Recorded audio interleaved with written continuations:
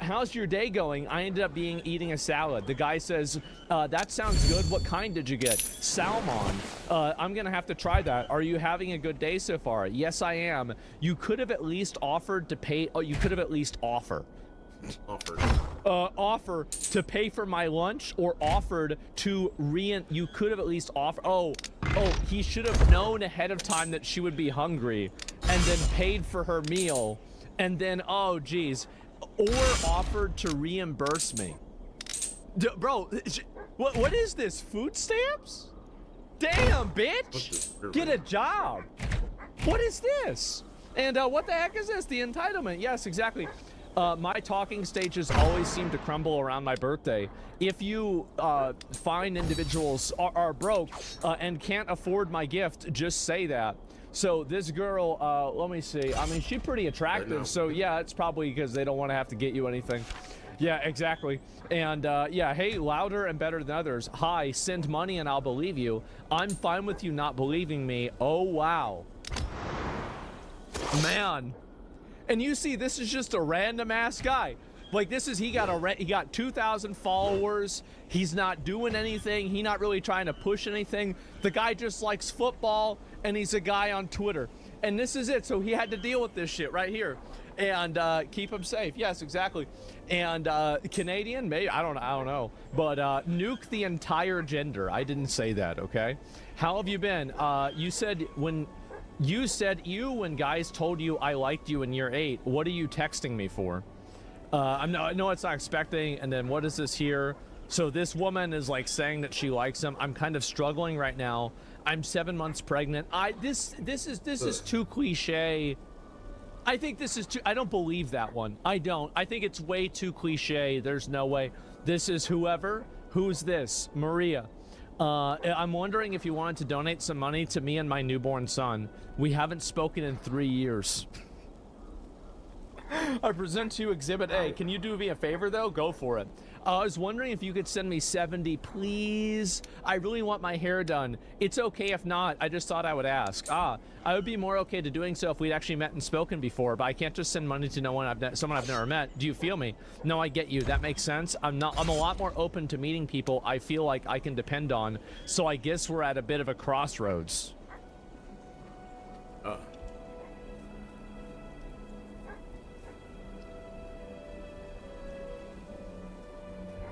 Hoes these days. Oh my god. What is this? The audacity. Prostitution with extra steps? Well, they usually just call that marriage. But anyway, let me read this here. So you didn't feel like you could depend on me because I didn't give you money. No, but, oh, well, no, not exactly. But you haven't shown me any dependability thus far, even when I gave you an opening. So she's giving him the opportunity to give her money. Oh my god. Okay, it's cool though. Not everyone is like that, so I completely understand. And the opening being me sending you money, yes, I wanted some help, so I asked you. You seem offended by that fact. I'm confused. I didn't ask you to chop your arm off. I'm fine though. You're just not that guy. And then this is, I'm not even gonna read all this. Yeah, and then she just sends him some hearts, and that was it. Damn, bro, is it really this much? There's this one here. You liked Mary's video. Hey, can you please pay for my nails? So you guys would really be surprised at the amount of girls that get into Fendom. So there are two things, and you have to understand. Yeah, make me nervous. Okay, so let's go back. I'm gonna show you guys this because a lot of people get this wrong. Okay, understanding. This is called understanding degeneracy. Part one. Okay. Okay. So understanding degeneracy. The difference between Fendom and Femdom, because a lot of people don't understand this. Okay, so I've been seeing this in my chat a lot, and so Fendom, this is, let me go back. No. So this is, women abuse you for money. Okay? This is women abuse you for money. And then this is, let's see. Actually, no, wait a minute. That way people know which one the girl is. Give me a second. I'll draw it as pink. Okay, there it is. And then, okay, and then this is a baseball bat. And then there's a guy, and I'll make it as the blue because boys are blue and girls are pink, obviously.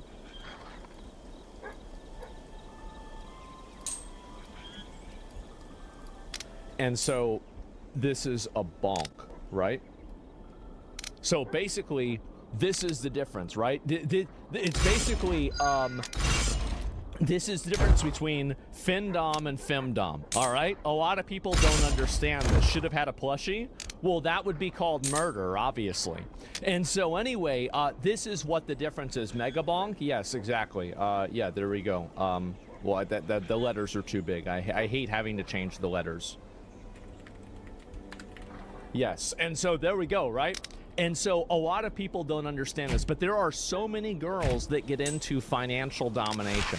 That is the Findom here, right here. And so that is where they have guys send them money for nothing. I know, this sounds like, this is like a cheat code, right? And it's because it is. That's why they all do it. And so anyway, but the thing is that there's only so many of these guys that do it. So OnlyFans? No, OnlyFans is not like this, because if you pay for a girl's OnlyFans, you're supposed to get pictures and, like, you know, you give girl money, she do a custom video or something like that, right? And so that's very different. Like Findom is usually, it's basically, I would say that, in my opinion, this is actually, like, this is the, let me think. So this is like the main, like, I don't know, like, you know how there's like different shades of red? Like this, like, let's say Femdom is the color. This is just a different shade of the same thing, basically, right? Yeah, they're basically the same things, right? Yeah, they're different shades. It's one type of them, right? And you're cucking yourself. Well, yeah, but a lot of people get into this. They really like this. And I know girls that have made a ton of money off of this shit. And they just ask guys for money and degrade them. And then after the guys give them money, they say it wasn't enough money. And then they ask for more money. It's basically like, but it's like the mafia, but these guys are getting a boner over it. And I don't understand. I don't get it, right? Because, like, I've known people that do this, and I had a lot of questions. I did. I had a lot of questions because it didn't make sense to me. But after I had it explained to me, it just really didn't make sense to me. But that was it. And personal experience? No, it's not really my thing. I mean, again, like, you know, it's just, why the fuck would I want to spend my money on shit like that? But yeah, it's the feeling of losing control. I think that's what it is exactly. But anyway, Chibi, thanks for the 20 gifted subs. I appreciate that. Hey, can you pay for my nails, please? In exchange, I'll send you a picture when they're done. I would, but broke bitches make me nervous.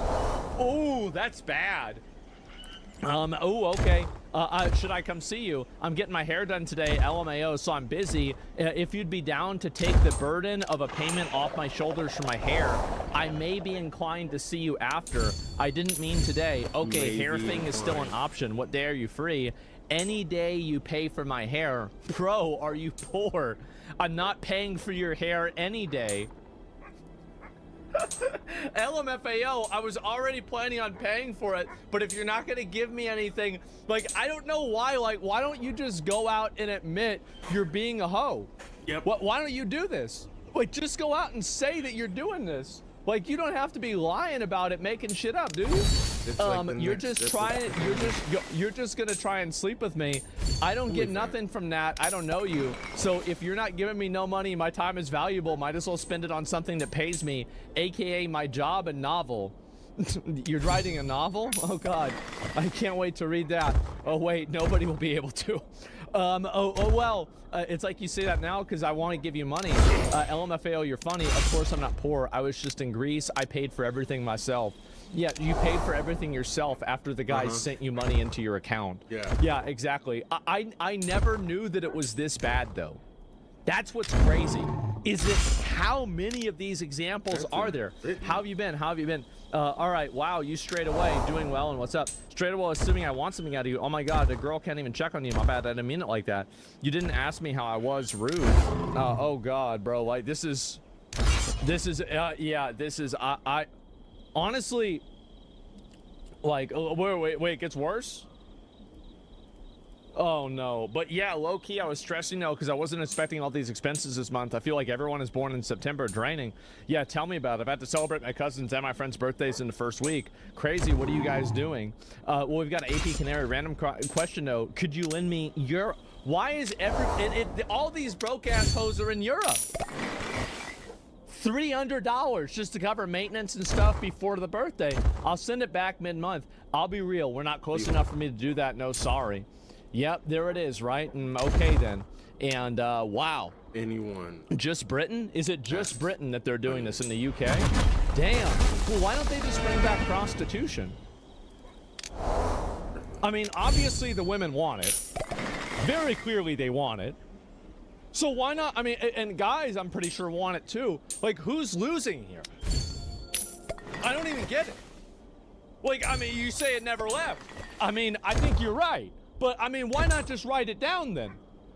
Just write it down. Like, what's the problem with that? And so, anyway, they can tax it, yes. I'm okay, how are you? I missed you a lot. I don't know, hard to believe. Happy belated birthday. Where's my gift? I don't need your help. I'll understand no help. I should no issue. Because last time I hit you up, but you left me on red. Oh, no. Oh no, Trisha, you say that in order for me to have to pay your rent first, so I decided to chill, but I have no issues with you. Anyways, shoot. So she already asked for rent before. I need help finishing a few of my bills, and you're the only one in my circle that I can count on. Could you help me out? Oh my God. I promise that once you do, I will link with you. Link with. That's vocabulary, okay? Yeah. You might not understand this, but that's vocabulary, which means that I'm going to link up with you. That means I'm going to have sex with you, right? That's clearly what it means. And anyway, anywhere you desire, and I will cook your favorite dish that you love so much. And basically, I will be at your disposal every day, but I really need your help. This is crazy, not going to lie. Unfortunately, I can help, though. Good luck, though. I can't help. Yep, there it is. To be a dude catfishing. No, these are people that, like, they know, right? I mean, I think that's clearly what it is. But yeah, there's just more and more. Pay for my lashes. Scene. You could have just said no. Oh, because it went. See, you've got to turn that off. You have to turn off that notification that people can see your messages, but then they didn't respond. Because if you have that on, like, you're gonna have so many needy ass annoying people doing that, bro. Pay for your lashes. Yeah, exactly. Nah, I'm good. Reply. Yeah, well, no, that $50. You got me. Wait, they're 45. Now I can say no. Damn, man. I was fixed. I hadn't heard from you in a couple months. You could have said hey first. Yeah. And so anyway, yeah, right. It just goes on and on and on. And not anymore, because I won't buy you a $4,000 purse when we haven't met yet. This generation is crazy. LMAO. Yeah, because I'm a good time and suck good. I think just bring back prostitute. Just bring it back. Just bring it back. Like, I feel like, why do we have this song and dance? As good as really. I feel like this is confusing. It's confusing for everybody, and nobody says 4K good. I mean, that's a lot, right? I mean, that really is a lot. A $4,000 purse? Yeah, exactly, right? Why does this feel illegal? Well, because it is. And honestly, you know what these guys should start doing is they should start reporting these women to the authorities for prostitution. Yeah, because I guarantee you, if the authorities go through these girls' phones, I bet they, like, you really think that you're the only one that she's doing this with? You really think this? I mean, you have an idea, right? IRS them.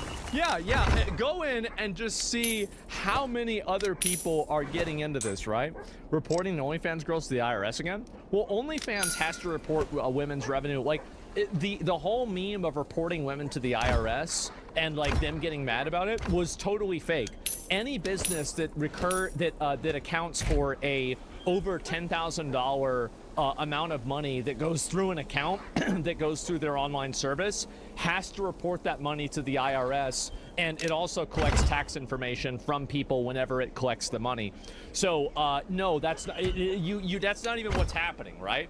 And 1099, yeah, that's your 1099. Like, how many of you guys get 1099s? Yeah, prostitution is legal in the UK. Yeah, 10K plus needs a report. Yeah, exactly, right? And they reduced it to like 500-600 now. I think you're thinking of personal gifts versus, well, it depends, right? I mean, you can get into the specifics because the personal gift, the amount that you can pay that you get that's non-tax is like about a little bit under $19,000, right? Good. But overall, and what the fuck's a 1099? It's a tax form in the United States, okay? My point is that if prostitution is illegal where you're at, you need to report these hoes. You've got to do it. You have to do it. Are you doing your part to fight against hoflation? Are you? Oh, you are? How many of them have you reported so far? How many of them have you reported today? Only 3? Oh wow, and it's already past noon. You got to get those numbers up. Those are rookie numbers. I like hoes. No, that's what it is, right? The modern crusades. And so the flesh is weak. I guess so, right? Reported my mom, thanks to you. Fucking based. And anyway, let me go back, get my car. Forgive me, it won't happen again. How can I make it up to you? Get my car out of repossession. There are just more and more and more of these. Look at this. You like this girl's photo. How much money would you spend on our first date? Damn. Does it matter? Damn. Straight to the point. All that matters. I'd spend money not to have it. I'll tell you that. Give you $15 to go away. Holy shit.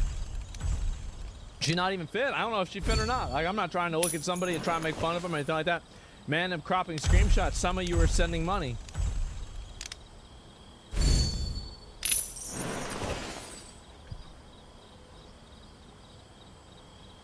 Of course. Of course they are. Because if they weren't, then why would all these... No, fuck. Now I'm really getting fucked up. Now I'm thinking about this more. Why would all of these girls be doing this? Why would they all be doing this? There has to be a reason, right? It's because they're getting paid, because it works. That's the thing. Oh my God. Oh my. So guys are actually doing this. They're paying for some girl's nails and then they're hooking up with her. Honestly, if that's $80, I feel, I honestly have no idea how much it is for an escort. I know people are like, oh yeah, sure, yeah, of course you do. But I genuinely have no clue whatsoever. But I feel like $80 is pretty cheap. I do. It's like $200, $450. Yeah, it depends on the girl, obviously. But like, okay, so it's like $200 to $300. Wow. Okay. Well, damn. So I guess so. $80. That's like a that's like a That's a big discount. Damn. And so $500 an hour. Oh, is that it? Yeah, I have no idea. I really don't. And bro, looks like he doesn't know. I literally have no fucking clue, man. I don't. And be honest, funny, and obsessed. Stand out. Do you want to stand out? Give me money. Oh my God. Well, there it is, guys. You want to sponsor my birthday trip? Drop the Cash App and we bless you. Ward, let me bless this Cash App account with the money needed for the birthday trip. Matter of fact, make it double because she deserves it. Amen. Oh God. And it just goes on and on and on too. Like, how is it guys are giving the money? No, you guys are right. No, that has to be the reason. They're giving the money. And the thing is that I can complain about this, but this is an evolutionary trait. I guarantee you that hoes were throwing it back 4,000 years ago, but instead of Cash App, it was for a buffalo. That's it. And now we've got the same thing going on again, and instead of a buffalo, it's a Gucci bag. Really, what's the difference? I don't know. Peacock and rice. Yeah, some rice or something like that, right? Or a bowl of flour. Exactly. Buffalo app, yeah. It's called a dowry. Well, that's whenever the dad pays you to get rid of her, right? Like, that's the difference. But, yeah, clearly. And for some bread and some milk, yeah, exactly. For robot AI waifus, they'll change anything. Yeah, that's a little bit different. But still leather, yeah, the game never changes, it evolves. Yeah, bro, like, this is actually, because you got to think, like, all of these girls have had to, like, their instincts of being like this have been fine-tuned over millions of years. So a lot of them, it's actually kind of embarrassing that they're not better at it. But honestly, y'all are right that you don't show the end of the conversation in a lot of these cases. Yeah, it doesn't show the end of the conversation. So they could be going and paying this money out. They could be like, oh, man. Like, have you ever had, like, like, seen, like, some of those DMs where it's like a guy that was like, you know, oh, I love you, I love you, I love you, and then it turns into I fucking hate you, I'm gonna kill you, and then like 2 months go by and then it says I love you again, right? And so, like, I guarantee you, maybe one of these guys, right, whenever, you know, they might turn it down right then, but, you know, 15 Fridays from now, when they're bored and there's nothing going on, and they've just been playing Call of Duty for like 3 hours, and it's the 3rd of the month, weakness strikes. And I think that's what happens. Bro, you caught me? Stop? Yeah. No, I think that's what it is. I think that's where we're at. That's what it is. And very specific. Well, I mean, I mean, you've got to paint a picture, right? I mean, what do you mean? Obviously, the 3rd of the month, yeah, usually you get paid 1st of the month, sure. Yeah, I mean, 1st of the month or 15th usually, right? I mean, that's what I would say. Got to wait for it to go on sale. Yeah, I guess so, right? Only once a year type thing, though? Maybe, I don't know. But, you know, it's just, it's crazy how many of these girls there are. I'll come see you immediately if you PayPal me to do my nails set. Princess. Any girl named Princess, this is the only princess that I recognize. This is it. That's the only princess I know of. That's it. All the rest of them are fake. All right? Any girl ever go and name herself Princess, she gonna want you to give her money. That's what, yeah. I'll look the same.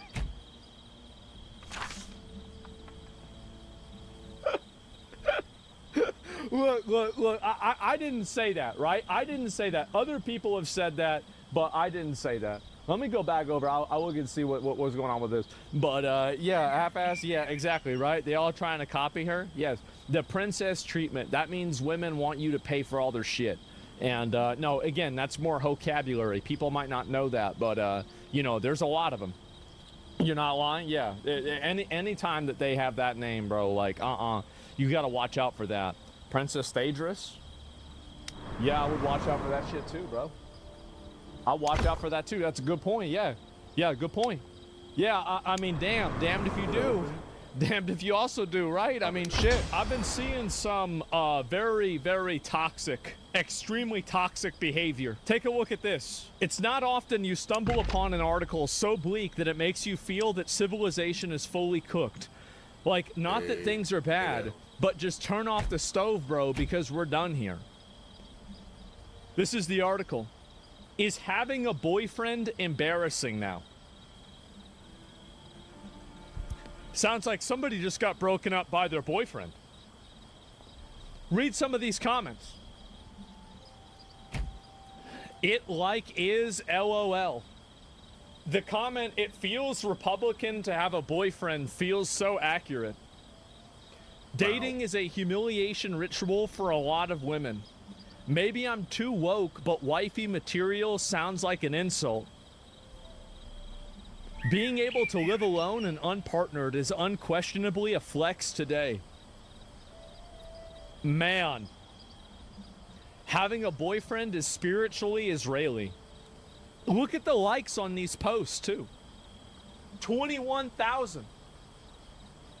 Oh my God. Yeah, and then they're gonna become 40 and Look at the profile Oh, pictures. well, I mean, well, you they know want it, me. right? What? Yeah, exactly. Spiritually Israeli.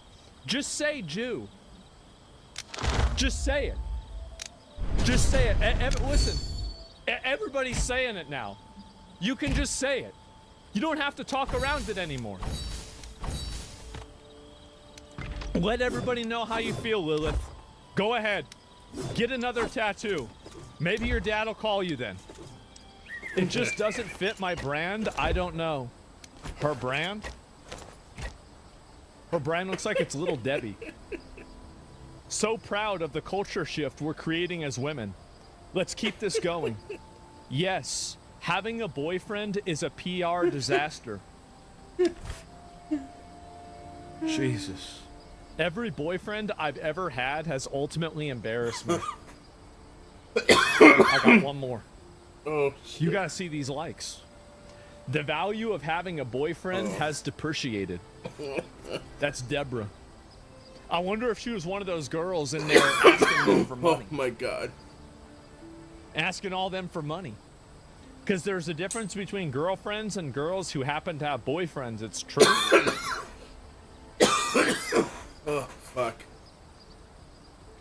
Oh. Tyler, honestly, Tyler's just trying to get it in. I'm gonna be honest. Like, I respect it. He's just trying to get it in.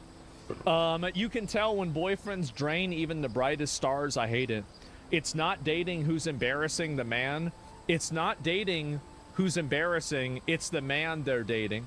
You're right. It is embarrassing. I had to cut mine loose. Man. Old are they all? So many people. It's nice when women out themselves for being undateable. Makes it a lot easier. Isn't it crazy how many of them there are? Like, because you see some of these comments, and this is my white pill best interpretation of it. It is some form of like subversive, like mating strategy for women to gas up other women to not want to date men so they don't have to compete with them. I actually think that that could be the possibility. That's the only way that I can make any sense out of this at all. And I think, honestly, is this how you find single moms? Yeah, I think I think so. Yeah. Yeah, if you want to pay for 4 new kids, yeah, go to one of these comment sections. Yeah, DM one of these girls. Yeah, and there it is. And just so you know, all the demons from the T-app got loose. Yep, that's it. Maybe they're just retarded. I know, it's really sad. But you see a lot of these comments here, and I really think that it's getting pretty bad.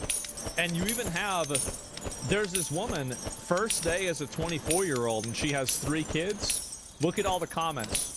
Again, more of it. 4 kids at 24, what the hell? Girl, you should have been at the club. We are 24 so differently. 70,000, 15,000, 37,000 likes. Oh my God. You need to be at the club. The internet is dead. Relax, boomers. You think that's it? You think it's all? These are all fake comments? I bet. I hope so, man. I really do. I'm gonna assume that what you're saying is true. Gotcha. Try 5 kids at 26. That's my life. That's all. I mean, honestly, like, bro, that is that. I mean, like, look, that's a lot, bro. Like, you really, like, goddamn. Okay, so, yeah, it seems legit. This is what girls' Instagram is like. Cause mine is like 70% Gypsy Crusade. Ready to go up. God, no, I don't know about that. Yeah, I have no idea. But anyway, I've just been seeing a lot of this stuff recently, and I didn't really know that it was getting this bad. So a lot of these women, like, there are so many women that just absolutely hate men. They just straight up hate men. That's it. Antinatalism is a scourge upon the West. We're cooked. I don't think that we're cooked at all. I call this natural selection. Why do you think all of these girls are on the internet making these comments saying all this stuff? It's because nobody wants to be around them in real life. This is a problem that's going to solve itself. And I understand that some people might not see it that way. But over time, in 30 years, this problem's going to be gone. I don't like this. They're going to be finished.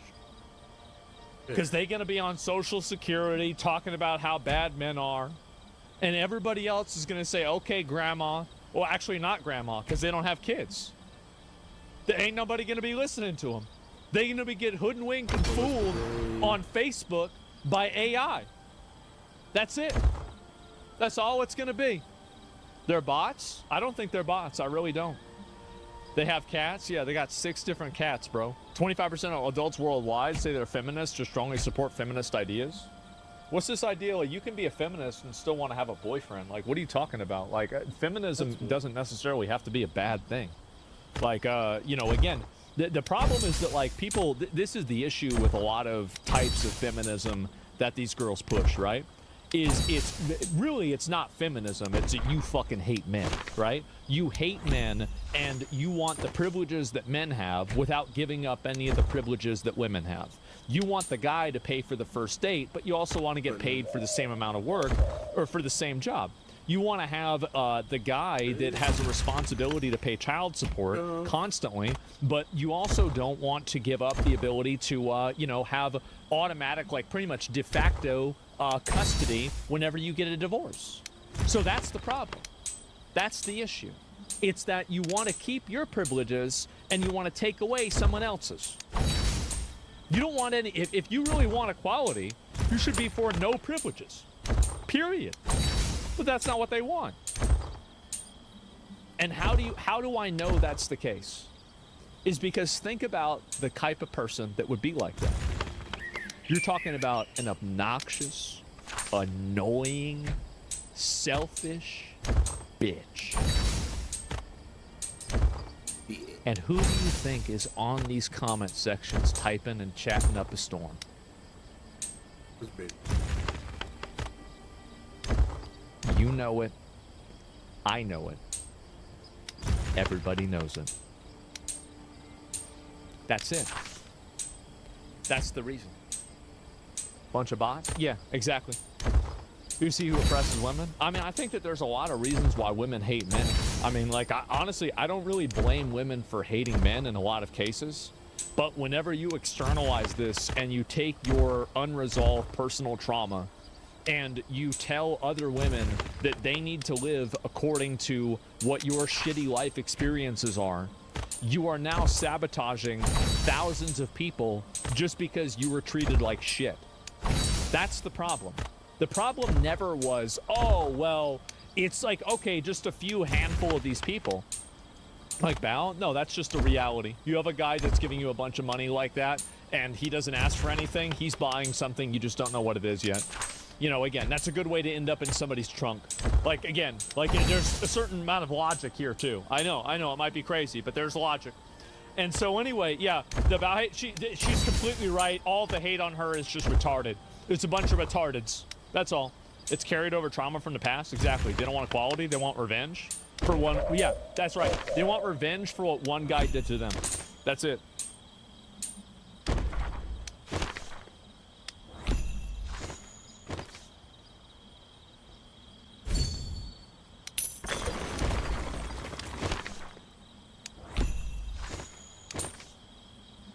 That's the.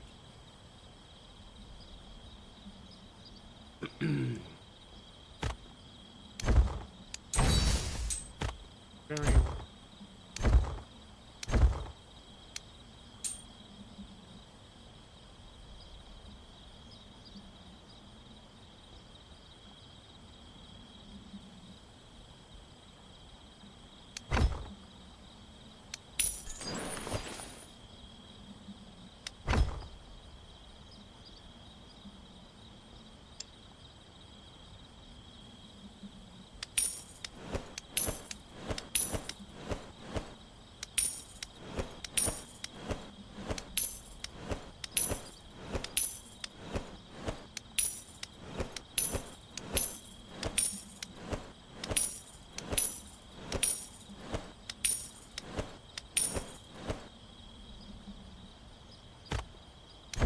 Enough.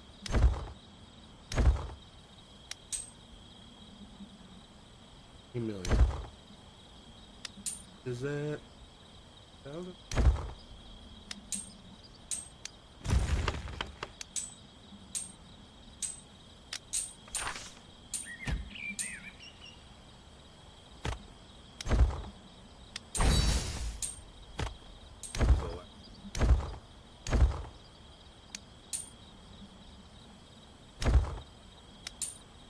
And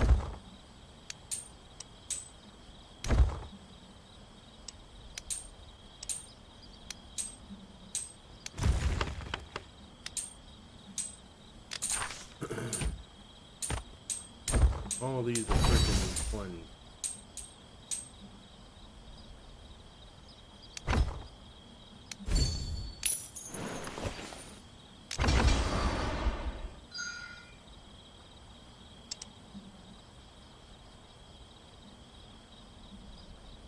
Funny.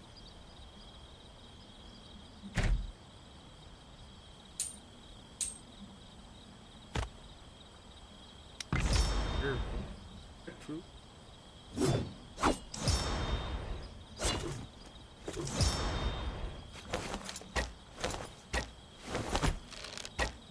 Room pointing. Can't upgrade any.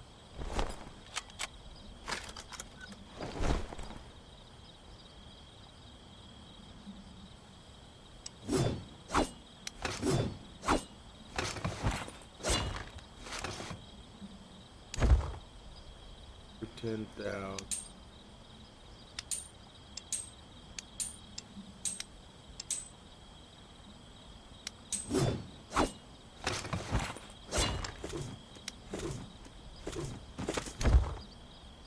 Did I train that? Probably.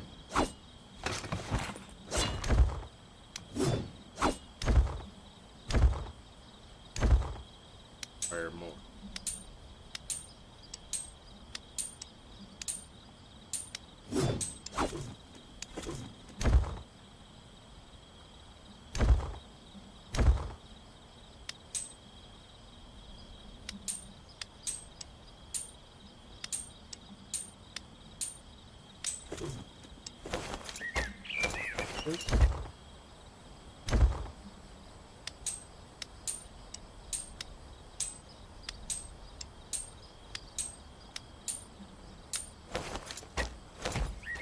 Motion.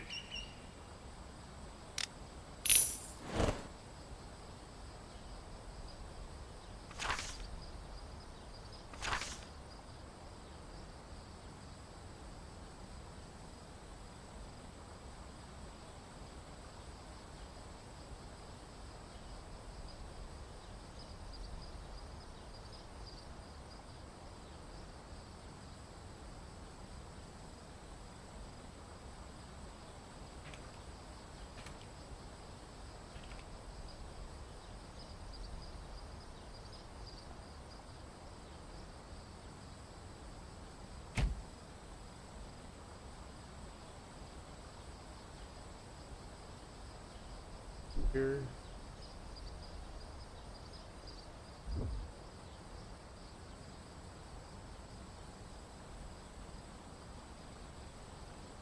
Apparently, Johnny Somali. Isn't it funny how he's generated more laughs and better content for people by going to jail than doing anything else in his entire life? This guy has constantly been content just for being functionally fucking retarded. Oh boy. So we just got out of the Johnny Somali October 29th trial date. Wow. And it's safe to say he's going to be stuck here for a lot longer. Obviously, Johnny has been facing 8 charges for a while now. 2 deepfake charges, 4 business disruption charges, and 2 misdemeanors. But as we found out in last week's court date, Johnny See, ended this up... is what we need to do to everybody here in the United States. Like South Korea, bro, putting this guy, like basically totally fucking crucifying this guy. This is what we need to do to everybody here. I love suing this. Yulman for assault with a baton, Look at this. deepfakes, and stalking. Or, well, technically, he was pressing charges against him. He's And gonna I be mean, in Korea that for years. may or Yeah. may have not happened because W we have Korea. video of it. So they ended up Huge settling W. that case, and in the settlement, they both dropped their charges on each other. So Johnny traded 3 charges dropped for 1 with Yulman. And there's no real reason for why that wouldn't be accepted, so I we're don't just going to know. assume Yeah. that one of those deepfake it got charges worked are out. gone, leaving Yeah. him with 7 charges left and a maximum sentence So potential. he only has 7 charges left. roughly 12 years and a minimum sentence of 2 years. But there's one big problem for him, because they need the streamer by the name of Bong Bong to testify. And to put it lightly, she doesn't care. So today's trial, here's the She doesn't even want to testify. 3 characters involved: Johnny, Bong Bong, and Youngman. Johnny needs no introduction anymore, as everyone knows him as the dude who acts like he has a room temperature IQ. He's been harassing people on the street abroad for content for a couple years now for quote-unquote fame and money. Why are you bullying people in other countries? For money, like, for clout. But in reality, How'd that work out? Yeah. he makes less than a minimum wage worker in the state of Georgia and lives in a bunk Oh, there we go. Yeah, $5 an hour.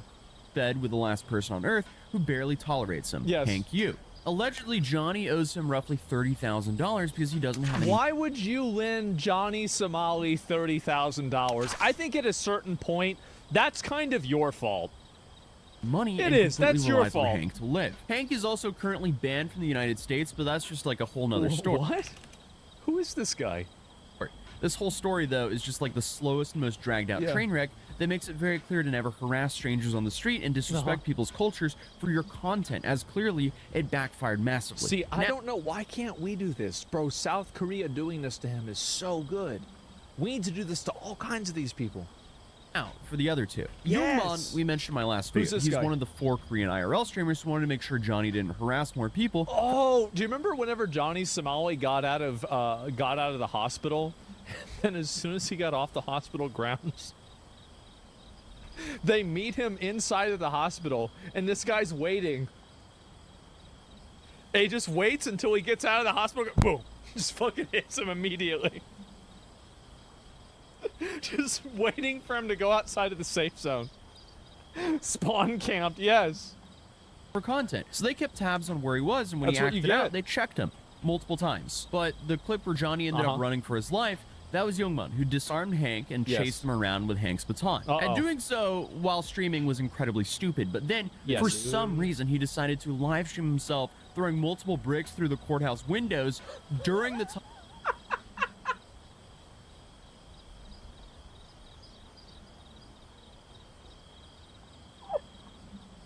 What the fuck is wrong with you? What are you doing? What a retard. I know. This is insane, isn't it? Oh my god. Time South Korea was under martial law. So he ended up being tried alongside of 60 other people in an expedited trial and thrown into prison. And this became massive leverage for Johnny, as they ended up settling last week after Johnny pressed charges against Youngman for the incident that we mentioned earlier, as they agreed to drop the charges on each other. Then finally, you have Bong Bong, a Korean streamer who's gained a following in the gutters of the internet, because from everything I've seen of her, something's off. But she decided to stream with Johnny last year. Instantly regretted it, because after the stream, he lied and bragged about them being together and showed the Wait, what did he do? deep fake of them kissing on his stream. So, okay, so you live stream yourself with Johnny What do you mean you Somali. had? Immediately you leave. He deep fakes you kissing What the him fuck? and says you guys are dating. Find someone else. Why is it that I instantly believe this? God. While bragging. And what's important is he did so in a very humiliating way. He was like, haha, look at this, look at we did. What we'll later find out is he claims that he didn't do it in a humiliating way, but unfortunately he live streamed himself doing so. So because Johnny yet again is his own star witness against himself, What an idiot. it made it very easy for Bong Bong to go to the police station, press charges, and now this is a serious offense in Korea. And because of that one single charge, he's now facing a decade in prison over there. And that's what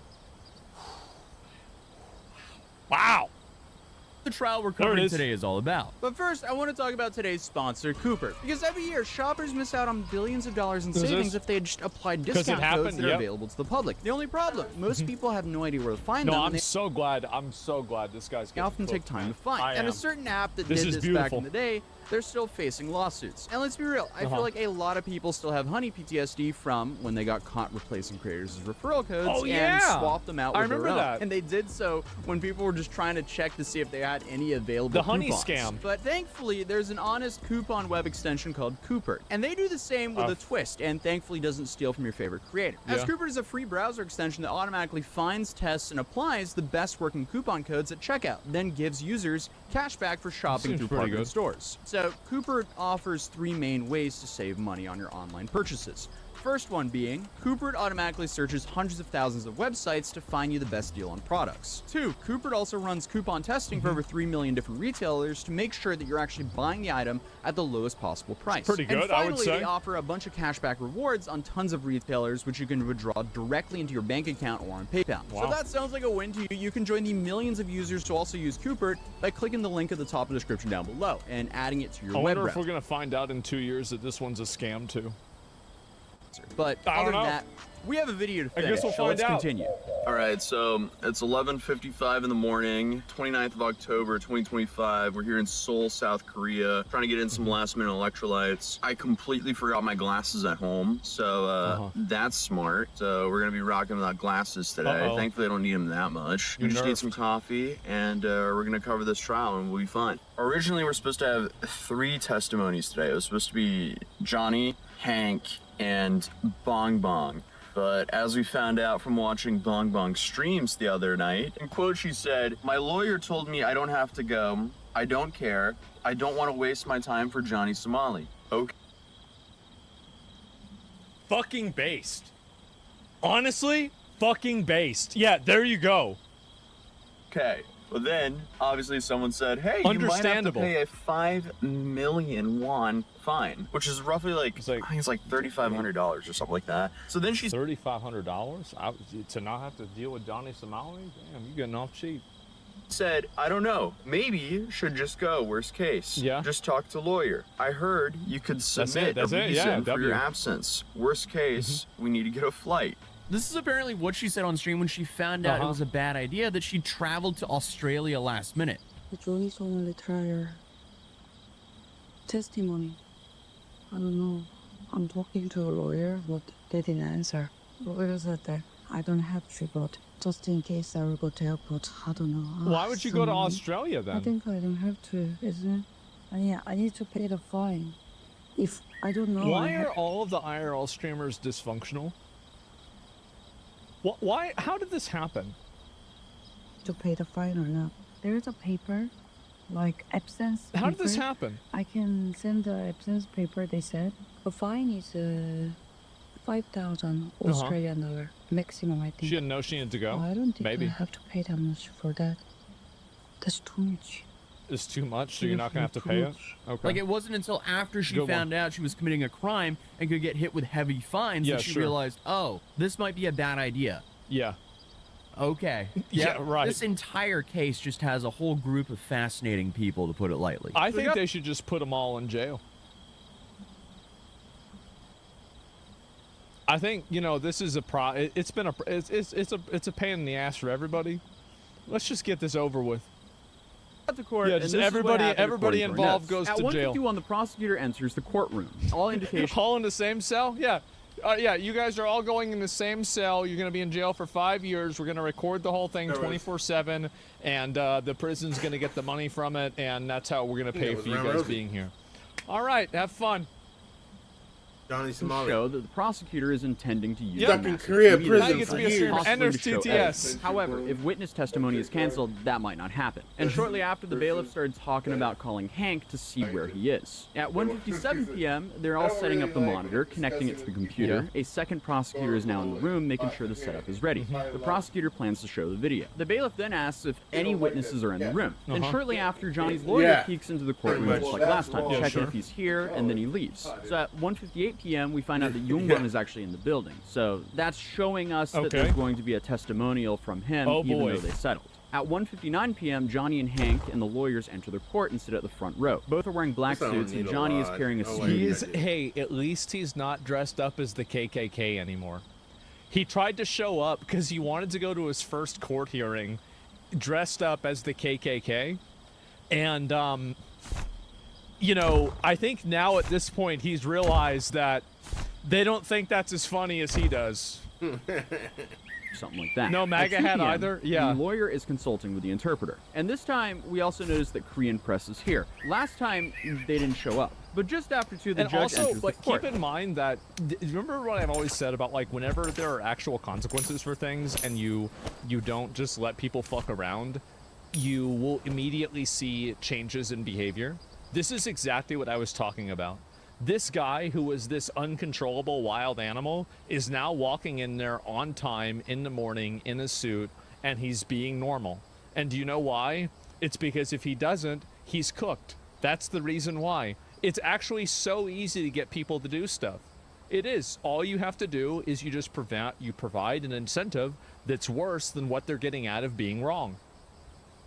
And the judge reads out the case number and calls Ramsey Khalid Ismail to the defendant's stand. Johnny carries a backpack and an empty Starbucks cup. At 2:03 p.m., Ramsey pulls out a pile of documents from his backpack. The lawyer is submitting his written opinion on evidence. This is basically just his argument for his innocence. Yeah. And the judge receives it and glances at it. Because yesterday, the defense counsel submitted his opinion regarding the settlement. The judge asked the lawyer about the evidence, and the lawyer says the only new addition to the evidence is the settlement with Youngman. The defendant denies charges of deepfake, saying there was no intent. He also claims that the materials... What do you mean there's no intent? He did it. ...not be used as What do you mean? humiliation. He admits the distribution, but denies that it can cause harm in the form of shame. The prosecutor then we got submits 5 days evidence. to Witness How is it? No, what do you mean? Like, if you 22 post a days, but I photo mean- of you doing something sexual with another person, that absolutely could be used to shame somebody. What are you even talking about? What, 8 Johnny's not hours present left? today, as we kind of expected, I need honestly, to get because, 10 she's levels. in Australia. what And are we apparently doing? she sent in a formal request saying that she crazy. wanted to attend after about a month. Then at 2:11 p.m., the first witness, Youngman, is going to take the stand. Youngman chose to make his testimony private, so we won't be hearing his testimony. What a surprise. Hank apparently will also give a private testimony, and the courtroom has been cleared. We're all boy. waiting outside at this point. Everyone left the courtroom, and this kind of left Hank hanging, like right outside the court door, and it seems like he requested to be put back into witness protection, Oh, which was jeez. kind of odd because, I mean, no one even went up to him. No one was trying to, like, clip Witness farm him. I see protection? no point in trying to clip farm Hank. Our speculations is Youngman is likely going to give a pretty neutral testimony that will neither help nor hurt Johnny, and we later found out that Youngman is not the one who requested the private testimony, that it was actually the judge's decision. At 3:51 p.m., the courtroom is reopened to the public, and the testimony lasted approximately 1 hour and 40 minutes. The lawyer makes the 30-minute argument where It doesn't Johnny matter is on deepfake because it's a crime in Korea. Fact is, all we did is what matters. Yeah, but like doing it probably with an intent to embarrass somebody makes the charge worse. That's what I'm assuming probably happens because like that's the way that almost all laws are. denies obstruction of business. Lots of Pretty world- much lots any of world legal claim that he system stopped has the ride for some 30 minutes. function In like that. reality, it was like 10 to 15 minutes. So he just denies the whole claim, but he's already pleaded guilty to that charge. So it Intent doesn't doesn't make change sense anything? why they're Oh, does trying it to not? negate Okay. it right now. The lawyer then also said that, hey, the Lotte World charges of the whole child I would assume so. harassment, that was dropped. So that should be taken into consideration as well, according to the attorney of Johnny. So Johnny's attorney is trying to paint him out as innocent because that charge was dropped. I don't Then know there- why they don't just play the videos. Like, do they have juries over there? Why don't they just play the videos of Johnny Somali, you know, trying to, like, have the comfort Korean girls give him a blowjob, the statues, and then have him just crashing out at that 7-Eleven there and, like, just spilling water all over himself and then yelling at people and then just, like, throwing his food on the floor. Like, just play that video and then be like, all right, guys, what do you think, 10 or 20?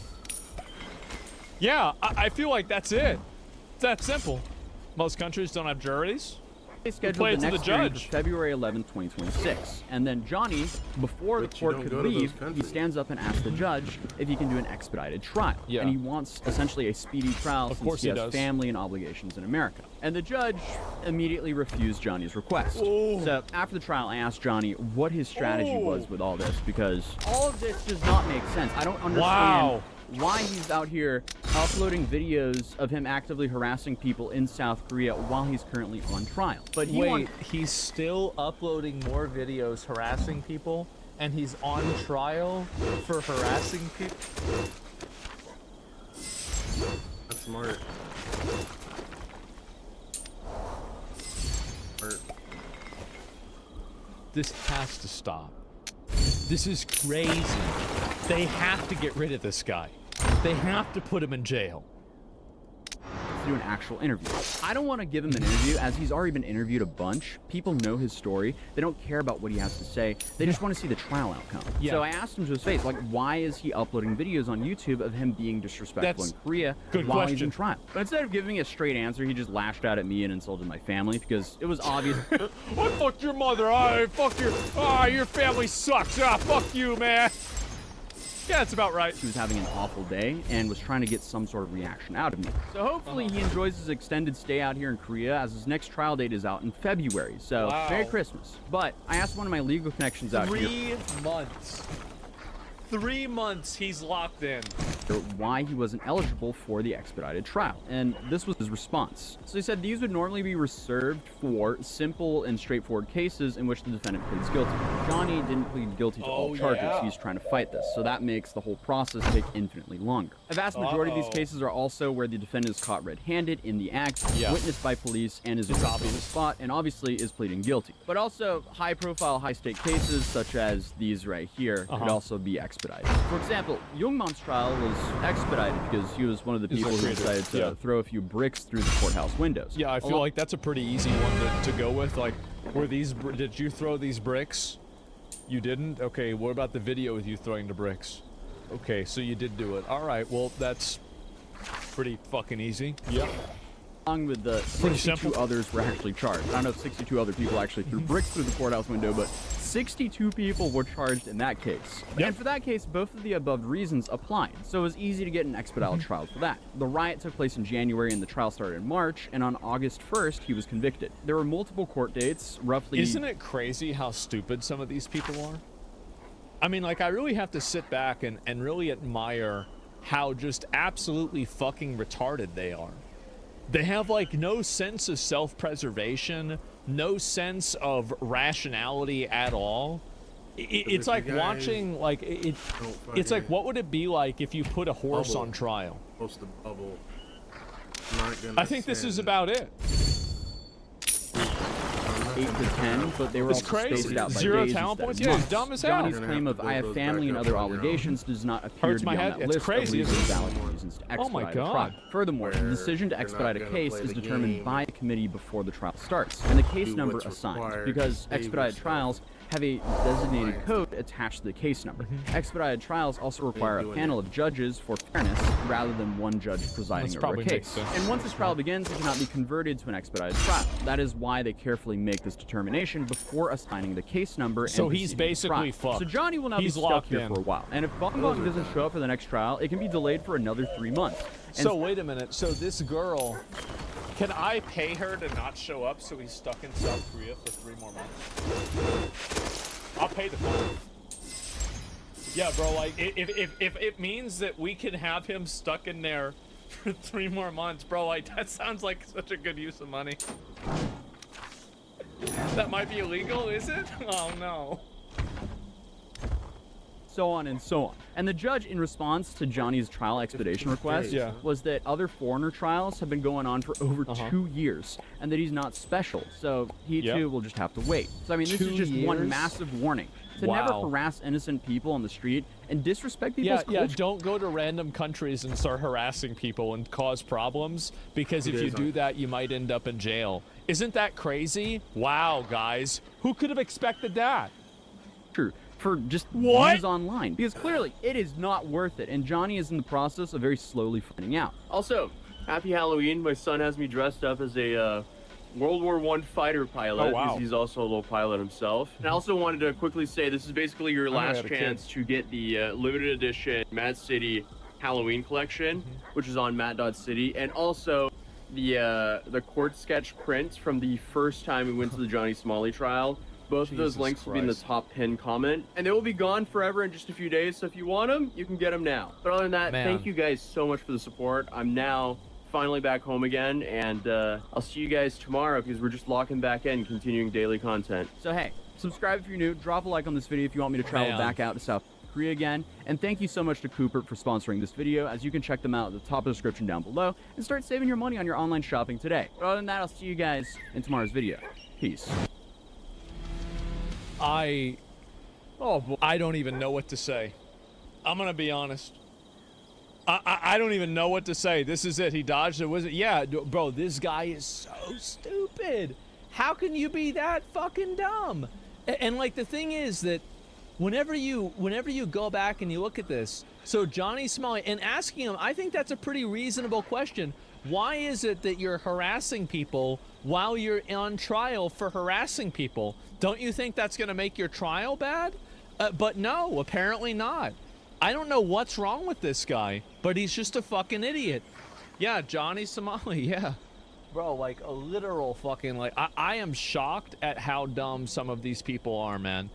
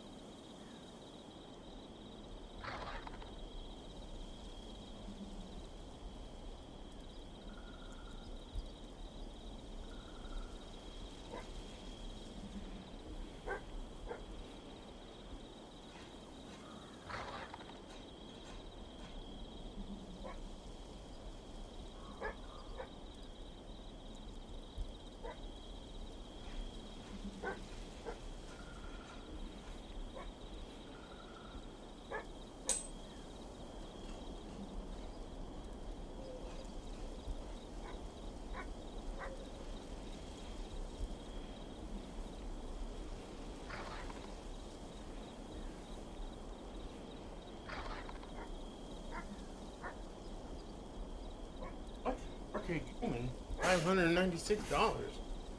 Made the PC I couldn't buy. What? Weird. I'm definitely not.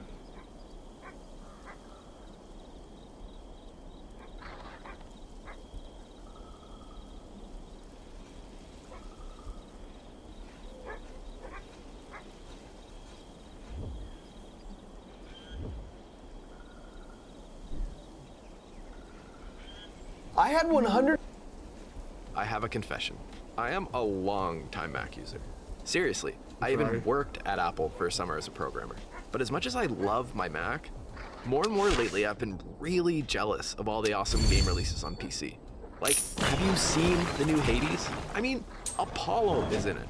Problem is, it's been a long time since I owned a PC. We're talking like 2008 when Windows Vista was the big thing. Bionicles were all the rage, and I mowed lawns all summer to save up for an HP Presario F764CA. Remember when laptops were named like that? I'm sure they're better now. Anyway, point is, I'm decently out of my element here. But I think I have a plan, and I think I have a fun twist on the build. PCs come in lots of different shapes and sizes, so I really need to nail down what my goals are. I have 5. First, budget. This is the big one. I'm new to this hobby, and have you seen the price of groceries? This is not one of those videos where you're sitting there scratching your head at how everyone has an RTX 4090 or 5090. I'm used to consoles for gaming. Like, if I wasn't building this, I'd probably be looking at a PS5 Pro or something, which sounds like a good price goal. So let's put $700 on the board. I quickly learned that this was not an easy price point to hit. My second goal is compact.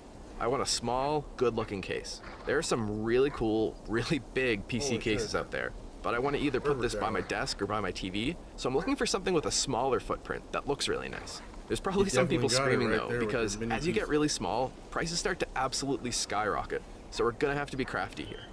Third, I want it to be upgradable. As faster, used parts get cheaper over time, I want to be able to upgrade my PC. So that unfortunately means no Steam Decks, no cool laptops, none of those minis for them? Tiny PCs. All 3 types are cost-effective and small, but there's really not much you can upgrade. Next up, modern. I don't want it to feel old. I want USB-C, modern Wi-Fi standards, and quality Bluetooth. Lastly, I want gaming performance. Computers get used for all sorts of things, from compiling code to running simulations, but for me, I just want to game on this thing. So that's really what I'm prioritizing, and I want it to be pretty awesome at that. There's no point building this if games end up looking bad on it. So, with those 5 stars guiding our way, it's time to choose our parts. I can tell you, picking these was not easy. There are so many options. But here are my reasons, and let me know if I did okay. My understanding is that it's kind of like Ocarina of Time, where we have to go on a quest to collect these 6 different medallions. Except our medallions are a motherboard, a CPU, a graphics card, a power supply, RAM, and lastly, storage. Our motherboard is super important, as it's what everything else plugs into. This means it helps to dictate the rest of the build. And I went with maybe an odd choice in 2025. For the uninitiated, you first have to choose a motherboard size. ATX, Micro ATX, or ITX. ATX is the physically largest with the most features, but it requires a big case as a result, where ITX is much more compact, but it also has much less features, like less RAM slots, less expansion slots, but its size makes it the go-to for compact PC builds. Problem is, that size comes at a big price premium. So, enter Micro ATX, right in between the other two sizes. Not super big, not super small, but well priced with a bunch of awesome features, making it a really easy choice for me. Next, you have to choose a family of motherboard. A motherboard can only support Intel or AMD CPUs, not both. So you have to make a blood oath to either Team Red or Team Blue.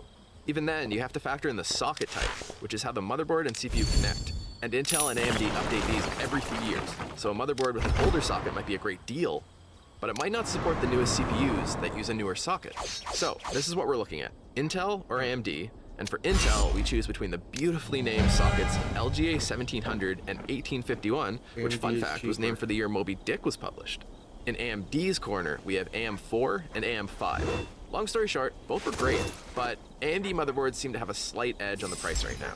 Especially where Intel's 1851 socket literally just came out late last year. That means we're down to choosing between AM4 and AM5. Maybe surprisingly, I went with AM4, but hear me out. Being a generation older, the motherboards and CPUs are cheap, and it supports CPUs up to the Ryzen 7 5800X3D, which still absolutely rips in 2025. Specifically, I went with the MSI Pro B550M VC Wi-Fi, an amazing deal at $100, which will subtract from our total. It has Wi-Fi 6E, Bluetooth 5.2, 4 RAM slots, multiple expansion slots, and for benchmarks, the VRMs can handle super beefy CPUs. Buying a new AM4 board in 2025 is maybe a bit weird though, but we're on a budget and the value is really hard to beat. My only complaint is the back I/O. Come on, no USB-C, but don't worry, we'll address that later.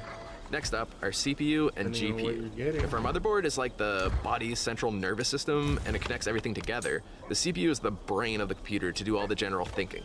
And the GPU or graphics card is almost like a secondary brain.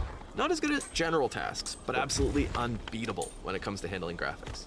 But before choosing here, I had to go on a little side quest and answer some questions. Namely, what kind of gaming am I looking to do here? If you're looking to only play 2D pixel art style indie games like Stardew Valley, Balatro, you're in luck. Just about any CPU and GPU combo from the last few years will power this beautifully. I'm also stoked to play the new Hollow Knight sequel. It's been so many years since I played the first one that, you know, it has to be out by now. I also want to play some more demanding games like Cyberpunk and Elden Ring. So after looking around, I thought you have to place yourself on the spectrum of gaming, where you decide between resolution and frame rate. On the far end, you have the frame rate people, putting a lesser emphasis on visuals, and instead prioritizing making their games feel super smooth, often hundreds of frames per second. On the opposite end, you have resolution people, who don't mind playing a slightly choppier, less smooth experience if the visuals are absolutely gorgeous, which can be really great for story-driven games. Most people are probably in the middle, wanting a nice mix of smooth gameplay and pretty visuals. For me, I'm definitely a resolution person, because I'm coming from consoles where you often have to choose between frame rate and visuals. Like a heathen, I always choose visuals, and I'm happy as a clam sitting there staring at gorgeous 30 FPS plants in Horizon. But I know for a lot of people used to smoother gameplay, something that low would drive them absolutely crazy. Your place on the spectrum is important because it helps to decide what kind of CPU and GPU combo you want when you're on a budget. Why? Well, if you're prioritizing hundreds of frames per second, your CPU has to do a ton of work every second to setting up all those frames before handing them off to the GPU to be drawn. So you need to prioritize a hardworking CPU as much as your GPU in that situation. On the flip side, at a higher resolution but lower frame rate, your CPU has a lot less frames to organize. But each frame will be very detailed, at 4K instead of 1080p, which is a lot more pixels for your GPU to have to draw. New card. What do you think?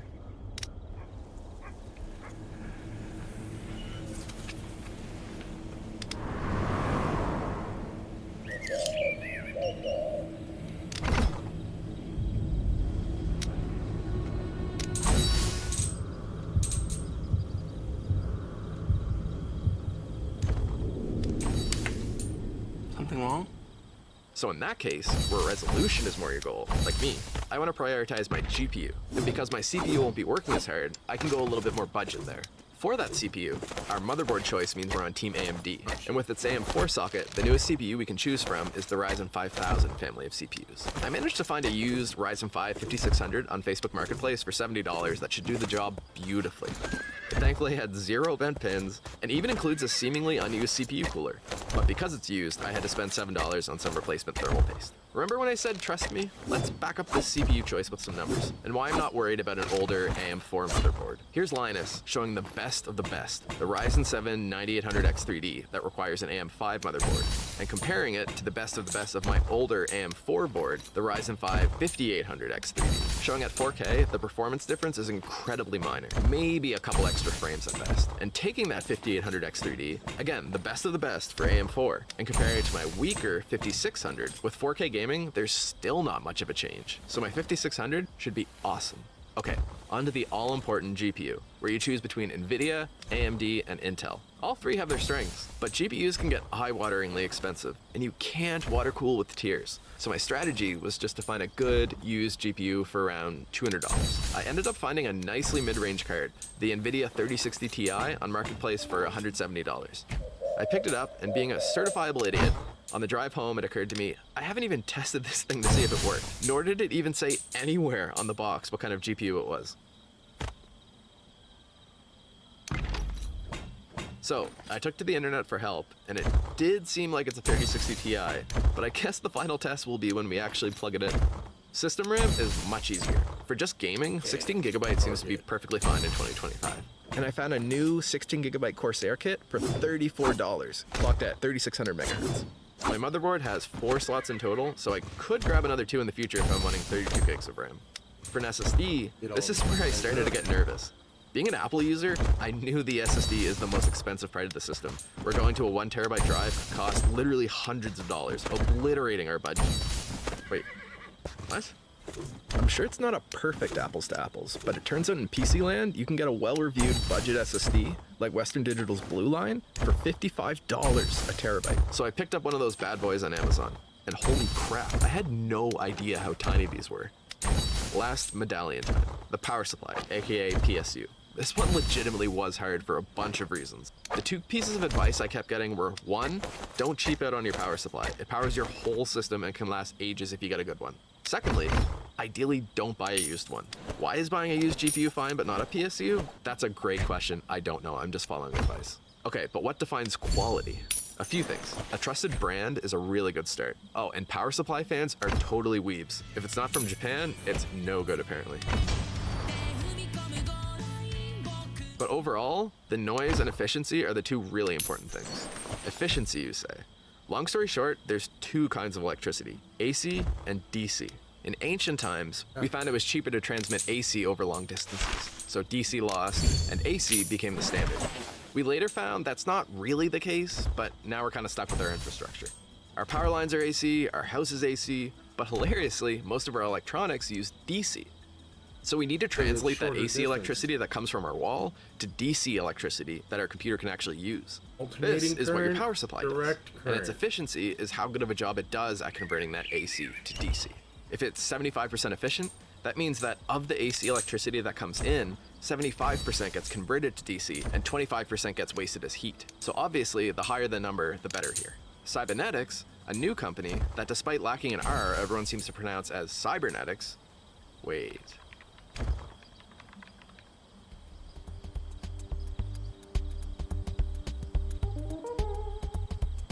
Anyway, Cybernetics is a handy organization that measures efficiency and noise levels for power supplies and publishes these handy graphs, which we can use to check out our options. But that's not all. Like motherboards and people, PSUs come in different shapes and sizes. ATX being the largest, SFX being the smallest, and SFXL being in the middle. Ideally, I would get a tiny SFX or SFXL one, but like small motherboards, the smaller they are, the more they explode in price. So budget-wise, we're gonna have to make the ATX size work. But puzzlingly, while SFX is a size standard in all 3 dimensions, ATX on the other hand is a size standard in only 2 dimensions, width and height. But the depth can be however long you want. Seriously, this is an ATX power supply, and so is this, and so is this. What a bizarre standard. For reasons you'll see more of later, we are going to aim for a max depth of 150 millimeters. mostly so we can fit all of our things comfortably in our build. And I landed on, drumroll, the MSI A850G. It supports all the newest stuff, is exactly 150 millimeters in height, and was on sale for $100 new. The max 850 watts of power is probably a bit beefier than I really needed, but it was only slightly more expensive, and it gives me a lot more headroom to use more power-hungry parts in the future. And as for efficiency and noise, on cybernetics, it does really well. I was slightly worried that I overspec'd it, because most people say that power supplies reach their peak efficiency at 50% load or so, but for cybernetics, this one reaches its peak efficiency at right around 35%, which is probably right around where I'm gonna end up. And it's over 90% efficient there. Nice. And as for sound levels, it's virtually silent until right around 450 watts of draw, and even after that, it's really not that bad. And yeah, no clue why they use red to indicate silent, but you can see the legend there at the bottom. Wow. Okay, with that, we have collected our 6 PC part medallions, and we're ready to face the final boss before we actually assemble the whole thing. The case. This was far and away the hardest part of the whole build to decide on.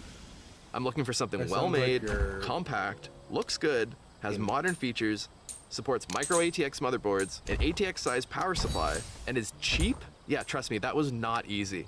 In fact, I'm pretty sure this case is a pretty well-kept secret, since when I hinted and asked people to guess, literally no one guessed correctly. The Lian Li A3 was a common guess, and looks like a great case, but I wanted something even a bit smaller. So what did I go with? The Sama IM01. It's only $60, it's made of metal, has a nice minimal look, and despite supporting micro ATX motherboards and ATX power supplies, for volume, which is how these small cases are normally measured, it comes in at a pretty tiny 22 liters or 1,500 tablespoons in total size, which means it almost qualifies as a full-on small form factor or SFF PC, which would mean it's under 20 liters. Heck, it even comes with a cute little fan. But do you know what sold me in the end? Its absolutely incredible description on Newegg. The tiny me has big idea. Big ideas are exactly what I want to hear, because GPUs are getting big. Fun fact, at a max length of 335 millimeters, this case can support longer GPUs than the Juggernaut Mac Pro at 312 millimeters. That leaves me plenty of room for upgrading. But it's not perfect, and we're gonna have to modify it a fair bit while still on a budget. First and foremost, while I love how simple and minimal the case is, with the front it almost borders on bland for my personal tastes. And the airflow really isn't the greatest. There's a ton of gorgeous case fronts out there, so I wanted something a bit more visually appealing for my case. And thankfully, this one pops right off. Secondly, the front I/O makes me sad.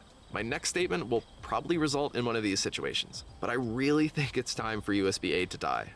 It has served us super well since 1996. That's older than Good Will Hunting. Heck, the release of USB-A is closer to when humans first stepped on the moon than it is to today.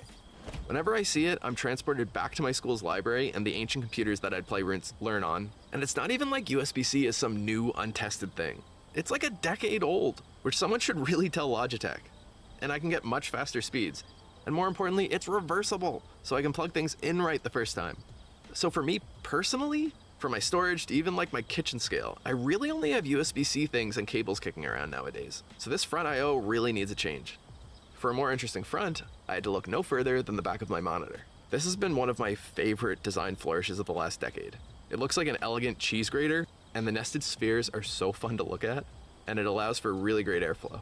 I knew I wanted something like this for the front of my case. Turns out, this design is pretty mathematically complex, so shout out to Jay Peterson for an awesome blog post on all the math required to reconstruct this case.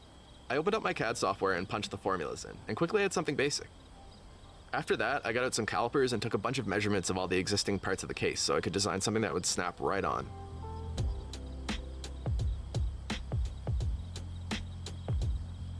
After about a full day, I ended up with something I was really happy with and went to 3D print it as a test. And uh-oh, it's too big for my 3D printer. To make it fit, we'll bust out the Pythagorean theorem, where a squared plus b squared, yeah, we just lean it back a bit and it fits. Test print time. And what do you know? It printed easily, snapped right on, and outside of the color, I'm loving the look and the increased ventilation. The original case had these little separate pins that the front panel would snap into, and I even modeled those as part of the design. But it turns out just making slightly undersized holes worked incredibly well and strong. Work smarter, not harder, right? You can see I also made a quick draft of the front I/O of the case, a simple setup with a power button and 2 USB-C ports. I could have kept the headphone port, but I mostly just use wireless headphones nowadays. I also printed a second version with even more holes, but I think I prefer the current version. And I always hear about people's cats walking on their power button, and mine definitely will, so I wanted to design around that. Being a Mac user, my initial thought was to put it on the bottom of the case, but in the end I put it on the top, but recessed it slightly so that no cat paw can actually get into it. But human fingers still easily can. Okay, but how do we change our front I/O from USB-A to C? I found a pack of these cheap front I/O replacement cables that have USB-C and connect to your motherboard's USB-C output. The only issue is that our motherboard only has one USB-C output. So I also bought a cheap adapter that converts the USB-A header to USB-C while still keeping that nice 5 gigabit speed. Now we can't really have vertical USB-C ports anymore because the cables won't fit, but we can rotate them horizontally. I mocked up a design so these could slide in with a plate that would go over them to secure them into place with these M3 screws. And a quick test showed it worked like a charm. Done. For the power button, I wanted to avoid spending more and looked into harvesting the power button from the original front I/O. Sure enough, it was super easy to desolder and it's just a basic button. I also wanted the nice white power status LED beside it, so I also desoldered that and gave it a quick test with a coin battery. Wait, it's blue? Ugh. I really don't like blue status LEDs. They just feel so distracting.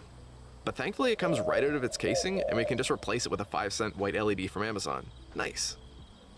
Getting a 3D printed button to actually click is something I have no idea how to do. In fact, I still don't know if I did it correctly. But what I did do was print a little cavity for a circular button with a square base to set in. The square base is so the button won't spin around when you click it. From there, I made a little shell for the power button to sit in that would push up against the square base. And another cap to clamp it down, and a channel for the eventual wires to run out of. After a bit of trial and error, I finally got something with a nice, satisfying click. I then just needed to add a little cavity for the LED to sit in, so I gave it a tiny little hole for the light to shine through so that it wouldn't be too overwhelming. Spoiler alert, yeah, it still would be. One remaining issue. The ventilation for this panel is almost too good. Dust bunnies are going to ravage this, so I designed a little filter mesh, like what already exists on the sides of the case. I could have just bought this on Amazon, but why not 3D print this too? I kept with the theme of the front of the case and went with a bunch of offset circles. And holy crap, nothing has made my computer angrier than Fusion 360 trying to put thousands of little holes in a rectangle for some reason. I split it in half so it would fit on the printer bed easier, and I added some ridges so it could slide into the front panel. A quick test print is really promising and really fun to play with. The last thing I wanted to design was some replacement feet. The existing feet are fine, but I wanted something less shiny that also lifted up the case a bit more for better airflow. I think a tapered design like this would be a really nice improvement. With all that designed, all that's left to do now is our final high-quality print.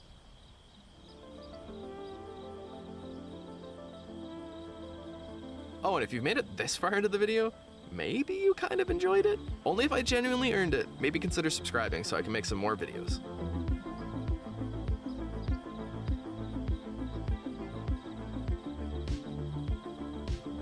Do all that just to remake it in black.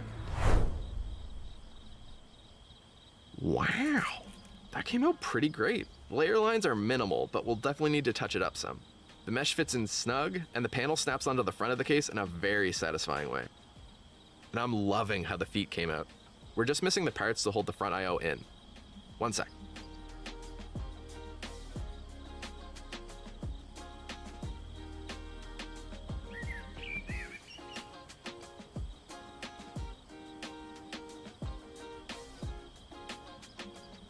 Yes, perfect. Oh, and if you want any of these parts for yourself, I'll just put a free download link in the description that you can grab. Now our only catch is, the colors and finish between our prints and the case aren't really a great match. Fortunately, I already wanted to paint the case itself more of a graphite color rather than its stock black. I think a cool dark gray just gives cases a really premium look. So I ran off to the hardware store to pick up some primer and paint, and landed on some sandable primer, which should also help to fill in any imperfections in the 3D print. And I also got some metallic spray paint and clear coat. I then smoothed out the surface with a combination of wood filler, sandpaper, and the sandable primer, repeating until everything looked really nice and smooth. I scuffed up the main PC case too, so that the primer would adhere better. Then I just rubbed everything down with some IPA as a final clean. Time to paint. And it turns out an old box for an IKEA desk makes for a perfect portable paint booth. I am no painting professional at all, but from what I understand, we want to slowly build up thin coats until we have a really nice finish. I added a quick satin clear coat to really dial in the finish, and with that, the case is looking pretty dang awesome if I do say so myself. Actually, wait a sec. So I'm at Home Depot as one does, and I randomly noticed these broomsticks that seem to be made of solid walnut for like $6, and I got thinking that, hey, I might be able to make even cooler PC feet out of these. So I diced them, 3D printed a jig, drilled some holes, sanded and finished them, and now I can't decide if I like these or the gray feet better. I'm genuinely curious what you think, so leave a comment. I think I'll go with the walnut for now. Okay, all that's left now is assembling the whole thing. After watching a great build guide from The Verge, I'm feeling pretty confident. I keep hearing that it's just like Lego for adults. But if I do something dumb, please, please, please tell me. I know we start by placing the motherboard on its box and build what we can outside the case first. One thing is that static electricity is apparently scary for PC parts, but Linus said we can mitigate it by just plugging in our power supply, then touching it every so often. So we'll try to remember that. Christian? Goat meal? What is goat meal? That is correct. We will be back with the clue right after this. Stay tuned. Huh. With that burst of confidence, let's start with the CPU. We'll begin by raising the small lever by the socket. AM4 CPUs have the pins on the bottom of the actual CPU, so I have to be careful here. We want to align the little triangle on the CPU with the little triangle on the socket. Yep. Then, just line those up as best you can, and you kind of just no-scope it. It might take a few tries. Just kidding. We want to very carefully lower it into place. Then we just lower the arm to lock it in. Cooling was an area I haven't talked much about, but the Ryzen 5 5600 comes with a stock cooler, and I'm hoping alongside the GPU fans and the included case fans that we'll have enough airflow to meet all our demands, but I guess we'll just have to see when we test some games. To install the stock CPU cooler, we first want to remove the retention brackets on the front. Then we'll apply our thermal paste. I heard you can just put a pea-sized blob down, but I don't trust peas. And this cool Optimum guy said you can just paint it on evenly, so I'm gonna do that. The cooler can only go on this way or this way, so I'll choose this way so that the cable can go toward where it wants. Now we just gently line up the cooler with 4 screw holes and tighten it down in a diagonal pattern. I'm gonna kill whoever. I'm also gonna take out these 4 screws and realign the top logo because it was really bothering me. Much better. Then we just connect that cable to the CPU fan header on the motherboard. For the SSD, our motherboard supports 2, and we'll use the main one in the middle. How many times I gotta tell you, dude?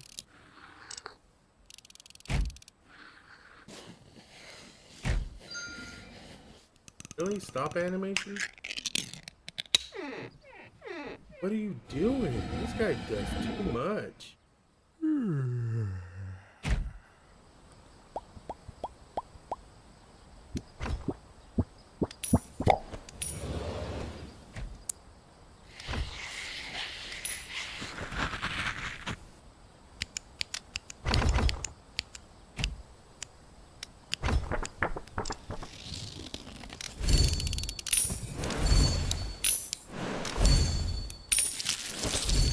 Next up to bat is our RAM.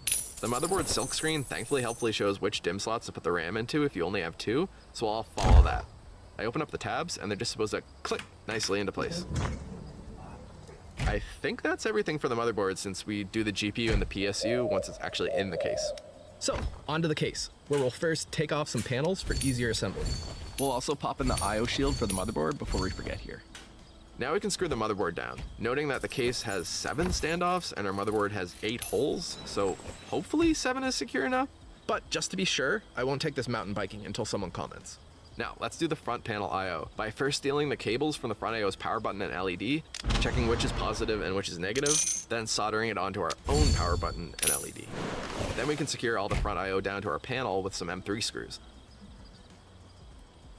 And then plug the other ends into our motherboard. Quick cookie break. Next up is our beloved GPU. Its thickness takes up 2 slots, so ooh, magnets. So we'll unscrew 2 slot covers, unlock the PCIe latch, insert it into the motherboard with another satisfying click, and finally secure it to the case. For our power supply, we'll unplug it, then grab our power cables. There's a ton. But for us, we'll only need the 24-pin motherboard cable, the 8-pin CPU cable, and our GPU has 2 connectors, so we'll need the 12-volt high power to 2 8-pin connector. We'll plug those into our power supply first for easier routing, then I just had to modify the bracket a bit so that the plug would fit. From there, it's just a matter of plugging it in and screwing it into place. Now we can route those cables to the motherboard header, the CPU header, and finally the 2 cables going into the graphics card. We'll cable manage a bit with some cable ties, and hey, not bad. You can see this is why we had that 150mm height requirement for our power supply. Shout out to a person for doing the digging, but any longer than that and the cables coming out would limit us from being able to use any longer graphics cards. And my dream of one day putting in a big 4090 would be just that, a dream. Wow, believe it or not, that is everything installed. Now is the big test to see if we actually did everything correctly. The LEDs. I can keep.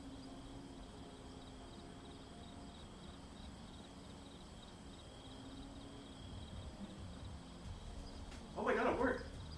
Let's go. I figured I'd have to fix something on the first go, but it turned on first try. Actually, there was one fix I had to make. That status LED is still hilariously bright. Why is your PC so bright? It cannot be. So I took a tiny bit of parchment paper and put it into the LED hole, and it actually worked like a charm. With that solved, it's Windows installation time.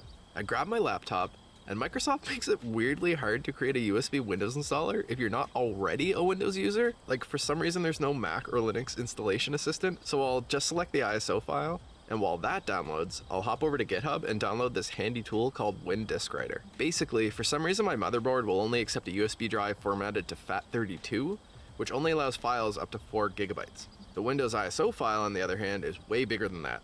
And since a billion, trillion dollar company couldn't build a non-Windows installer to break up that file into smaller chunks, this tool by a random non-trillionaire will do it beautifully. We just plug in our USB drive, copy anything important off of it because it's gonna be wiped. Then in WinDiskWriter, choose the Windows 11 ISO file we downloaded, select our flash drive, set it to FAT32, and just hit start. This might take a minute, but once it's done, we'll just eject our drive.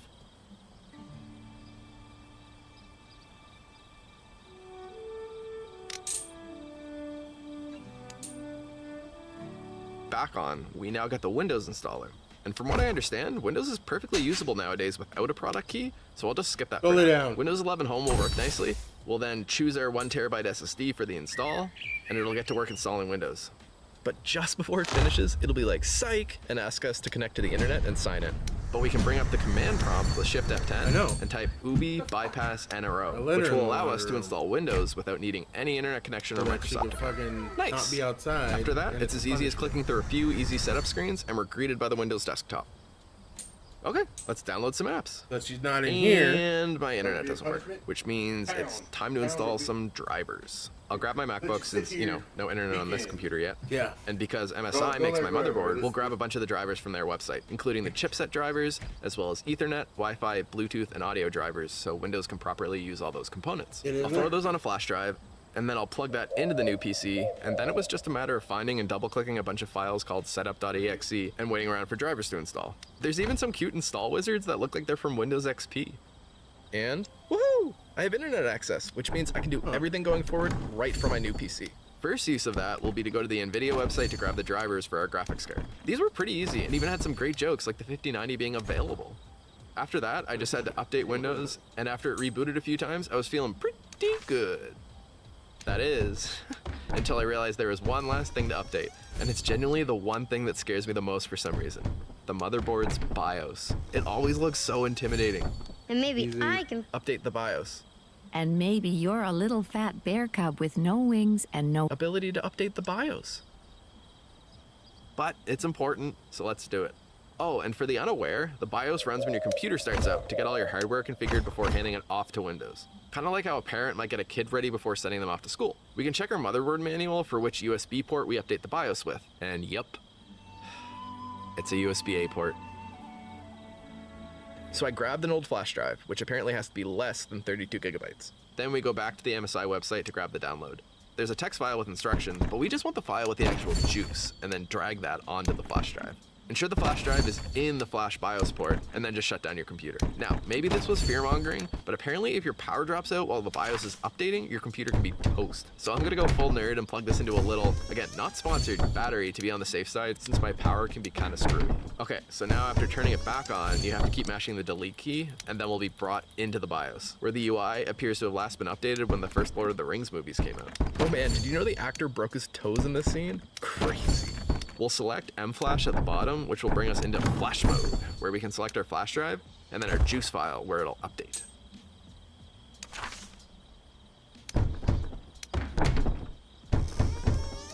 Hey, that wasn't so bad. But we're not out of the woods yet. We'll go back into the BIOS, and while we're there, we'll tweak some recommended settings by entering advanced mode, like enabling XMP, which lets our RAM run at maximum speed, enabling resizable bar, which boosts our GPU's performance, and enabling virtualization and secure boot. I also noticed weirdly the keyboard couldn't wake the PC up from sleep, so the last thing was just tweaking that setting. Okay, yeah, that wasn't so bad. Take that, Mother Bear. Now let's download some apps. We got Chrome earlier. Ooh, let's download hardware info for its most common use case, seeing if we got scammed on Facebook Marketplace. Oh hey, it is a 3060 Ti. We didn't get scammed after all. Woo! Next, I remembered from 2006, don't I need an antivirus or something? But apparently, Windows has a good built-in one now. Nice. Now I just have to stay away from LimeWire. That just leaves Steam to install. Time to see how our little buddy performs. I'll download Cyberpunk 2077, Black Myth Wukong, and Stardew Valley, the classic trio of modern benchmarking. Starting with Cyberpunk, let's try 4K and lean on DLSS, which is NVIDIA's fancy AI upscaling technology. Now, to a seasoned gamer, you might be like, meh, you're leaning on a lot of DLSS upscaling, and that's not even 60 FPS. And to that I say, yeah, you're totally right. But let me tell you, as more of a casual console gamer, I am genuinely over the moon at how gorgeous this is. Things aren't perfect. Cyberpunk's making the CPU quite toasty at around 85 degrees, and the fans are going pretty hard right now. With Black Myth Wukong, we'll select similar 4K graphical settings as we do with Cyberpunk. And honestly, still really good. Right around that same 45 FPS range, I would say. And dang, what a beautiful game this is. Temperature-wise, it was actually a little cooler, with temperatures hovering in the mid-70s. Wow, I sound like a better. Last but not least is Stardew Valley, often considered the modern-day Crisis in terms of benchmarking. It's running at a blistering 500 FPS, so I can finally beat Abigail at the Egg Festival.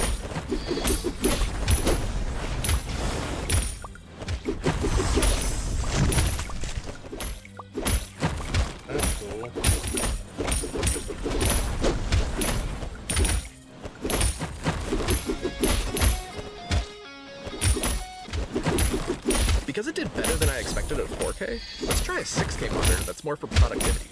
They are siblings after all. 4K is a total of over 8 million pixels, but that looks meager compared to the enormous 20 million pixels that 6K is pushing, so I do not expect this to go well at all. And Cyberpunk worked okay. Actually a little better than I thought, but I think 6K might be asking a bit too much of it. I mean, it's stunning, especially with the HDR, but hovering around 25 FPS and 90 degrees on the CPU meant not exactly playable. Black Myth Wukong at 6K was just about the same as Cyberpunk, with under half the frame rate versus 4K. Again, a very pretty slideshow level.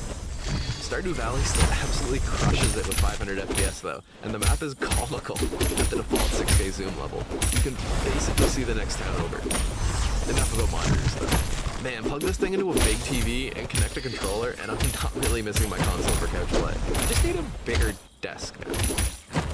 Okay, yeah, it plays great, good for you. But how are the thermals? The noise? We have a pretty piddly fan setup after all. Honestly, pretty good. After gaming for a while at 4K, the CPU is quite warm at around 75 to 85 degrees, but it's never thermal throttled. With the GPU, it's not exactly cool at 70 degrees-ish, but I would give that a passing grade. This PC could probably use another well-placed fan. What about the sound levels? Again, pretty good. Even with the game muted, you can hear the fans, but they're not that loud at all. Definitely room for improvement, but it doesn't drone on. And with the game audio playing, you cannot hear a thing.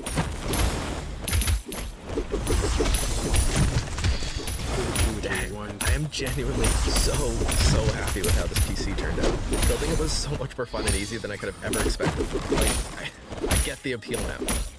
And I came in well under the $700 budget at $596 for just the parts and $642 if you count the customization. Well under the PS5 Pro and even cheaper than the new M4 Mac Mini. That leaves me with $58 remaining, so I'd really appreciate it if the experienced PC folks could give me some recommendations on what to spend that on. Maybe some better cooling? More RAM? And again, if you made it this far, maybe, just maybe you enjoyed the video. So only if I genuinely earned it, maybe consider subscribing, because I have a bunch more fun ideas I want to make. Bye for now. That's pretty cool. Cockroaches here, and I place them in this James Bond style contraption that turns this ball screw and forces them out after a specified time limit. And then I put it in a lunchbox for camouflage, and then I release them in this office. Now you might think, that's not very nice. That's nice. Some people are afraid of cockroaches. Trust me, I know. And that's exactly the point, because this isn't just in the office. This is ground zero for one of those terrible call centers that scams people of their life. Bro, I remember one time there was a cockroach that crawled up my leg whenever I was playing Halo 2, and I was getting ready to snipe somebody, and I let that bitch crawl on my leg until the guy popped his head out. I shot him in the head, and I knocked the cockroach off my leg. I let that happen like that. That's the trigger discipline I had back whenever I was a kid. Like I was a straight up fucking, I was like level 45, I was like 44, 45, some shit like that in Halo 2, man. Like I was there to win. Life savings. A year ago when I released this video about inadvertently stumbling onto the low-level thugs in this international scam operation, I said we were going to glitter bomb our way all the way to the top, even if it meant taking this fight to the other side of the globe. What? And so after a year and a half of planning, we infiltrated not one, not two, not three, but 4 different scam call centers. We released cockroaches, smoke bombs, stink bombs, glitter bombs, and then of course we hacked their CCTV so we could watch the whole thing unfold in real time. So buckle up, because this is the wild conclusion to this multinational adventure, and please watch to the end because there's something you can actually do to help put the nail in the coffin of these 4 massive call centers. Now why would we go after this $20 billion scam industry? Well, we're doing it for $20 billion? I just had an idea. I think I just had a $20 billion idea, guys. 60 million people who've lost money to scammers in the past year. But more specifically, we're doing it for Bessie, who you might recall from my previous video when I detailed exactly how one of these scams worked. You're like my granny, Miss Bessie. Do you know this? Yeah. She was like one of my closest. Oh. I used to share each and everything with her. Basically, it starts with an email or a spam call, then they pretend to be Amazon or Microsoft, and they tell the victim they've been charged $200 for something, but if you call back, you can dispute the charge. Then after they call, they eventually get on the victim's computer and importantly, have the victim type the $200 refund amount into a bogus form. Please enter your refund amount. Only they take over and secretly type the amount of $20,000 and then they hit enter real quick. Check everything, is it correct? Oh no, this is a mistake. Oh, I screwed up. Jesus. It was supposed to be a 200 in there. Oh, God almighty. I'm exhausted. I can't do this. My mind is absolutely fried. Please check your account. Did you really receive that money in your account? Then they take her to a totally fake, spoofed bank account page where it looks like because of Bessie's mistake, they just sent her $20,000 instead of $200. Wow. Oh my God. Plus 20,000. Yeah. Please save my job, ma'am. If I'll not earn for my family will die due to hunger, due to starvation. Yes, of course. They always do this shit to old people. They do, because like the old people, like they don't fucking know what's going on with the computer, right? They have no idea. They didn't grow up with a computer like we did. And like this is it. Yeah, no, like it's fucked up. It actually is fucked up. What should I do? I mean, I can. Bad for you. You are also like my grandmother. You know, I'm an honest person. You're making me cry now. I'm getting attached to you. Now, how do I fix this? And now you can see how he's weaponized her empathy. Now to fix her mistake, how she'd be willing to go to the bank and withdraw what she thinks is an extra $20,000 in cash, when in reality, it's $20,000 of her hard-earned savings. Money. And she's gonna send it in the mail to a heartless scammer. Now in case you think they've gotten a lot nicer over the last year, here's another call from a few weeks ago where the scam is to pretend they're from the government and there's some missing taxes that are owed. My dad had this happen. And they called him My dad's also like, half of the stuff that I know about scamming, I learned from my dad. So like, they didn't get him, but they did try to get him. Yeah, I just retired, as I say, last February, and then I was diagnosed with breast cancer in August. So my retirement hasn't been very good so far. And after today, I know it's not your fault, but it's worse now. Oh, I'm so sorry to I hear would that. rather just pay it.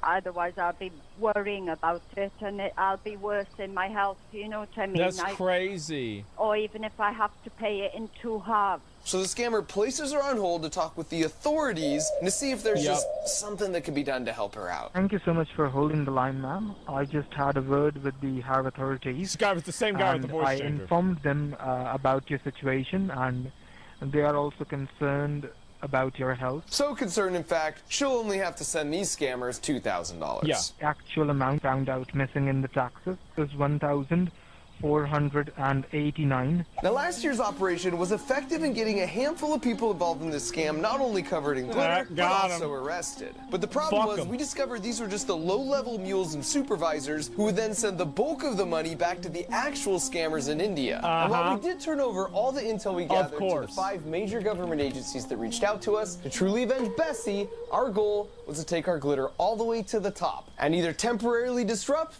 or possibly even permanently shut down a few of these terrible call centers. It'd be I mean, this shit happens. The thing is, like, these people are able to do it, and like, this is like, you might think, wow, oh, the humanity, like, I can't believe this would ever happen.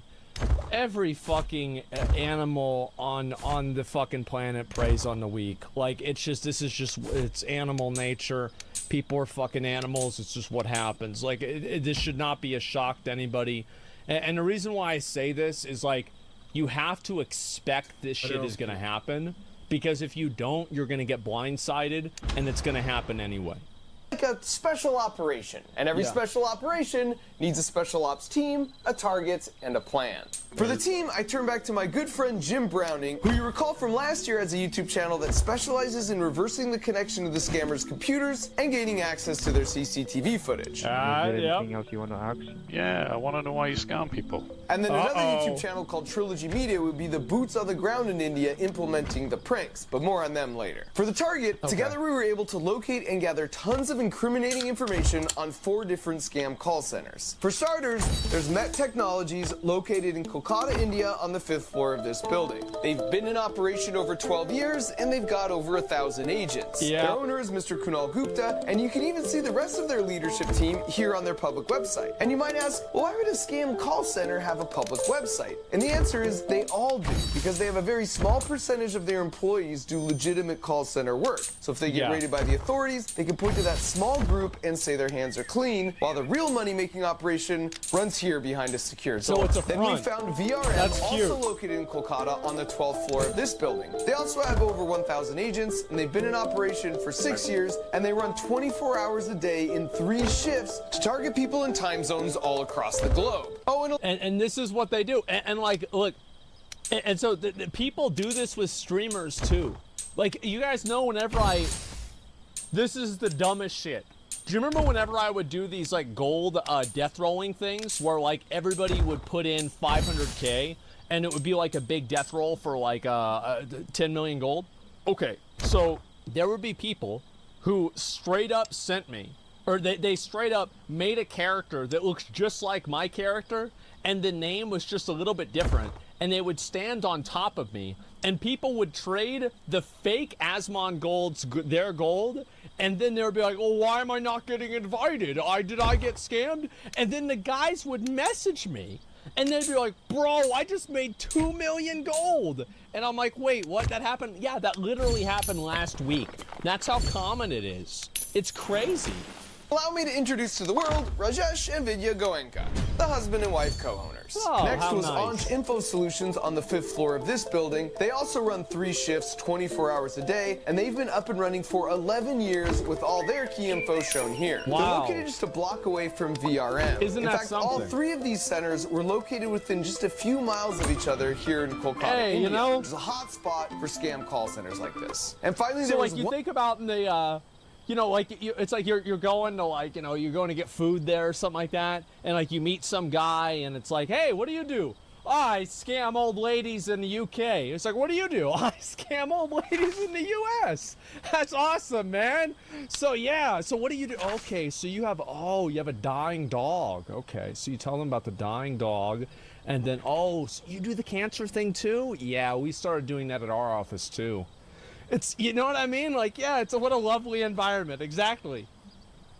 One more we located, but we're not releasing public information on them yet, and you'll see why in just a little bit. Okay. And so once we'd amassed mountains of evidence against all 4 of them thanks to Jim's handiwork, we hired 10 private investigator types to apply for jobs at each of these centers, Damn. and after a few weeks, we had them all in place. Now, in order for them not to arouse suspicion, they had to legitimately scam some people, but we told them to remember the victim's information, and then we would reach out and double Yep, any send money their that was shit back. lost. And at first, one of our Sure. agents in the VRM call center went against protocol and used his phone to capture some footage for us of the bathrooms and the server rack and whatever this. What is this? The quote wall. Ma'am, you'll have your money back in 5 minutes. Ma'am, you're gonna have your money doubled. Sir, this is the IRS. We need your money right now. What's on the quote wall? Yep. Like, is that blackface? Oh, I don't know. I have no idea. What you have to remember is that people like people all over the world are racist as hell, man. Like, they're racist as hell. Hey, let me ask you, like, I'm not gonna do that. Actually, I'm not gonna do it. I was gonna do that. I'm not gonna do it. But they must racist have as seen hell. him filming with his phone on their CCTV because the next day, some of the security team showed up at his house. There we go. Now, luckily, his roommate knew to lie and say he wasn't home, and he was able to escape through the back alley. But they stayed out in front of his house all day and later sent this message saying the director wanted to speak with him and they would pay him handsomely. And of course, he didn't need to be scared. They were just simply curious what kind of evidence he'd gathered against them already. Okay. So from that point on, we reiterated to the remaining 9 to lay really low like a sleeper cell until we were ready to activate the plan. Oh, and speaking shit. of the plan, now that we saw what we were up against, we knew we'd have to go full James Bond Q mode with some high-tech gadgetry that could make it past security.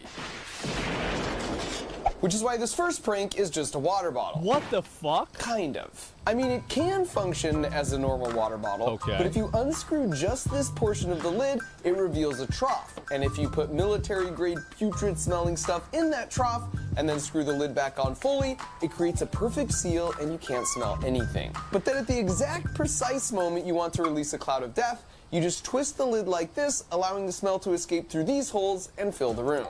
And we're using a water bottle because from looking at the CCTV footage, we know they allow them to have water bottles at their desks, so they'll be able to sneak them past security. Plus, no one's going to suspect that's the origin of the smell. Next up, if you take some hand soap and add just a few drops of the same kitchen-grade food coloring we used on the Devil's Toothpaste explosion, damn, holy then when you shit. wash your hands, it will leave them stained for at least a day. Oh, crap. We'll leave this in the bathroom. Holy As a bonus, shit. we'll learn exactly who does and doesn't wash their hands. This next one is the most simple, but also Bro, like, so they're trying to figure out if they're dirty or not. Well, hey, my hands would never be blue. That's the most effective. You take a box of Sudafed and then print out and paste on some of these labels and convert it to a box of Viagra. Then importantly, you add the name of the boss of the scam call center to the box, like it's his prescription. And then you leave it in the bathroom next to your blue soap. Oh Next my up is God. that custom-built box that can store cockroaches in it. So after a not. predetermined time delay, the Oh my microcontroller will trigger the fucking stepper God. motor, which causes the wall to slide along this ball screw. That means if you disguise it in a lunchbox, then nothing happens until the timer expires. And then suddenly, you get a bunch of cockroaches crawling out of a lunchbox. Although you can put more than just cockroaches in here. And some other ideas we had were bees, because we heard India has some species that don't actually sting, as well as possibly rats, because we already knew from looking at their security footage that once released, the rats can make themselves right at home. And using a lunchbox for camouflage is once again a strategic choice, because we already knew from our recon work, they always make it past security because no one actually checks what's inside. Next up, I love the idea of the chaos that could result if we set off a smoke bomb, but we were concerned that might be crossing a line if the room was too small, because like the glitter bombs, I want everything I do to be exciting, but at the end of the day, relatively harmless. So instead, we found these micro foggers that are basically like massive vape pens. And we also noticed motorcycle helmets were allowed onto the floor and past security. So the plan was to put it inside a helmet like this, and then it would also detonate itself based on a timer. And finally, as the pièce de résistance, we're gonna deliver them a package. Only this isn't an ordinary package. It's Glitter Bomb 4.0, which of course, as we all know, is equipped with a pound of the world's finest glitter and an uncharitable amount of fart spray. I still smell it. And so now that our team, target, and plan were in place, after 1.5 years of prep work, it was time to avenge Bessie and execute the special operation. Step 1 was getting the Trilogy Media guys all the way over. Dude, this shit's so cool, man. This is actually so cool. Like, what the fuck? This actually makes me want to go back and make videos again. Like a dude in. Like, it's actually like, this is so badass. Like, it is like the amount of like work they put into it and everything. Like, shit out of movie, bro. Like, yeah, this is just so cool. I love this, man. I just love this. You know, it makes me, sometimes it makes me feel like stupid. Like, I'm sitting here just like playing video games and watching videos, and like this guy's fucking doing international crime investigations. Yeah. Like, man, like maybe I could do something else instead of that. You know what I mean? Holy shit. India, with all the contraptions stored securely in their luggage. Oh my God, stepping foot on Indian soil. Now safely on the ground, step 2 was to go pick up those stingless bees that we could put in the lunchbox. But once they'd arrived to the beekeeper, they found out you can't just take a few bees, but you have to take the whole hive. In the car, dude, no. They're gonna get out. Also, apparently, there's no such thing as stingless bees. Oh my God. Yeah, I bet.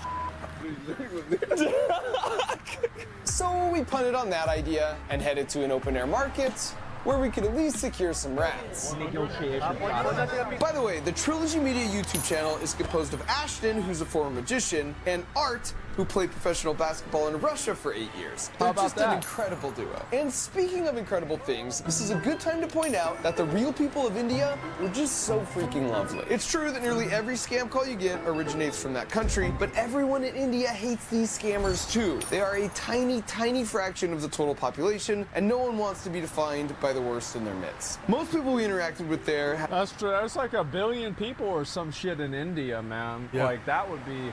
Like, I've never left the country. I think it would be really cool to go to India, because it's like, I feel like a lot of other places in the world, like, it wouldn't really be that much different. But like, everything I see of India is like, what the fuck? This shit is crazy, man. Like, it is crazy. It's so different. At heart's more like Johnny, who's an honorary member of the team and a reformed scammer who's made it his life's mission to do whatever he can to take these guys down, even if that means working some back channels to get our hands on 100 cockroaches. You gotta do what you gotta do. With the goods procured, it was time to meet up with our sleeper agents. They got their cockroach man. Prep on the contraptions, which went about as well as expected. Seriously though, are we gonna test it right here? Right here? Yeah. You can't do it in the bathroom? 16, 17. Yeah, no, get him in. Oh, yeah. More the merrier. I see. Get back in there. Get back in there, bitch. Okay. Grab. Stop. Oh, God. Oh, my God. Oh. No, please. Oh, God. Oh, motherfucker. Oh, okay. Pause. Accounted for, right? Everyone? I swear, I would not let you down. We decided the first call center we'd hit would be Anch, and we were feeling optimistic about our chances. It's so, like, I cannot, man. Like, it's, like, how much discipline would you have to not just fucking smash that bitch, man? Like, that's what I would want. Like, I would, boom, I'd get the fuck out of here, right? Like, I love how they're trying to push his head down with the toothbrush. Like, get down, you go back in there, you know? That shit was funny. And that's exactly when our special operation received its first major blow. So apparently there's this WhatsApp group that 55,000 scammers all across India belong to, so the different scam call centers can communicate with each other. And because Johnny was still a member of this group from his former days, he saw this message pop up. Two of us in the town of Kolkata have seen cuss word trilogy people. We followed them, but the driver drove the car very fast to the Salt Lake side. There was 2 Indians with them, and they were shooting a movie. So apparently some scammers had recognized Art and Ashton at the market as the Trilogy Media YouTube guys, because they've confronted a lot of scams. Bro, is this a scammer Illuminati? Holy shit, that's impressive. 55,000? Yeah, that's a lot of people. But again, you got to keep in mind, India's got 1.5 billion. Somebody said 1.4 billion in chat people in India. That's like 1% of 1%. So there's not really a whole lot of people. Yeah, they've got a network like that. Oh my God. In their 5 years of making videos. Now, thankfully, just out of habit, Johnny was driving in a way that would make it hard for anyone to tail them. But they still were able to pinpoint their hotel location within about a half a mile. But then it got much worse. Might be they are working with the FBI, so I request all of our brothers to have an eye in Salt Lake. So whenever you see them, you shoot them. Which was super devastating because it seemed pretty clear to me that we'd have to scrap the whole operation because while the mission was important, it definitely wasn't worth anyone getting hurt. But when I brought this up to the guys, they'd already discussed it amongst themselves and decided this was a cause they were passionate about that they were willing to accept. God fucking damn. God fucking damn, that's big dick. Holy shit. They don't give a fuck. Yeah, who cares? Yeah, finish the mission. Yeah, they're gonna... Bro, like, at first it was Gideon, now it's these guys. YouTubers die for content. Holy fuck. This is impressive. Some risks. So we decided moving forward, Art and Ashton wouldn't step a foot outside their hotel room, and that's when the second major blow came. Because apparently the group text warning spooked the call scam center so much, they just changed up everyone's assignments, and they were planning on moving all 3 of our sleeper agents to a new floor where there was no CCTV coverage. But this is where we had a stroke of luck, because at the last minute, Johnny thought to have another one of his reformed scammer friends apply for a job. And because he had so much experience on his resume, they hired him on the spot and gave him a more highly trusted role, which meant he could be the one to smuggle in all our gadgets. And so with that, he loaded up, headed in for battle, and an hour later, we had a man on the inside. And by the way, now that we're inside, I'll give you a very quick crash course on what we've learned about how these scam centers operate after watching them for so long. First of all, 90% of the victims are 65 years old or above. I don't understand that. Wait, how much did he say? 90% of the victims have learned about how these scam centers operate after watching them for so long. First of all, 90% of the victims are 60. Damn, bro, like that's a lot, bro. Like that farming old people. Oh my God.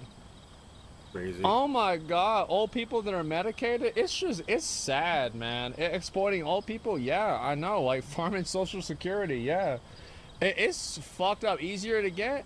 Yeah, because old people, I mean, like, you get older and like, you know, like, your fucking brain doesn't work the same as it used to work, right? That's just the fucking facts. And on top of that, they're not familiar with tech because they didn't grow up with it. So, like, they just fool them and goof them and fuck them around, man. Like, my dad was the exception. Okay, like, that's the way a lot of people, like, that's not what happened. Children and old people the most impacted? Yeah, I know. That's my fate. Yeah, it's dirty. It's fucking nasty, man. When they got to pension money? 65 years old or above. I don't understand that. I don't understand all of this. They really only make calls during the U.S. working day hours and not on the weekends, because that maximizes their chance the person who picks up will be retired. This is why you never get scam calls on Sunday. They don't have anyone even working the phones. In fact, many of them have an auto-dial prompt that says press 1 if you're over 65 years old, and if you press anything else, it just hangs up. The most common... That is fucking shameless. Like, that, bro, like, oh my God. Like, I can't believe, like, that's fuck. Yeah, it's like they don't even try to hide it. They're speed running. Yeah, exactly. Like, self-filtering them. Press 1 if we can scam you. What pricks, man. The thing is, like, as I said, people are gonna do shit like this. And it's like, you've just got to expect. Think of the worst thing that somebody could do and expect that they've already done worse than that. That's what it is. This is just the tip of the iceberg, man. There's several prominent streamers and YouTubers interacting with these fucks and these scam bags. Really, several prominent YouTubers, really, and YouTubers that do scams, really, do those scams start with N and end with FT? Yeah, I could have never expected content creators to scam their audience. What? What do you mean?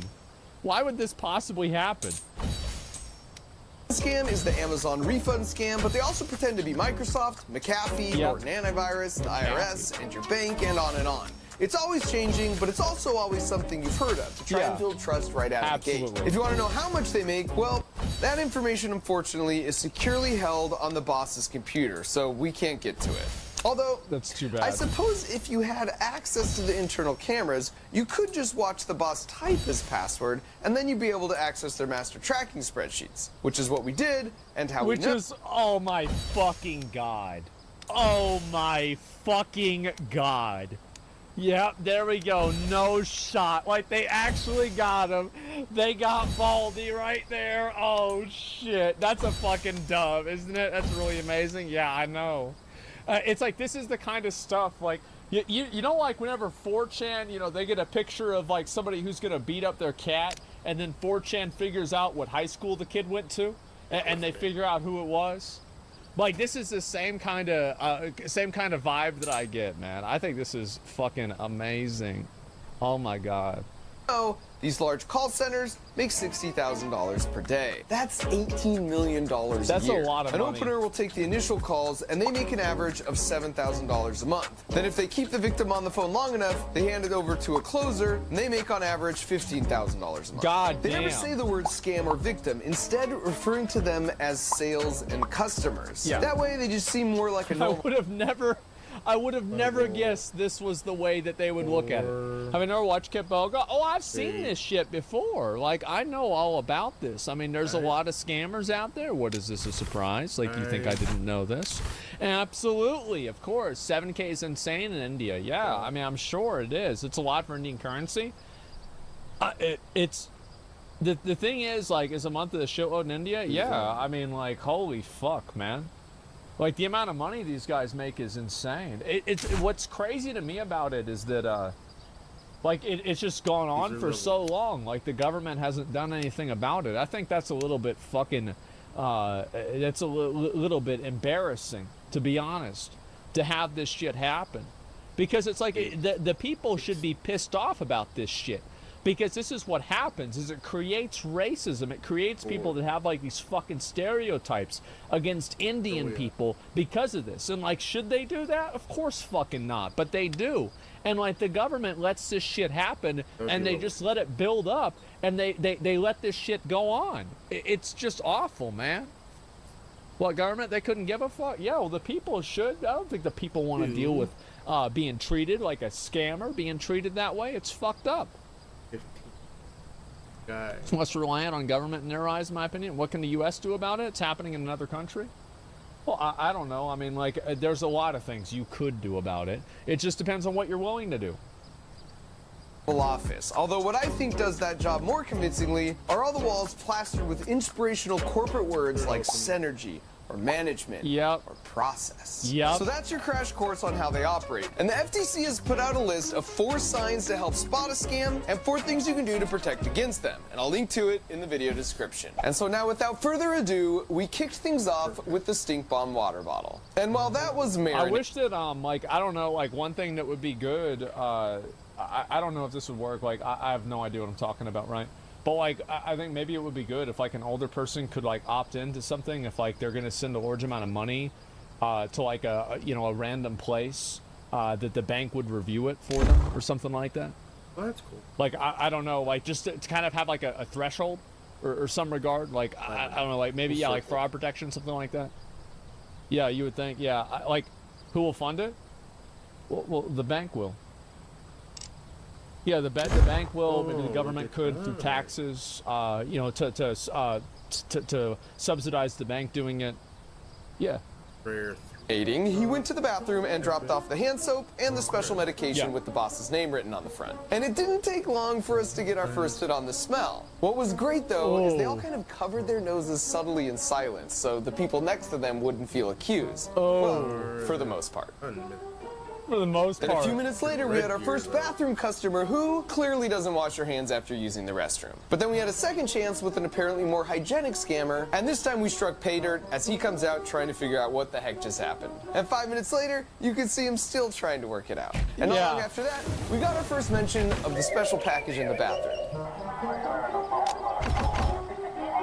170. Hell yeah. The audio cut out here, but our agent told us they were laughing and wondering how the boss could possibly leave that lying around. Although it certainly doesn't feel too far off brand, given he uses this as his profile pic on Facebook. We are 7 God damn. Fourth place. God damn. What a gangster, man. Okay, dude. Yeah, exactly. That's what a not check. bad. And you know what the best part about this is? This is actually a picture from 2009. And now he's 50 pounds heavier, he's bald, and he doesn't have those sunglasses anymore. Yeah, like that's actually like you have to go all the way. Yeah, that's the difference. And at this point, our agent placed and then triggered the time delay countdown on the cockroach, rat, and smoke bomb traps so he can now safely make his getaway. Yeah. Oh. You okay? You safe, Borat. Oh. And since they, of course, have no idea what's about to happen, they're still just casually talking about the bathroom. I think everyone except Nah. And then a few moments later, the first boxes must have triggered because this guy notices a cockroach and nopes his way out. Ugh. And then he's quickly followed by the second. What a pussy! What a pussy! Oh my god! Oh no, not a cockroach! Who gives a shit, man? It's not even a big deal. And this guy said, well, look at this dude, man. He spends all day scamming grannies on the phone, and somehow he thinks he's too good for a cockroach. Bitch, you are one. Love it, because now you just randomly see cockroaches start coming in frame. And so now that they know what they're up against, they call in the reinforcements with a mop. But it looks like he missed one. Or two. Or three. Yeah. Actually 4. Oh. Scratch that. 5. And then as if perfectly on cue, right as the mop guy finishes his cleanup, the smoke begins. And this causes quite a commotion and draws quite a crowd, and it takes them a while. They're eventually able to pinpoint the source of the smoke and gingerly take it off the premises. Jesus Christ, this is so good. Followed soon thereafter by our rat friends. Yeah. And this is possibly my favorite clip of the whole night, where you see a cockroach lead the way and wander all around as they argue and try and make sense of what in the world is. They're trying to put the rat back in, get back in the box, get in the box, what are you doing? Yeah, says your guy lives in the south. Listen, man, if we had a cockroach, man, like, I don't really worry about them. That's the thing is, like, I don't really worry about a roach. It's about the wasps. Like, I get a wasp in the house, I get fucking pissed. But, like, I'm not about a roach, man. Like, it's not a big deal. Possibly happening. And by this point, you can tell the boss is pretty sure they're under attack, but just to remove any sense of doubt, we sent them one final package. He's stressed out. And they almost opened it right there, but I guess with everything else that had already happened so far that night, they took it downstairs. And then this happened.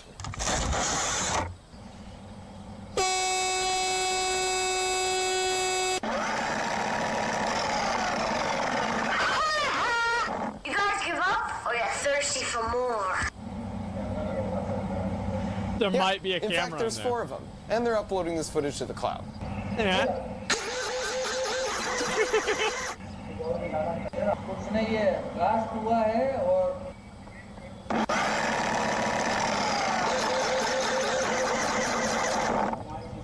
Five, 4, 3, 2, They're 1. stepping away.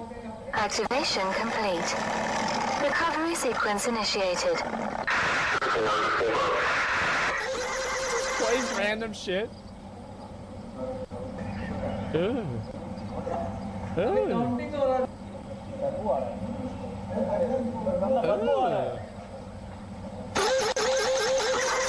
Oh my god, it just keeps going. So after our incredibly successful special operation, we waited to see what the response would be. And we didn't have to wait long. Yeah. Yesterday, those cuss words sent Anch Solutions a package bomb. and it exploded, and there was a bad smell and sprinkler water or whatever it was. Ooh. These guys are playing good with us. I am reminding you guys, they must be in between us. We don't even know. And now we had them because they were paranoid and they didn't know which Among of their Us. employees might Let's have been play compromised. Among Us. Check the lunch boxes, pocket bags, shoes, Here we go. ladies' purse as well. Yep. Even check the water, whether there's some color mixed in it. I assume he's referring to the soap dye here. Yeah. But be cautious, guys, seriously. They came to bad word all of us, Fuck all and they're of us. still trying to bust us. After that, there were a few more death threats, so we didn't think it was safe Gonna enough to find them launch and our kill them. attacks on the other 3 Yep. centers to try and get them shut Unless- down. But the beautiful thing is, we didn't have to. Big centers really? in Kolkata and Delhi are closed from today, as well as Monday, as per the information I got from all my friends. Of We had course. created enough confusion and mass panic that not only did the other 3 centers get shut down, but we got all the large scam centers all across India shut down for a few days too. And if you That's add it good. up, that means those tiny cockroaches stopped $2 million from going from the victims to the scumbags. That's And I good. would say that's the perfect ending, but it actually gets even a little better. Once Asher and Art were safely back home on American soil, they decided to troll that text group with those 55,000 scammers by uploading this gem to the chat. Surprise, surprise, scammer. We got you, bitch. Surprise, surprise. Oh, this guy's fucking great.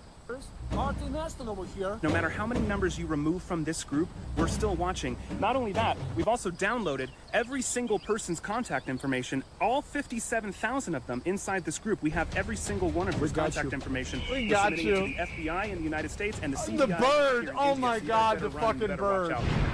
And so if you want to see how quickly the scammers started removing themselves from the chat group, as well as a lot more details Yep. of all their work on the ground over in India, you should go check out their video. God, and not that's surprisingly, fucking Anj amazing. and the other scam call centers eventually opened back up, albeit this time with much tighter security. Yeah, but it they was still smart. didn't, and still don't realize probably till this moment that we have access to their live camera feeds. So Jim improvised a bit, calling them out by their real names without giving away the fact he was just looking at them on the camera. Yeah, hi sir. My name is Carolina Fernandez. I am calling you from the Microsoft. Oh, hi, Priya. Hi. Who are you? I'm a ghost. Idiot. Yeah, I Do don't you know know what. my father's name? I don't know, but is your father proud of you? What you do? Does he think you work for Microsoft? Yes, of course. But you don't work for Microsoft. Did you tell him that? Will I tell you one more name? Yes. Soini.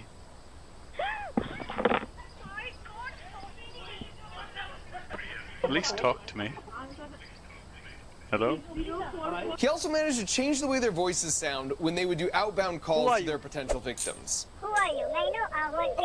Oh my fucking God. You're speaking very strangely. Bro, they're just getting fucked with. Oh no. Oh, this is fucking insane. Yeah. Wow. Who falls for that? I don't know. That's perfect. I'm a ghost. up? So to see a lot more of that quality entertainment, you should go check out his video. That's so after so all good. that, we're sort of Holy in a shit. good news, bad news situation. Yeah. The good news is that because of some developments we've been involved in, the 4th center here is going to be raided by the authorities in India and shut down very, very soon. The bad news is that these other 3 are still very operational. And for reasons I can't say here, we don't have the same option to get them shut down like we do on the 4th one. Now you might ask, why not just privately reach out to the proper authorities in Kolkata where these 3 call centers are located? And the answer is, that's been tried before and it didn't work. While there are many good apples, there are a few bad apples that prevent anything from happening to these guys. So where does that leave us? Well, as they say, sunshine is a great disinfectant, and here's where you come in. We invested a lot of resources and time and tried to make this video as entertaining as possible in the hopes that you'll consider sharing it for 2 reasons. It's corruption? Of course it's fucking corruption. What do you expect? Like, they're making a bunch of money. Like, if they're making $18 million a year, they can afford to pay a couple of guys at the government $1 million. And it's going to be no problem. Like, that's the way it goes, man. Yeah, it's worth it. It's worth it to pay people off. See, it's always a better idea to have them on your side, because as soon as you pay people off the first time, then you can just never, then they can't get out of it. And so it's a better investment.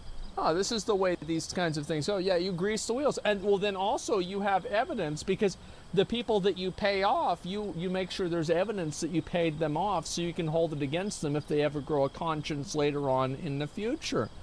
This is how it works. Yes, you blackmail them. And so they're fucked. And the scammers have the control over it. And the problem is, like, there's nobody probably in their federal government that gives a fuck about it or that wants to deal with it. One, the more people are aware of how these scams work, the less effective they become and they lose their power. So please share it, especially with your older loved ones. And number two, the more people that see this video and learn about these 3 specific call centers, the more the press will pick it up, especially in India. Heck, tweet our videos to the Kolkata police. This helps out the good apples because the bad ones can't just sweep all the evidence under the rug or quietly tip off the scam center bosses. The press and public can hold them accountable. We've seen this tactic work successfully in the past, and we have mountains of evidence against all these scam centers. If you are with the press or a law enforcement agency, send us an email to callcenterevidencepack@gmail.com and we'll share everything we have with you. If you combine them, these 3 centers have been in operation an astounding 29 years. That's insane, man. 29 years you let this shit happen. It's way more than 18 mil a year. He said shutting them down for a few days cost him 2 mil. No, he said each center itself makes 18 million and all of them combined shut down was 2 million. So comparing one center versus like all of them. That's why the numbers were different. But just in general, it's a lot of fucking money. Like, it's a lot of fucking money. That's the actual mafia. Well, that's the thing. Is like, and most people don't want to fuck around. They don't want to get involved. They don't want to get fucked. They all make 20 billion a year. Yeah, that's what it is. You want to see how China weaponizes corruption? Channel Polymeter is a great short video yesterday on government corruption. Maybe I might watch that. We'll see what happens. That's how mafia works? Yeah. And the thing is, like, and that's what I said before, is like, as soon as you're in it, you can't get out of it. Like, for example, like, this is one thing that people do with selling drugs, right? It is like, they will fucking try to get you, like let's say you want to buy, like, $20,000. They'll want to get you $40,000 and then you can owe them the other 20, right? And so it always keeps you on the back foot. It always keeps you under their thumb. It keeps you under control. And like, this shit happens. Like, yeah, it keeps you hooked. It's leverage, exactly.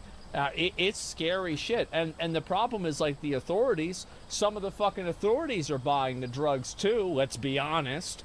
And then on top of that, like, I've known people that have sold drugs to cops. Can you fucking believe that?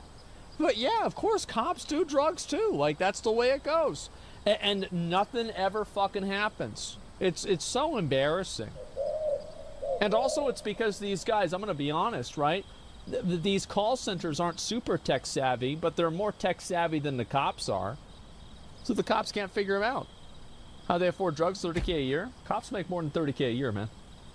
Still scamming people of their life savings to this day, even right now as we release this video. So let's see what we can do. And depending on exactly what happens, I'll either post a follow-up video here on my YouTube channel or on my other social channels. So subscribe and all that stuff if you want to stay in the loop. Glitter bombs and cockroaches are just harmless entertainment, but our best chance of working together to shut these guys down for good is by shining a light to foster some accountability. Thanks for your help. Now let's make Bessie proud. All right, we'll share this shit. Yeah, I got no problem with that. I want to thank NordVPN for their support on this video. I've been using their service myself for over 3 years now because they really are the best at this. With Nord, you can surf the web anonymously, your location stays private, and your data is encrypted. Yeah, because even though I'm not a bad guy with some... We're good.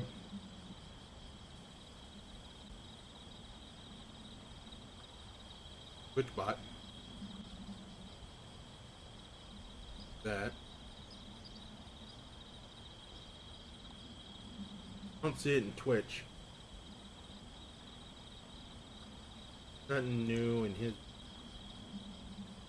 Oh, there we go. There's a new one. New World's dead. New World is fucking dead. I was gonna watch this. This is a little bit kind of sad. New World is basically dead. They announced, and let me see if I can show you guys this. They announced that the game is basically dying, like that they're gonna cease production on the game. The no new content update. the game was flourishing at 40,000 players, 35,000 players, right? Instantly, overnight, dead. Dead. I honestly can't believe the timing of this New World announcement. Literally, in the past month, I thought this game was on track to make a big comeback. Like 1 month ago, I made my New World. You gotta, bro, like, come on.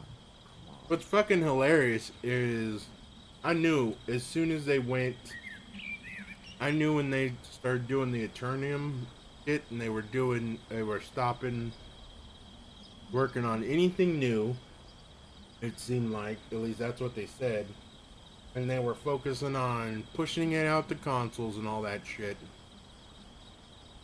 In the end, they weren't stopping making new shit because they came out with Nighthaven. But Nighthaven has a lot of AI voices for their for the NPCs that give quests. So they did shortcuts for having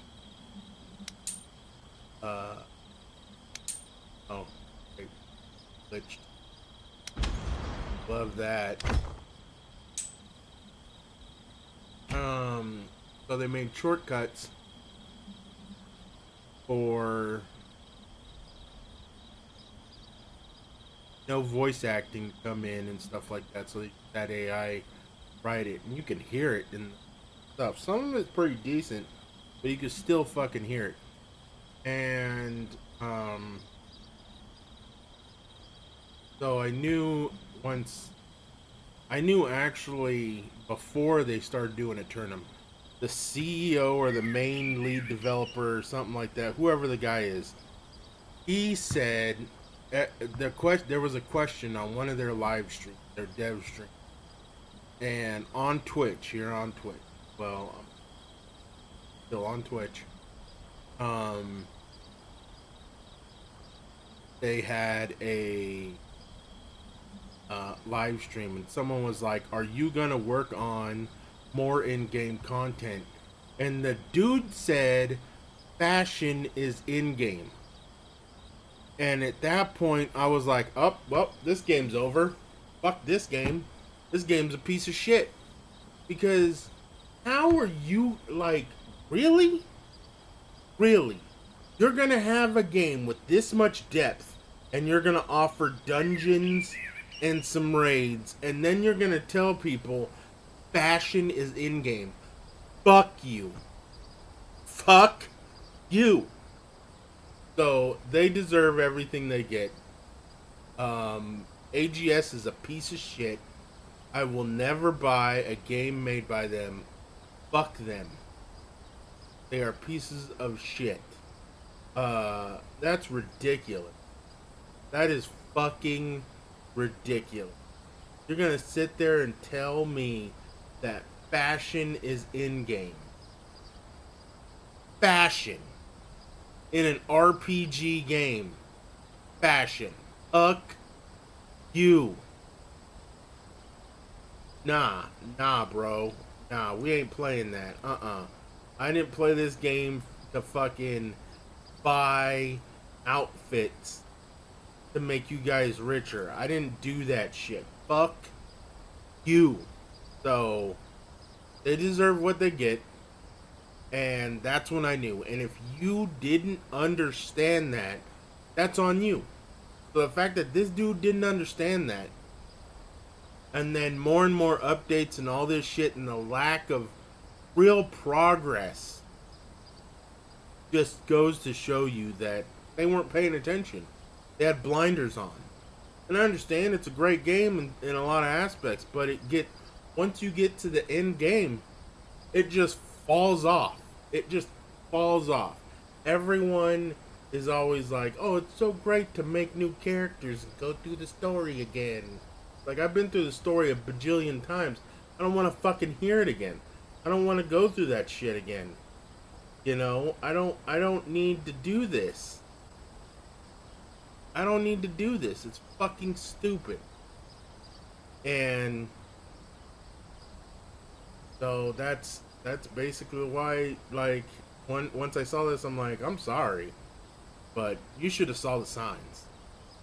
And the fact that you didn't see the signs, like, I don't feel sorry for you, but it kind of sucks. I mean, I was hurt over a year ago, and then I showed people in the Discord, my friend's Discord,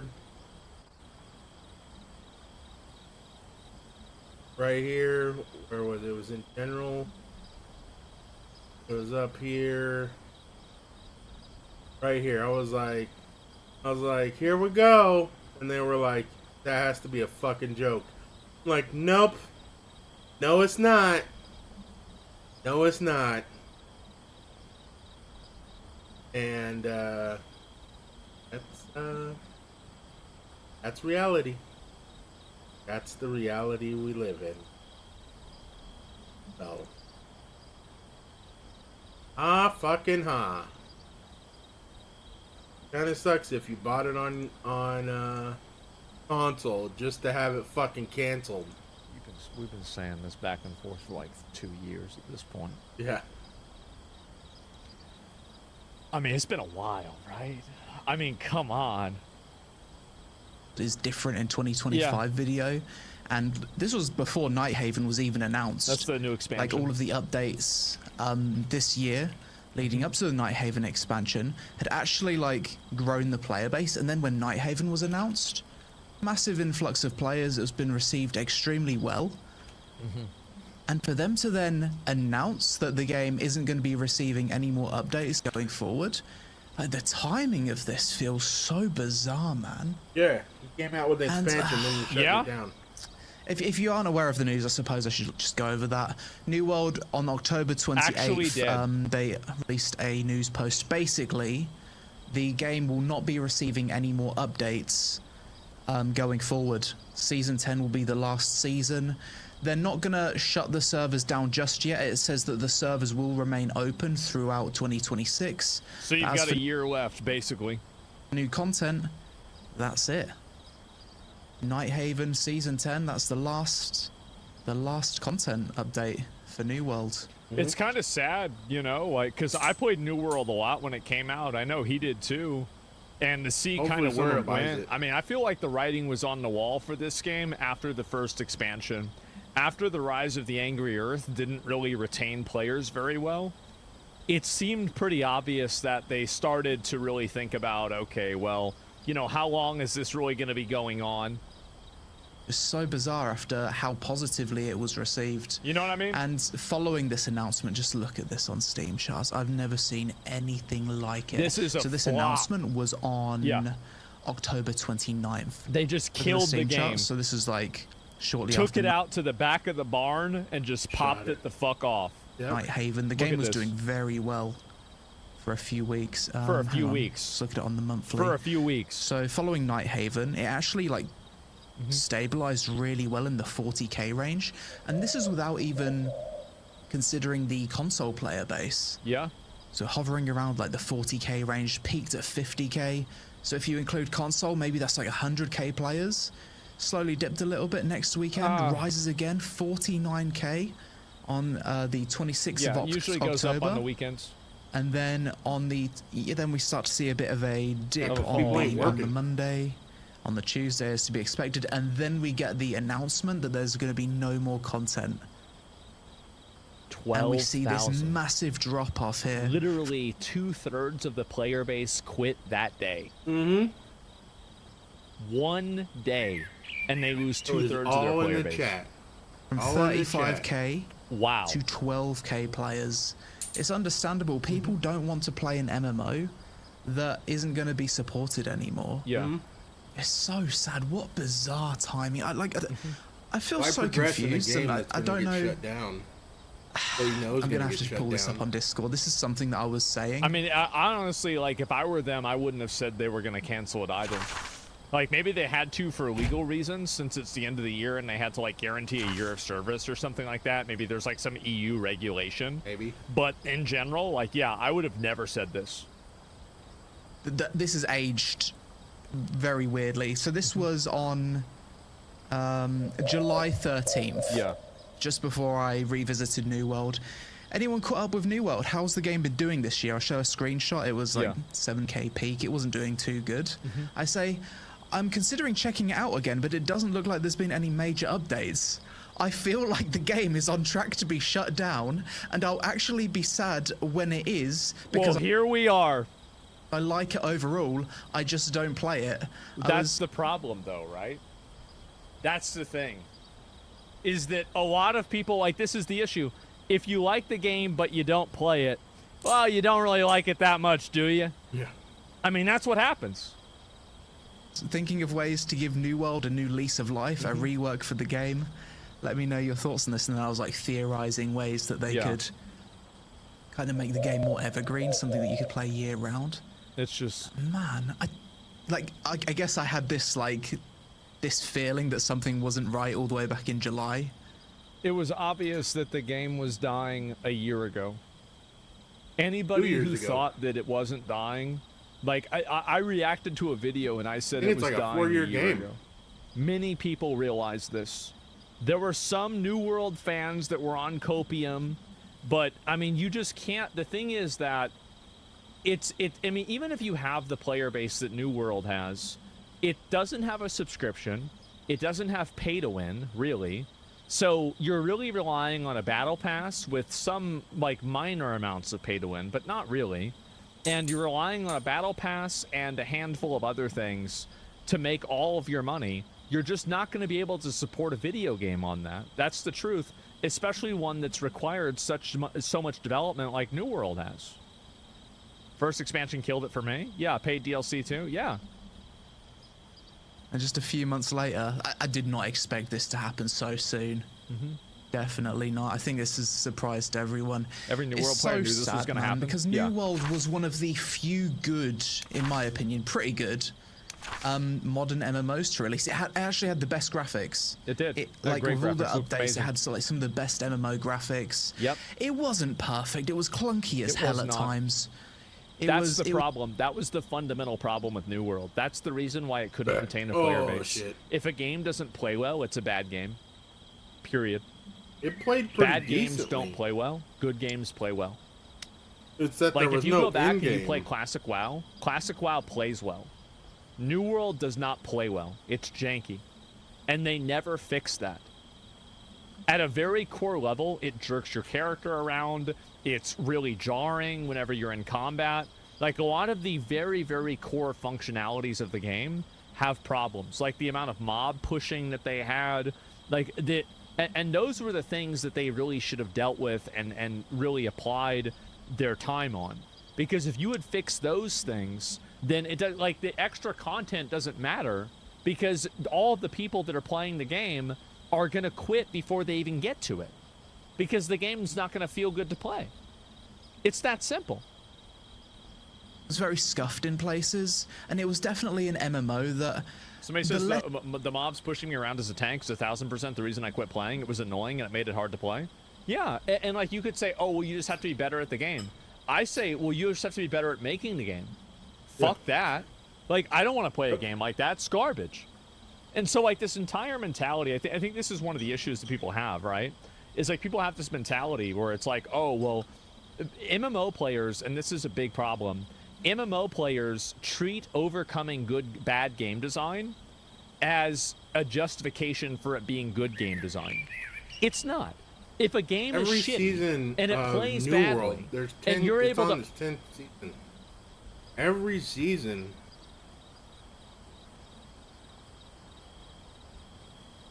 up until like maybe a few of the last ones,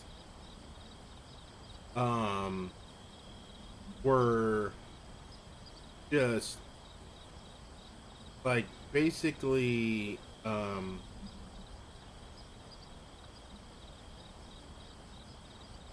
like skins to buy. That's all it was. And new battle pass shit. That's all it was. All it was. It was just new battle pass shit, and which is skins. and maybe some resources, stuff for you to get. But, and then they started adding some story into it, but it was story quests, and a bunch of buy shit, and a bunch of spend money shit. That's all it was. If each season they added a dungeon and or raid or some kind of actual fucking content other than a story or a single player fucking soul trial, it would have went way better, dude. Way better. And that's the thing that pisses me off about these games, is that it's not even that, like, it's not even that you can't get, like, this is what I would do as a fucking game developer. Okay? You release a raid or whatever. When the game comes out, you release one raid. You know, at least dungeons and at least one raid. In that raid, you give a few pieces. You know, 1, 2, 3 pieces.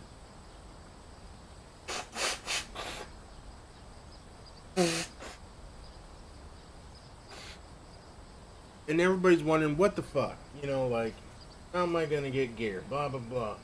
And then, like a month or two later, release another raid. Maybe a couple dungeons, one at least. Then,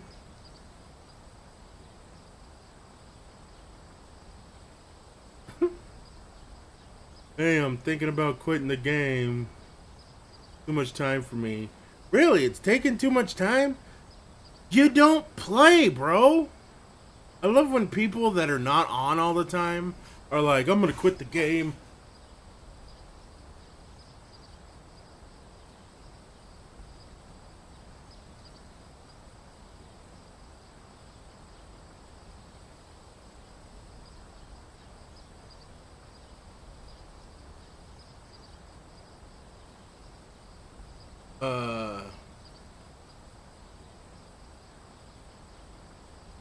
How much power is he? 83. Shields up. Million. That's my fate.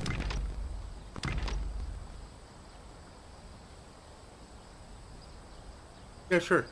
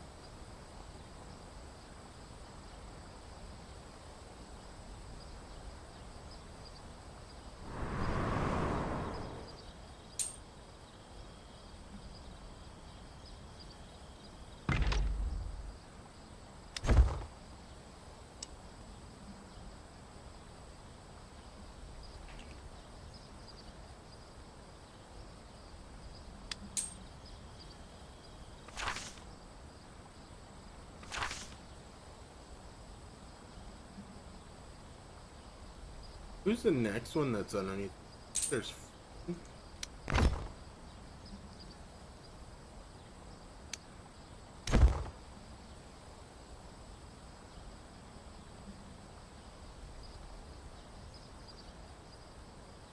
Those.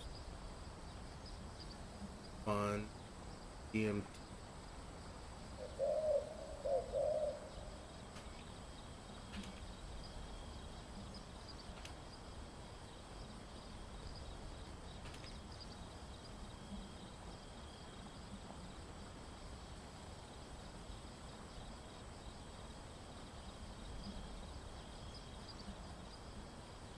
SIVs.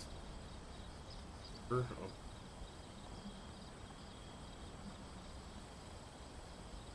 Active.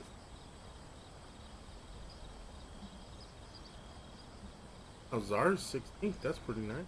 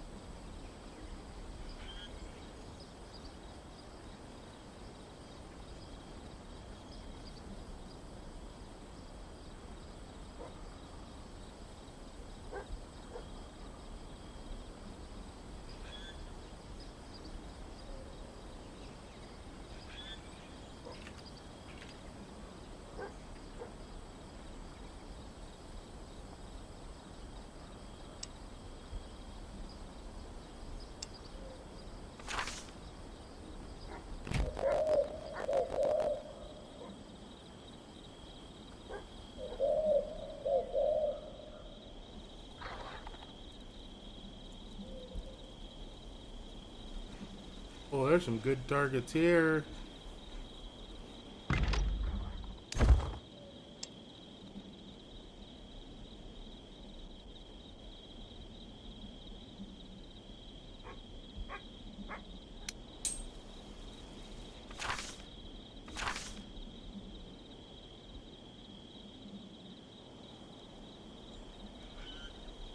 He's got some other big ones.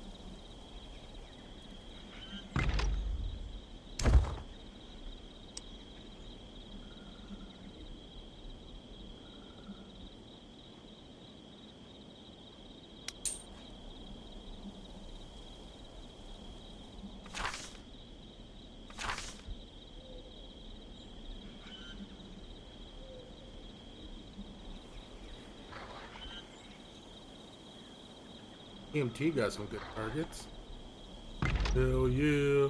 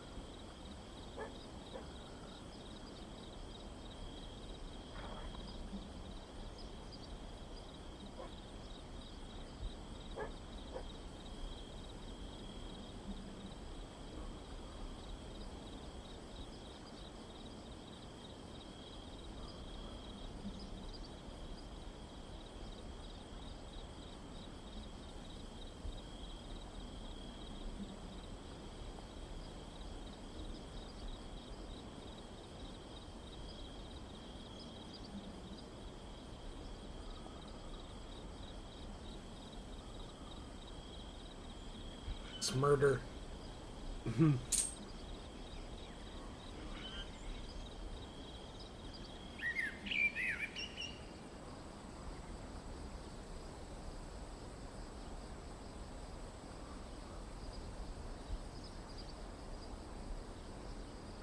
Borat's my smurder machine.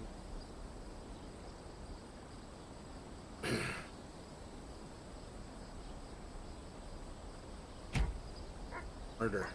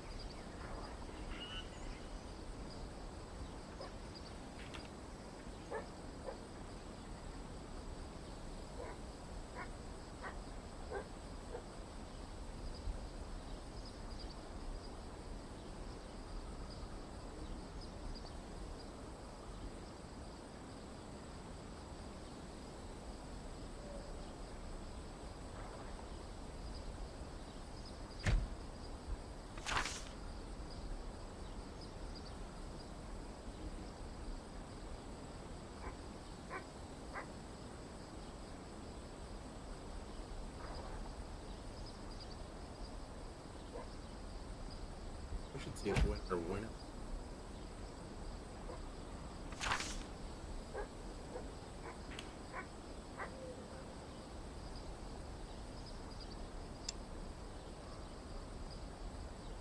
I don't even care if he gets the third spot. Like, just care that get after.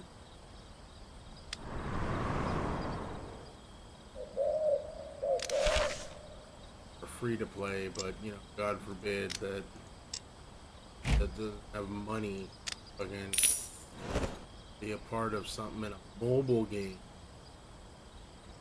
That's what fucking pisses me. You're not paying the amount that it would cost to get a car. Can't be a part of the regular shit. Excuse me, bitch. This is a mobile game. This is not fucking wow. Like, this is not special.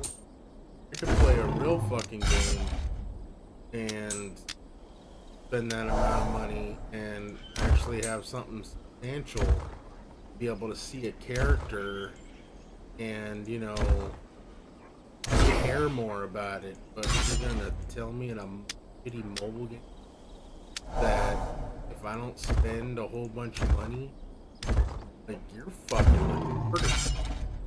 That's just stupid. That is fucking stupid. That is complete. The dumbest thing ever. You're not spending thousands of dollars, so you don't get stuff. Try again. I want to rethink that.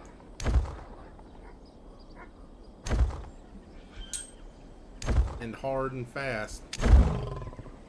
We're about to get rude on everything. Thankfully they changed their mind, but for now,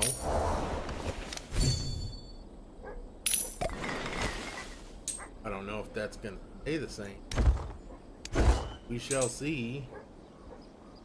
Come on, man. Go faster.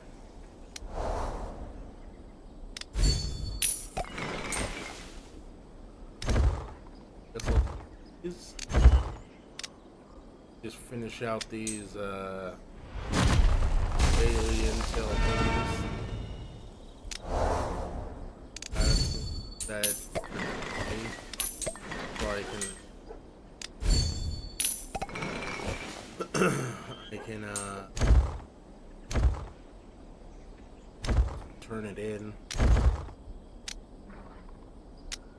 Go here, you hit this button and then this, turn in your personal activity for the day.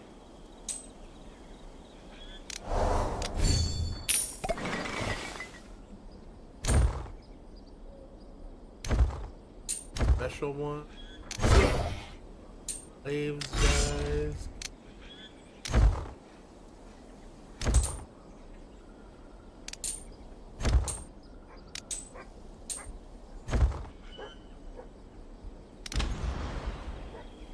Yeah.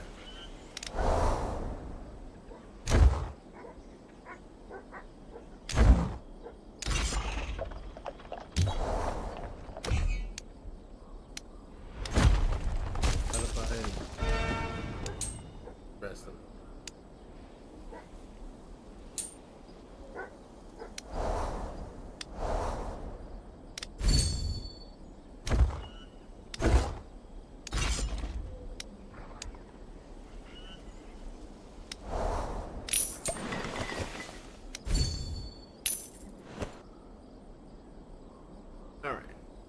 Overcome it by playing in a certain way, that doesn't make the game not shitty. It just makes you smart for being able to outplay it. And this is the big problem. MMO players take dealing with inconveniences and unfun game mechanisms as a point of pride. By playing in a certain way, that doesn't make the game not shitty. It just makes you smart for being able to outplay it. And this is the big problem. MMO players take dealing with inconveniences and unfun game mechanisms as a point of pride. Pretty sure it's like, free. oh, I suffered. Hey, look at that.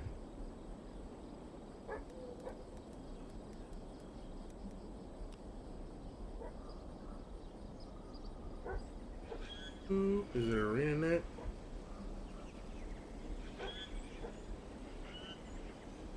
Wars 2 for free. You could play it for free. Okay. Yeah. The Janther Wild. Look at that right there. See? Standard, $24. You have to buy it.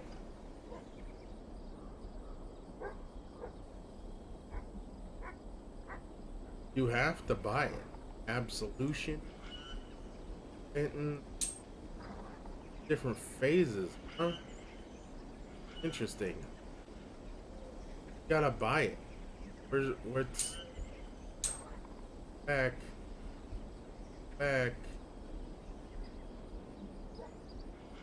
Secrets of the Obscure. Okay, that's another expansion. End of Dragons. That's another expansion. Path of Fire. Heart of Thorns. I remember this one. Yeah, this was the first one. I remember when this one came out. You get that for free, I guess. Oh, nope, right here. 2 experiences, 1 price. Buy now. Path of Fire and Heart of Thorns. So you gotta buy all the expansions. But it is free to play, but you gotta buy the expansions. I don't have that kind of money. That's why,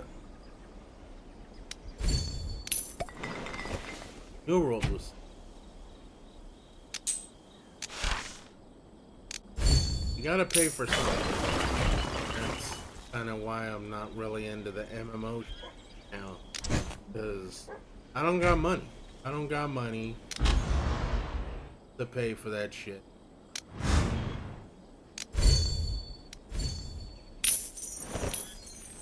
But yeah. Guild Wars 2 would probably be top of my list, because it was actually pretty fun for a minute.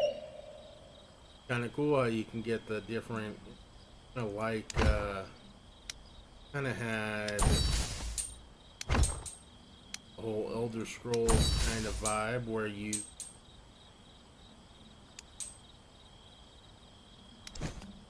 change your weapons and you had different weapon builds and shit like that, but it wasn't quite like how they do it, but still. It was better than nothing.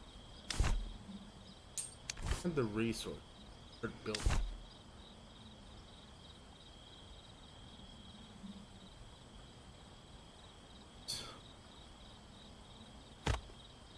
Do I have no? See,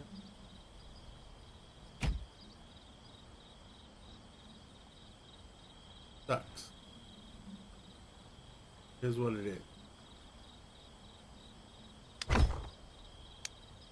Oh, did I fight?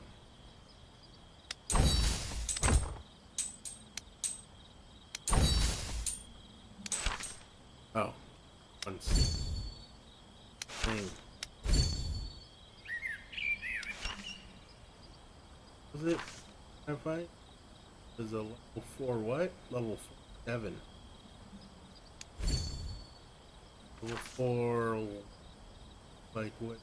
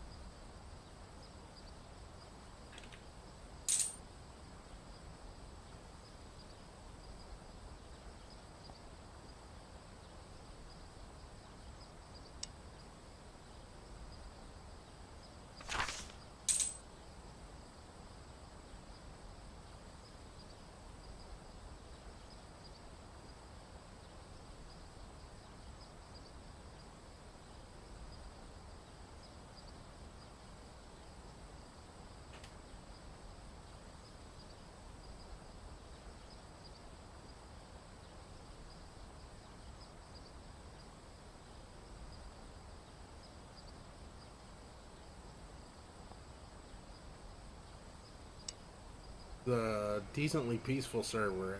They're pretty cool with each other from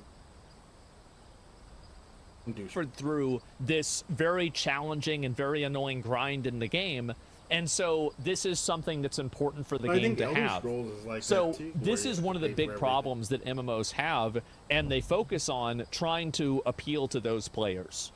That is, in my opinion, a death sentence, because nobody wants to do that. Nobody, and also I think that like having a long grind is okay.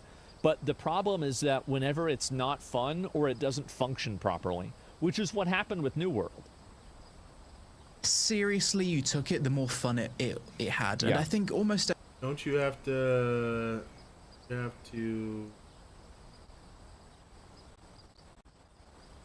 Which is festival happening.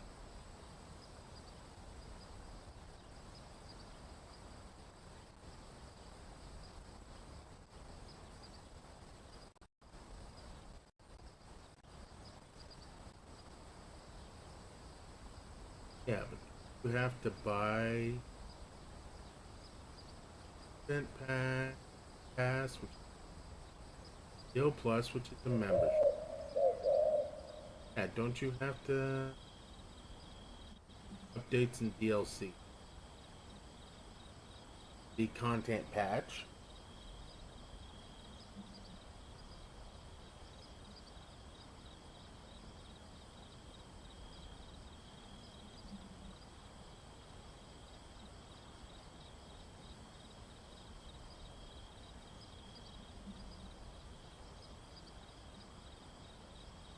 See? Fallen Banners, this dungeon pack is only available for ESO Plus or Pass or 25 Premium Edition. This is in-game Crown Store, so you gotta buy it. Season of the Worm Cult Part 1, gotta buy it. Shadows, gotta buy it. Gold Road, that's old. Looks like it's open. That's the ESO Plus. Looks like it's open. ESO Plus. ESO Plus. ESO Plus. Going to High Isle, which is Legacy of the Bretons. Looks like that's open. ESO Plus. There's a lot of. There's like half the game is blocked off by purchase.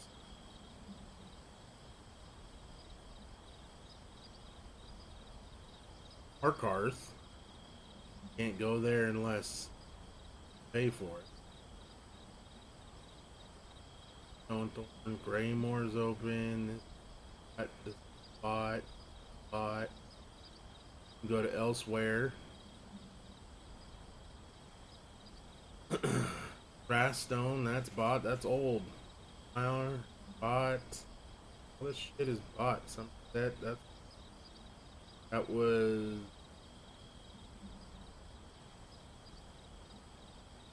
old, huh? I don't even think I've done that. What was the last thing I did? Clockwork City. I might have had ESO Plus. What the smartest thing to do, really?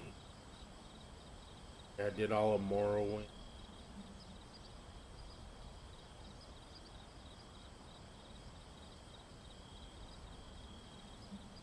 With the island.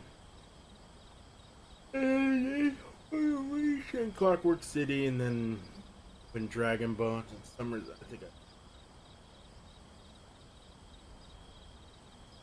Homestead, dozens Camry, blah blah blah, where everything was free based,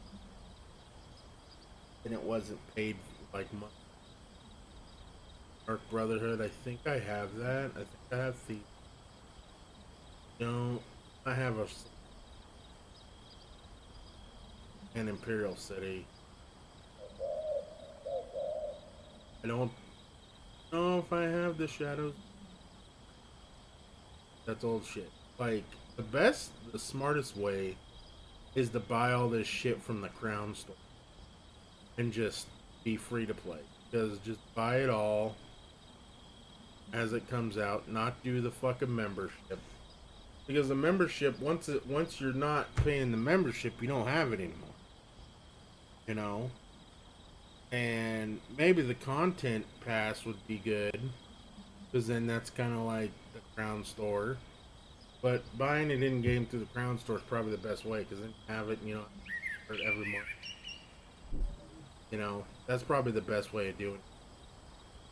Everyone can agree the New World is an MMO that had a lot of potential. I don't really feel like its potential was fully realized. I do personally disagree. True, but I mean, they had 2 years to realize it. They never did. No, 4 years. The game came out in 2021. You had 4 years to realize the potential. You couldn't figure it out. I mean, do you think they're gonna do? Maybe on year 6 they're gonna figure it out. No, they don't know what they're doing. Agree with their decision to take the game in a more theme parky direction as opposed to sandbox.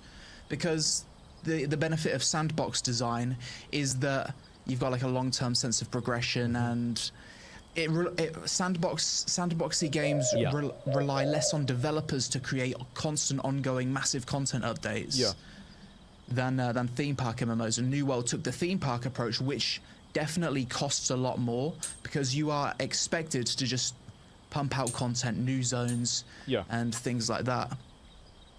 I always thought like New World, with the way its professions work and the way the world is, if they designed it a little bit more sandboxy, a little bit more like they could literally steal ideas from RuneScape and just plug it directly into New World, and it'd work fantastically. Would not matter. But they just didn't take that approach. They took the whole story-driven theme park design. Will you retry it before a shutdown? Yeah, I'll probably play it again for sure. Aside from that, the game was definitely, it felt like it was doing so much better in 2025. The sentiment around the game shifted. Of course it shifted because everybody that didn't like it quit. That's the thing. It's the same as like retail WoW. Like a lot of video games, this is like a false security that sometimes people have, is that when a video game loses a lot of its negative criticism, you might think that that might be a good thing, but in some cases, a video game loses its negative criticism because all of the people that were criticizing it have given up on the game and they've quit. And I think that's what happened with New World. Like, I used to be pretty critical about the game, but then after I spent enough time and I realized, like, okay, this isn't really going to go anywhere, I decided, all right, well, I'm just going to go do something else. 2024, you look at a New World update video, any of the update vlogs, loads of dislikes, people just negative about the game. Yeah. And like this month, like with the whole Nighthaven thing, sentiment had completely shifted with this game. And sentiment around New people World, like the Rise of the Angry Earth too. They like every content update they've done has been received very positively. The Brimstone Sands was received really positively. Like all of them were. It's not about the content. It's about the systems. The systems and the gameplay were the problem. The content was fine. Honestly, it was more positive than I have ever seen it throughout its entire lifespan. Because everybody that was negative has quit. And then it gets shut down. For fuck's sake, why though? Yep. There was not enough of Western MMO development. That's why all the that's why there was positivity. It was like, oh, it makes it sound like in the vlog, it's not like it's not sustainable to continue supporting the game. It's probably not. With like new updates. Maybe if you take the theme park approach, it's not sustainable, but surely there's something you can do. The game's got like 40. The game had like 40k players, like just on Steam alone with the console player. Yeah, with a brand new expansion launch that is based off of 4 years of developing a player base. Like, the thing is that I see what he's saying, but like if you really look at this in the context, right? So this is the entire context of the game. So, in the entire context of the game, this was the lowest boost that it's ever had. Yeah. The New World Eternum launch was better. The Rise of the Angry Earth was better. The Brimstone Sands Return to Eternum event was better. Every single other content patch has been better than this one. This is the worst one that they've ever had. This is just what the numbers show. That's it. Yeah. Been a gradual downfall. Base. That's like one of the more popular MMOs. Like if you was to take these numbers and rank like the MMOs on player population, New World would be like top 6 most popular MMOs. Those websites are totally invalid, inaccurate. It's hard to say, but like I'm sure it was like relatively popular. A lot of other MMOs are dead too. It's true. How is that not salvageable? How is that not sustainable? You've already invested the money into making this game. Surely you can just take a redesign, maybe a redesign or a rework to make it so. They did that. That was the New World Eternum. That was the re-release of the game. Yep. They have already tried this. Yep. It can function with a smaller team. It was boring. Surely it can still make money. They still had the whole battle pass system. They had a lot of I don't think they should shut down the game and shut down the servers. I think they can probably still make money with the game and still kind of like at a certain point, like I mean it's like I feel like you kind of owe it to the players at least keep it longer than a year, right? I mean, like you can probably make money making cosmetics with the skeleton crew and like having like I mean Lord of the Rings Online still has servers. Are you really going to tell me that you can't have a server for New World? I mean, give me a break. Right. The game was buy to play. Yeah. That was Guild Wars 2. Yeah, exactly. Baffled on this one. I was saying not too long ago, like New World, I was always worried that New World would potentially be another WildStar. WildStar was a game that I felt was shut down a little bit too early. And WildStar was a game that was developed for hardcore players for a while. WildStar was a game that listened to the top 1% of the player base and thought that they represented the entire player base. So they made a lot of systems and like dungeons that were really hard, a ton of attunements, really punishing raids, etc. The fact is that that's just simply not what people want. They listened to what the players wanted. You never listen to the players. You hear them, and then you don't give them what they want, you give them what they need. That's what World of Warcraft did. That's what every good game does. Bad games just listen. So I had even less players than New World has now. You think you do, but you don't? Yeah. And I thought, fuck, if New World becomes unplayable, like any time in the next few years, in the future I'll look back on this game the same way that people look back on WildStar. That's true. I hope they don't shut it down. I'll feel just the like same way. Traveling around the world, just being out in the environments, mining rocks, leveling the professions. Those I are the had things so much fun. I really did. I had so much fun playing New World. It was amazing. I'm gonna remember about this game. The soundtrack. Yep. Love the soundtrack. Amazing. The funny voiceover, proximity voice chat moments. Yep. I will remember the janky combat. At times the combat felt absolutely fantastic. It may be in like the smaller encounters, but yeah, other it times felt good, like 1v1 at low levels. But like whenever New World was a game that the better at the game you were, the worse the game was. The more that you played it and the more seriously you played it, the more problems the game had. And you remember seeing this whenever the game originally came out. And it was a bunch of, you know, fucking 38-year-old craft beard dads that are sitting around talking about, oh, I don't know why everybody thinks the game is bad. I log on every day and go fishing, and I'm level 13, and I love it. Yeah. And it's like, okay, retard, give it 3 more months, and then we'll see where you're at. And in the 3 more months, you're at the same place we were at in 2 weeks. It did feel really bad. It's crazy. But what other MMOs have we really had come out of the West in the past decade ask that yourself why. have been considered like decent? Not many. Albion Online. Because they're bad. New Worlds. Albion Online is at least mostly. There hasn't been many. Yeah, exactly. Because MMOs are just simply the amount of time investment and everything that you need for them. And I think also the people that want MMOs, there's too many people that want MMOs that want different things out of MMOs in order to make the MMO community happy. Understand it from AGS's point of view. Maybe it's just it requires too many people to work on the game and they want those people reallocated to something else. But it doesn't make me super optimistic for the future of this Lord of the Rings Online MMO that was... Dead, canceled, finished, done, yeeted, deleted, gone, and thank God. I guarantee you it's going to be garbage. They did Blue Protocol sucks. They did Lost Ark sucks. Yep. They did New World sucks. They did Throne and Liberty sucks. Throne and Liberty was pretty guys, fun, though. Wait a minute. Maybe the 5th game they make, Throne and Liberty it's had the same content because they were genre, just a is actually going to be good. It's kind of Liberty. like Team Ninja. Whoa. They didn't. The difference is they didn't do Throne and Liberty. They were a U.S. publisher in a sense, and they just localized it for the U.S. and the Western market. That's all they did. All they did. The basic gameplay and all that shit was already established. So Throne and Liberty doesn't suck.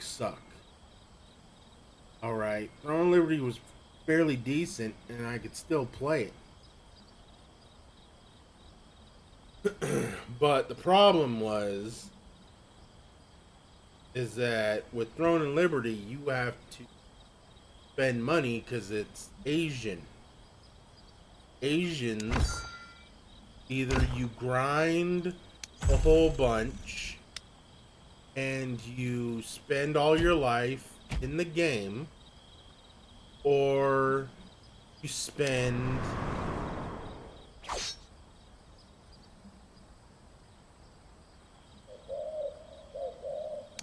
either spend all your life playing the game to level up and do stuff, or you spend money, and that's it. That's how those kind of games go. That's why it had a drop off, because in-game was so punishing. Probably. For example, every Team Ninja game is basically the same. It is. They have generally the same mechanics, generally the same gameplay. If you liked one of them, you're probably going to like the other ones. It's the same thing as Dark Souls. If you like Dark Souls, you're probably going to like Bloodborne. If you like Bloodborne, you probably are going to like Sekiro. And if you like those, you're probably going to like Elden Ring.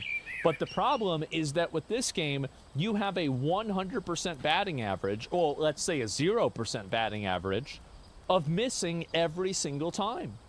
And these games had a tremendous amount of marketing behind them.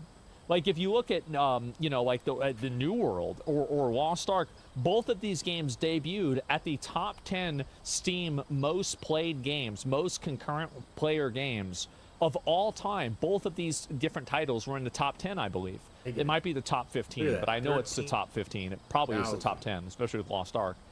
The fact is that these games were just simply garbage. They're bad. They were not managed properly. And it's very clear that AGS does not know how to manage video games. They were given 4 chances. Look at that. 4 chances, 4 failures. How could you possibly last invest couple money months? into that?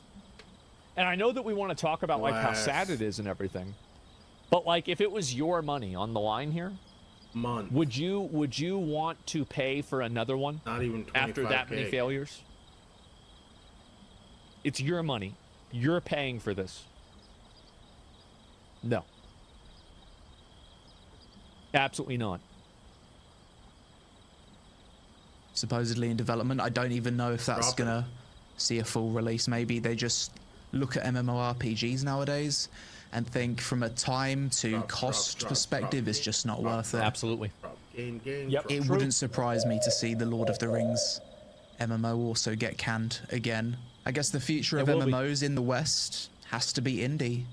There is clearly no interest. The next MMO that we're going to be able to have that will be good will have a lot of use of AI and procedural generation and other types of generative content. And that's the only way that MMOs will be able to survive inside of the market where other games are being developed so quickly. That's where I think things are going. From the big publishers and the big studios to invest money into this genre. And if we want a good Western MMO, it has to come out of indie because they're the only people that are really doing it out of passion.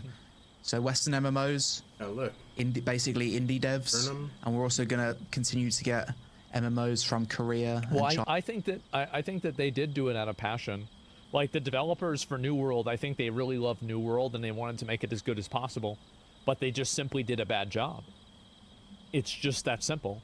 Like it's not like the directors and all the guys working on the game, they wanted it to, they didn't want New World to be bad. They wanted it to be good. They just simply didn't do a very good job. And again, whenever you're talking about like a lot of these like very core functionality changes, like the high watermark system, people are giving negative feedback on that in the beta. Like there were a lot of like very bad systems that New World had that players were actively complaining against, even in the beta, that were not changed. Things like, for example, the music changing every single time you got into combat with different types of monsters. Like, that was so annoying, wasn't it? And then it took them, like, what, a year and a half to change that? At a certain point, there has to be a level of accountability that lies with the development team for making decisions. Mostly positive. There does. There has to be a level of accountability. 3-month and dips. I think that with so many of these games, everybody blames the executives. And yes, the Amazon executives are greedy and they don't care about the game and all they want is money. Of course, right? But again, you don't have these executives doing this at Capcom with like fucking Monster Hunter because the game sold really well. It's very successful. The people that are developing the game simply did a bad job making the game. It's that simple. I don't know, like all this. I think a lot of people feel bad for criticizing developers personally, and like I don't mean this on a personal level either. But I think that's because people know the developers, So it's easier to empathize with the developers, but they don't know the people that are the executives, so you can just say the executives are the ones that are bad, right? But the truth is that you had so many of these problems. Like, I'm trying to think of other examples of, like, New World and, like, issues that it had. It had issues with, like, at the beginning, the way that resources were being designed. So basically, resources were very, very bottom heavy, where the like the iron was worth more than I think it was steel that was worth more than star metal, and then Ori Chalcum, which was the top resource, was worth almost nothing at the release of the game. And there's no way the game should work that way, right? But the problem is that the way that the crafting system was structured is that you needed, basically, it was like a pyramid system where you needed a bunch of iron in order to get a bunch of steel, in order to get a little bit of star metal, in order to get some Ori Chalcum, right? And so these were functionary problems that anybody who understood anything about the way a game is played could immediately tell you are a problem. And the same thing with, like, having all of these different types of, you know, like bullshit garbage buffs that you were able to get, and not being able to craft gear with certain things, and then needing to craft, like, in order to level up your crafting profession, it took such a tremendous and massive amount of time that many people chose not to even do it. Then you had people cornering the market. Then you also had the markets being very, very defined and, like, hard to use. Then you had the end game zones that were just simply non-functional. Like, you would have, remember that Thorpe monster? Like, you know, the Commander Thorpe, whenever he would charge at people and it would kill you even though you're not anywhere near him. That wasn't a decision that was made by an Amazon executive. This was a problem that people brought up in the beta. Like, the Thorpe would swing his sword around like this. He would swing his sword around like this, and he would hit people that were directly behind him. And the reason why is because they don't know how to program the fucking game. And it took them 2 or 3 years to fix that problem, and that problem manifested in a level 40 dungeon in the depths. So at a certain point, when it takes you multiple years to fix very simple functionalities, you can't be surprised that you're gonna lose players, the game's gonna die, and it's gonna get shut down. I would not blame the grunt developer. Most of the time, they don't prioritize what they work on. What I'm saying is that the people that were designing the game were the ones that were fucking up. The designers and the people that were making decisions on what to focus on in the game were the ones that were making mistakes. You should have never released a new content patch if you can't figure out how to stop your characters from desyncing. It doesn't matter how many new zones you make, whenever the character... Oops. I've gone on a rant for so long, my computer went to sleep. Yeah, so like, why would you be doing that if you can't even figure out how to make your character stay in one spot? Like, you're in, and like people like the body blocking. Do you remember how long body blocking was in New World? It was in New World for like a year. People were saying get rid of the body blocking in the beta, but for some reason they didn't want to do that. So, and then eventually they did because it was the right decision. Actually getting CC'd, yeah, it was awful. And so that's really what the problem was. That was the main issue more than anything else. And my point that I'm making with this is very simple. This was not Amazon executives being evil.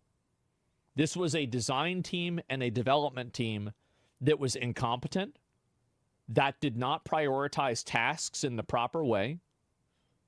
They took the most popular weapon, the greatsword, and then they locked it behind doing mandatory PvP for like 20 hours or something like that. And then you needed to do it for 20 hours in order to even have a chance to RNG loot the item. And then there was another item that was also equally good that had to say, it was just garbage. It was stupid. And it was stupid. It was so, I remember that stream, yes, exactly. And I never got the greatsword. I'm like, well, 105 levels. Yeah, I got a pretty fast Serenity. That was the sword. And I did get the sword. I was lucky. I had some guys that were really good playing. Skill issue? Okay, well, tell enough people that you have a skill issue, and now you have a job issue. That's the thing. Yeah, go ahead. Go ahead. Tell everybody they have a skill issue. The thing is that any of these games is easier than Ninja Gaiden. Any of these games is easier than Sekiro. The problem isn't the difficulty of the game. The problem is the quality of the difficulty. China, maybe Japan at times. Still a skill issue. That's enough of that.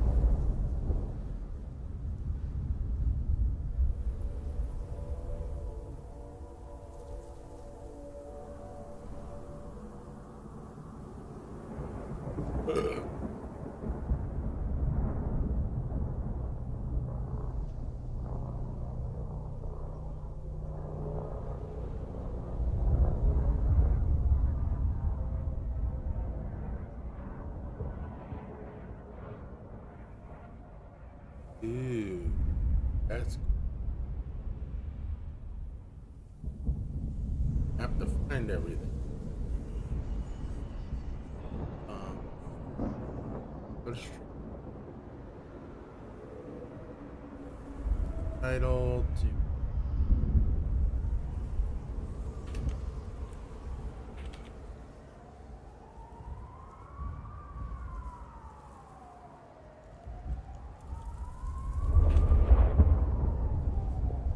Big.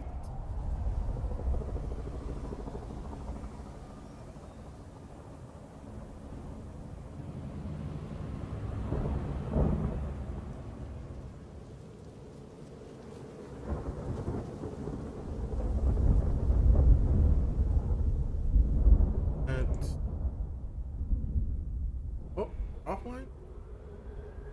Or online? Okay. And offers. Alright. Get to go back.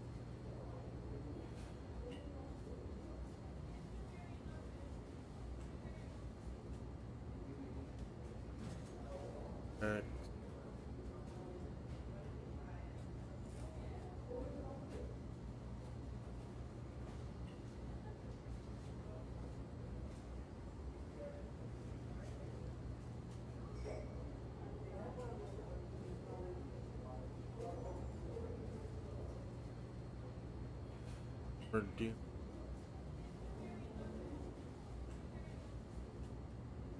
Processing. Cameras.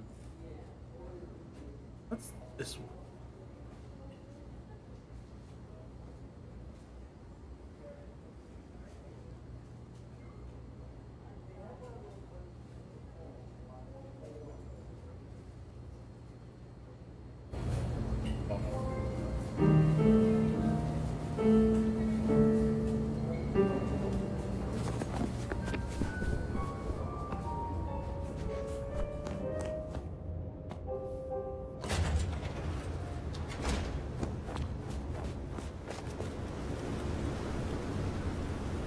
Back.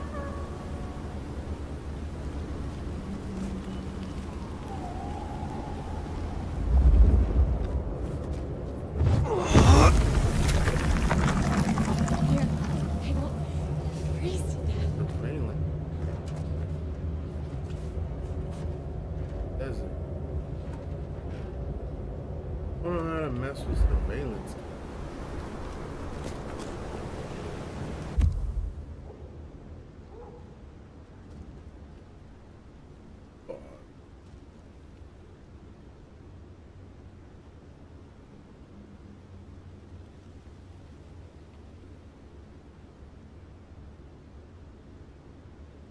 There.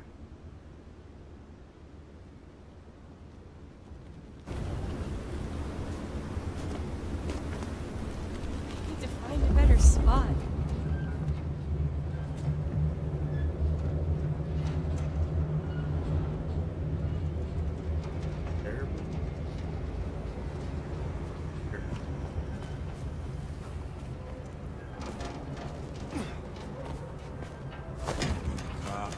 They own the place.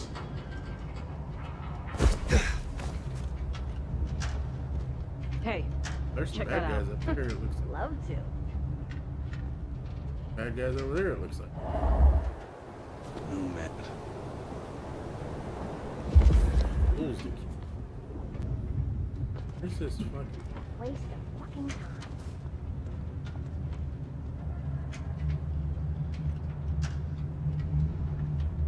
But I know. What surveillance? What do you get the dominant who has everything?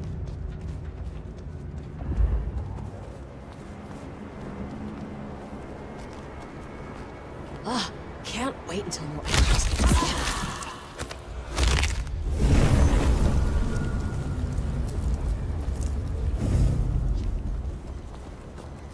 Damn it.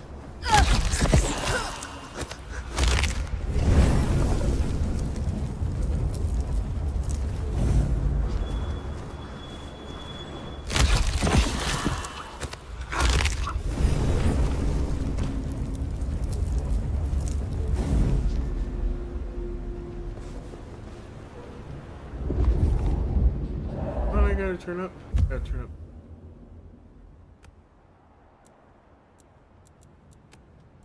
Work. Brightness.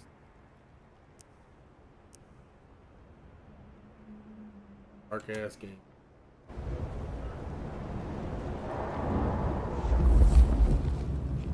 Kinda fine with it. Just crap. Hey. Blinded. Wish they hadn't shut down Hollow.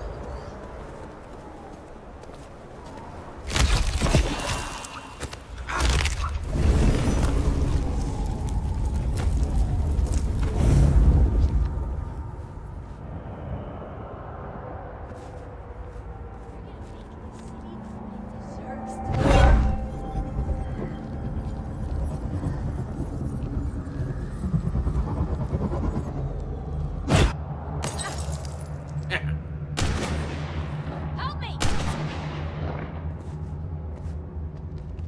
Oh, I'm a form. Don't hide! I want to keep playing with you!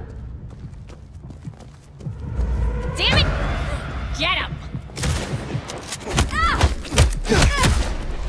Ah!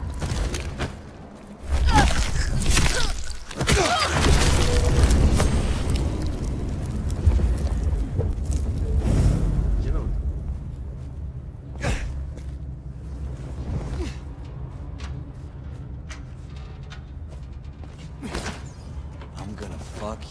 up so bad. You go down there?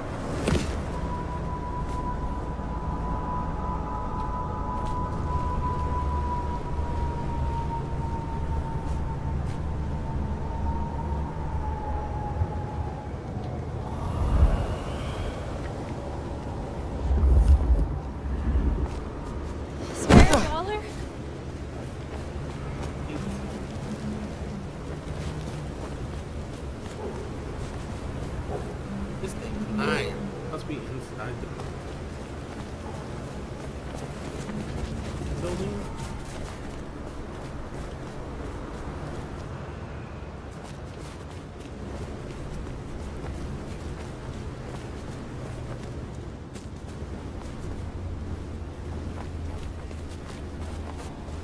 That's a lot. Alright. Go around. Turn off those. Shut up. Luna. Nobody cares.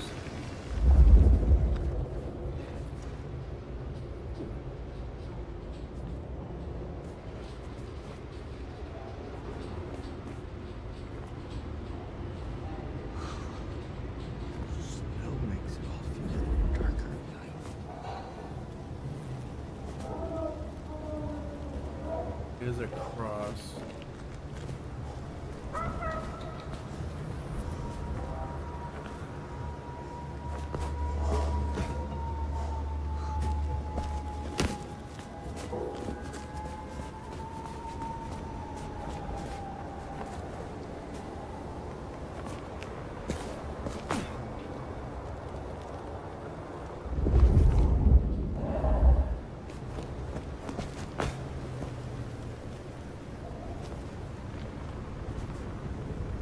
Is this the back door to the bar?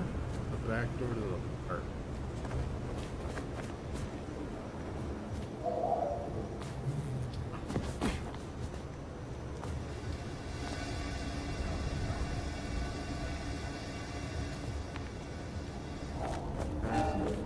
Sleep around here?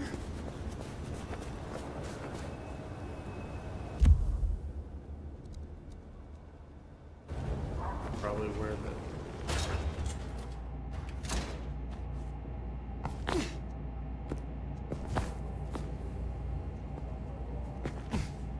where it says it is, but oh shit! Oh.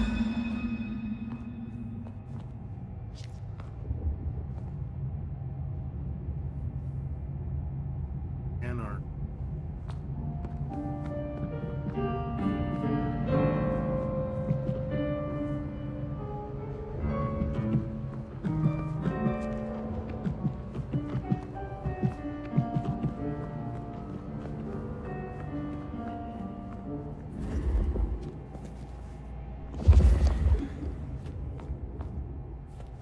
Got a cross.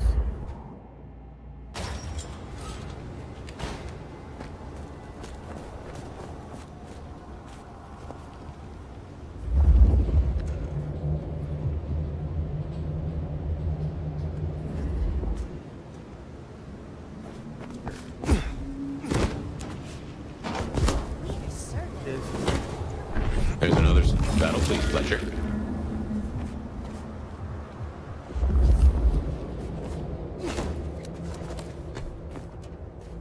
Another one.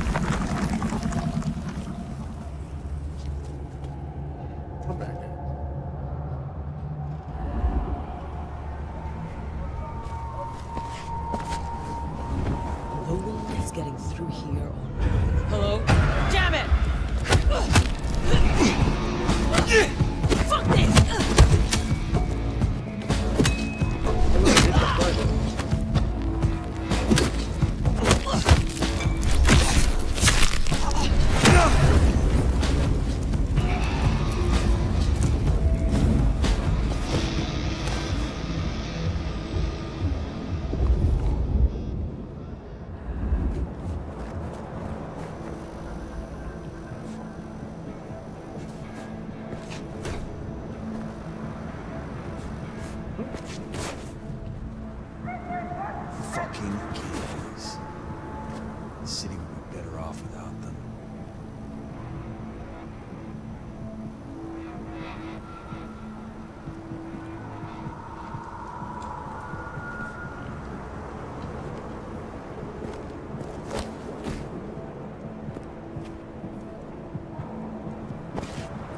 Oh, we should.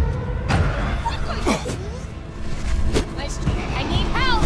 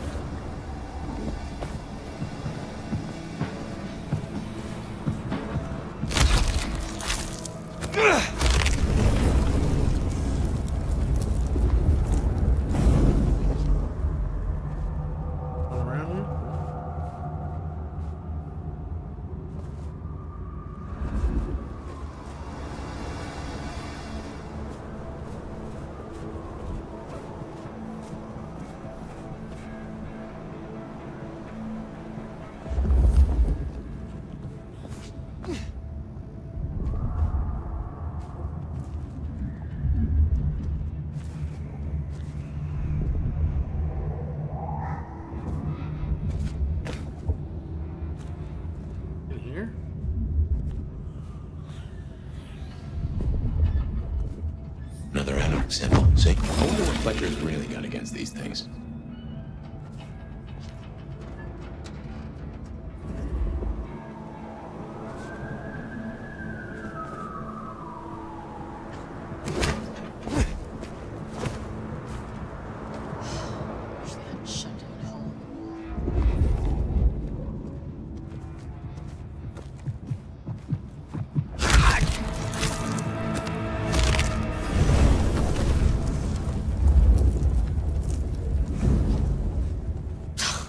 What do you get the Dominor who has everything?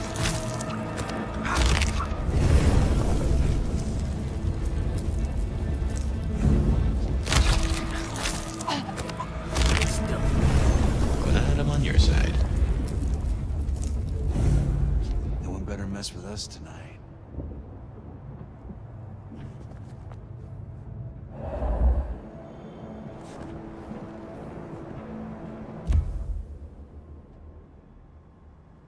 Oh, I went the wrong way.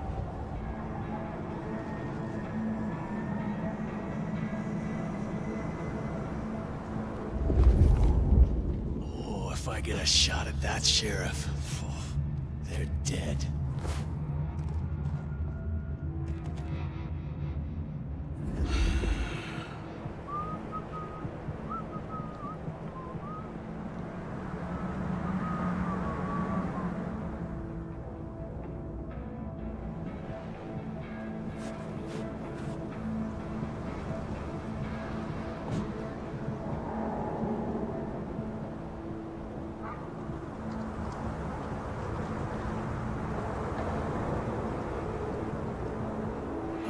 closing down a hole in the wall.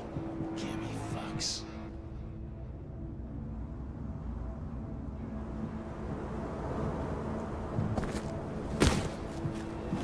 I thought there was something. No way! Got him!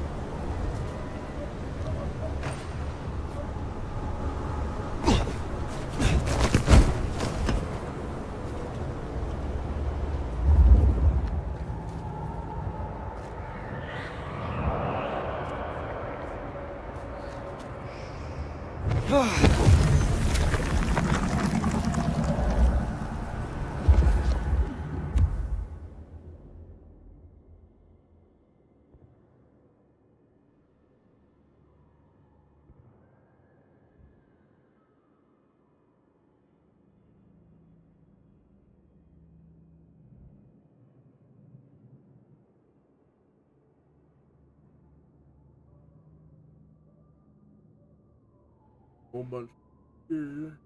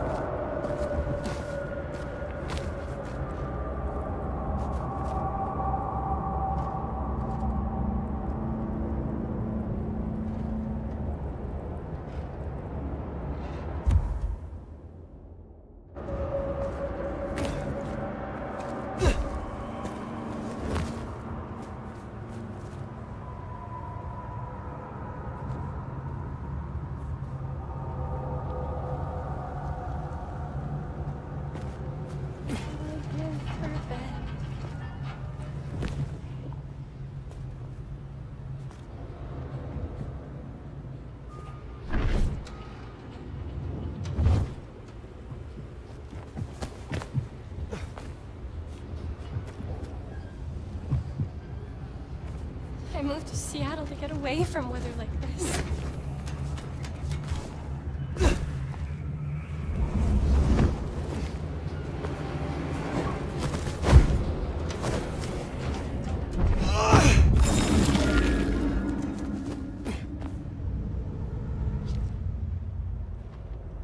You're fucking dead.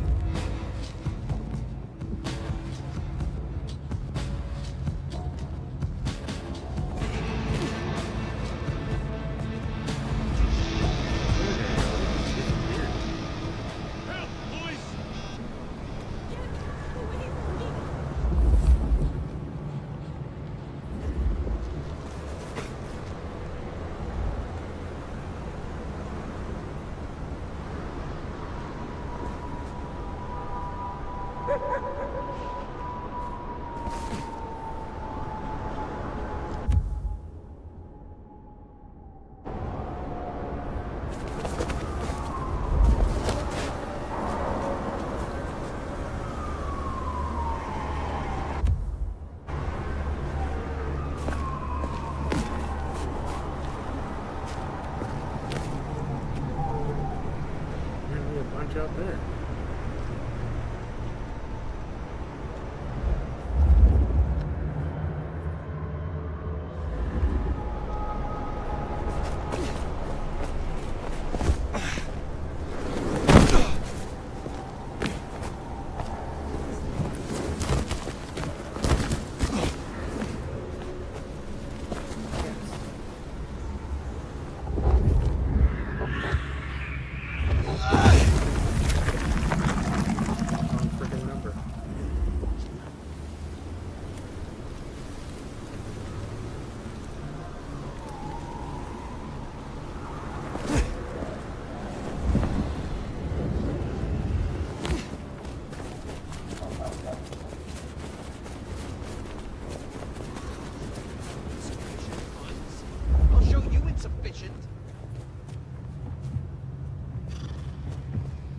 Oh, it's freezing out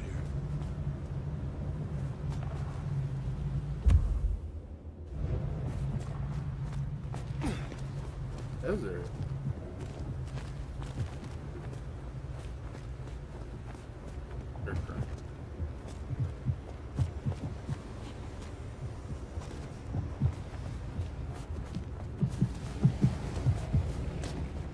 Incorrect.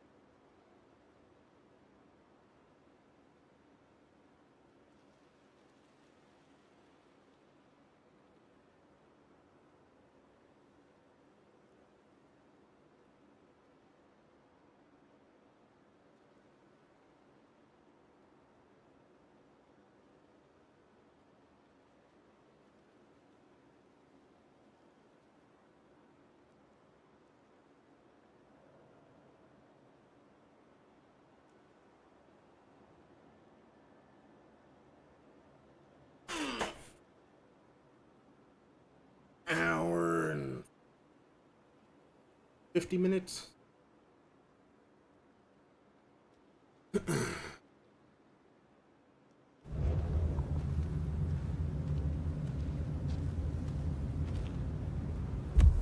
I think I got.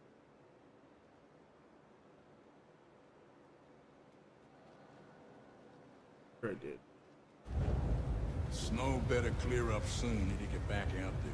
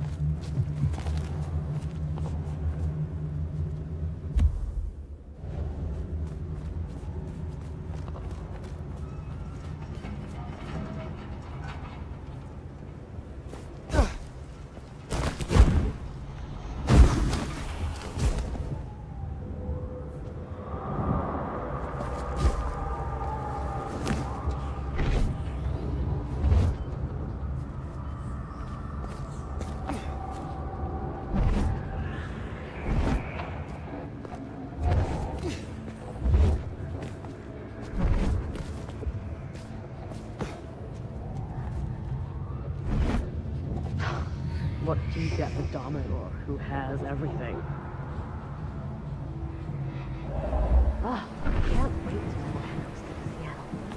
Won't you let me set it up? Damn it!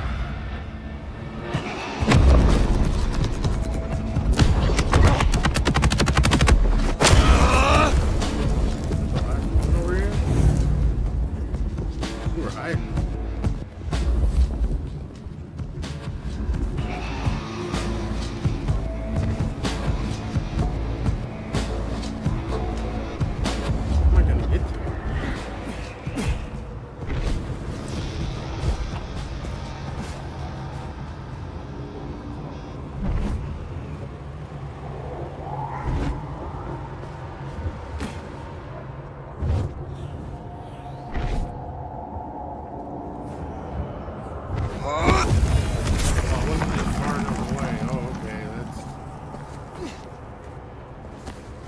Stupid.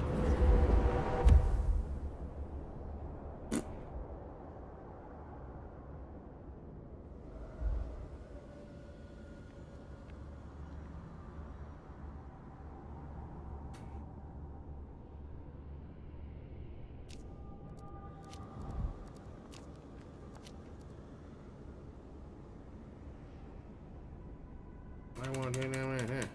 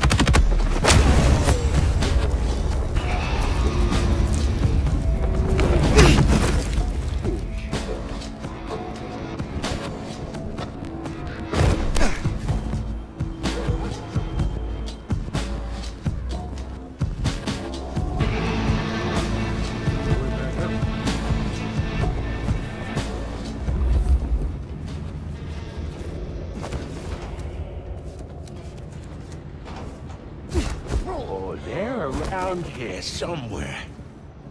Oh, holy shit! Holy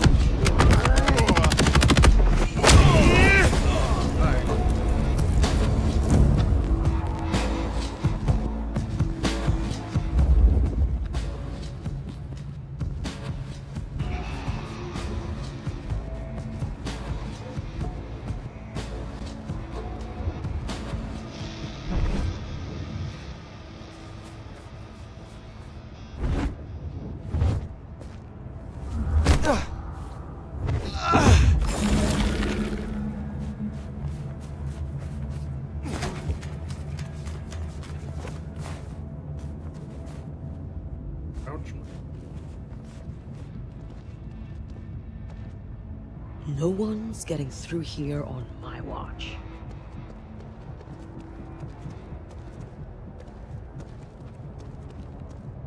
We're serving a fucking purpose.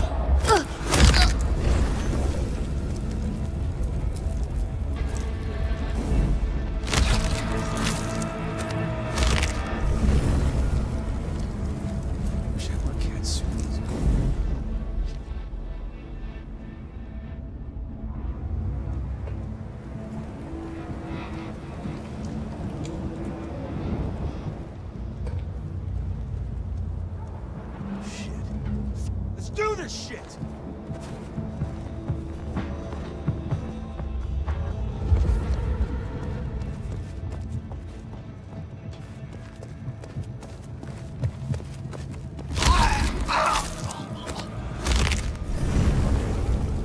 One left. Give up! Jab him!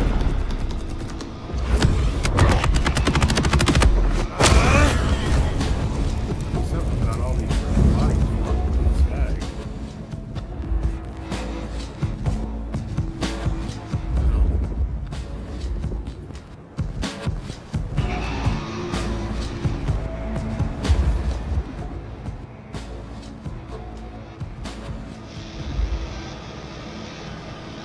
What the fuck?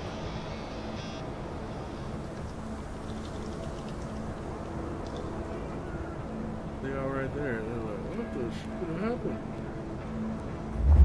Thought it just fell out of nowhere. Hey, cop.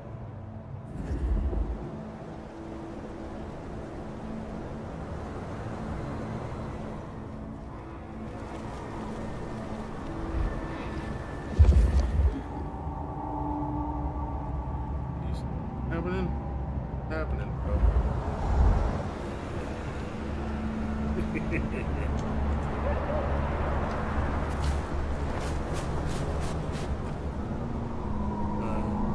That one.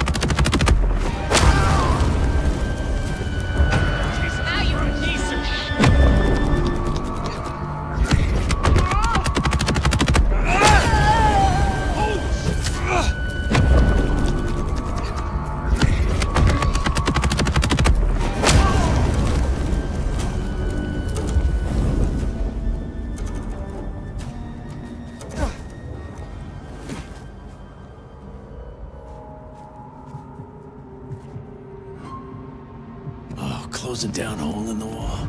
Cammy fucks.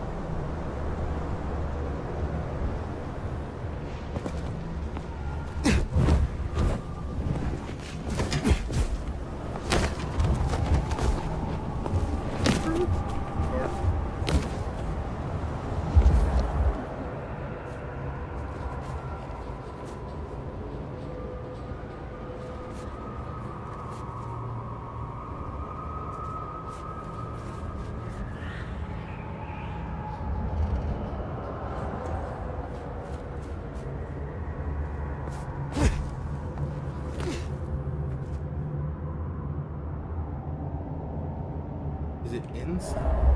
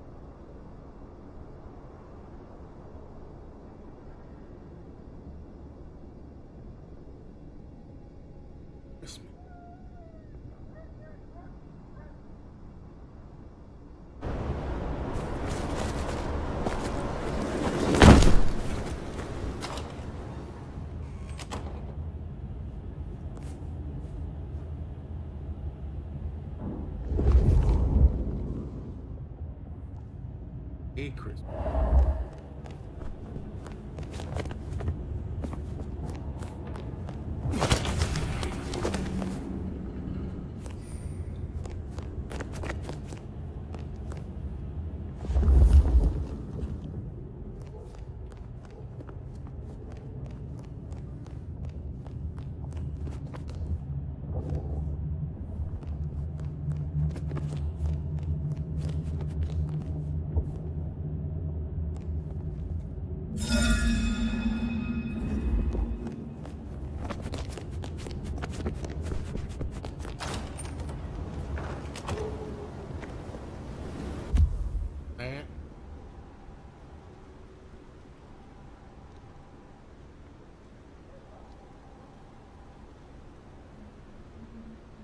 Perfect.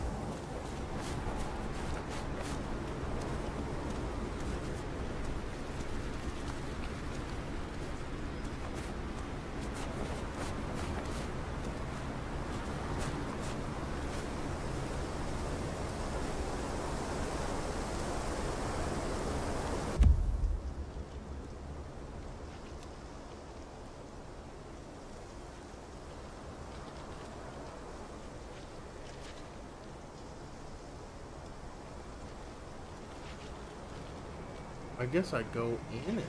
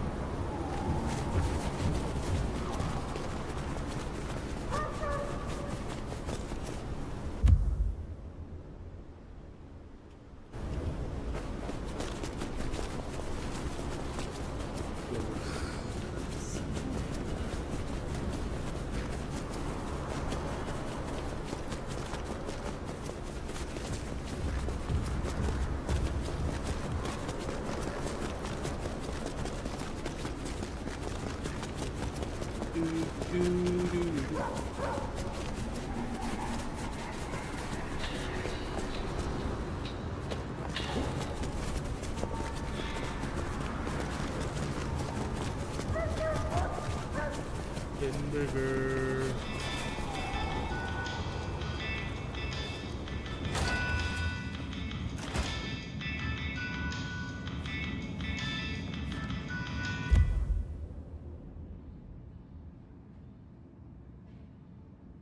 Oh look, no one's chatted. I don't do.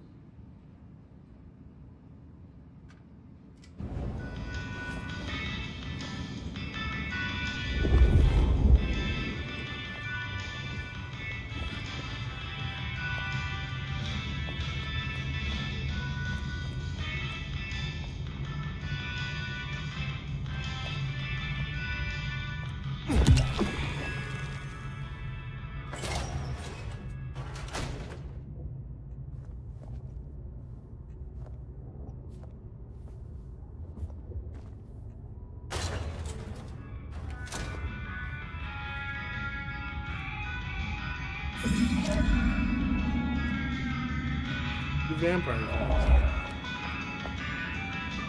Здравей! I see we share a condition. I'm Nico. It's always a pleasure to meet a visitor. This is my shop. It is where the mortals come to make debts they cannot repay. Sometimes I feed on them, but mostly I enjoy their charming knickknacks.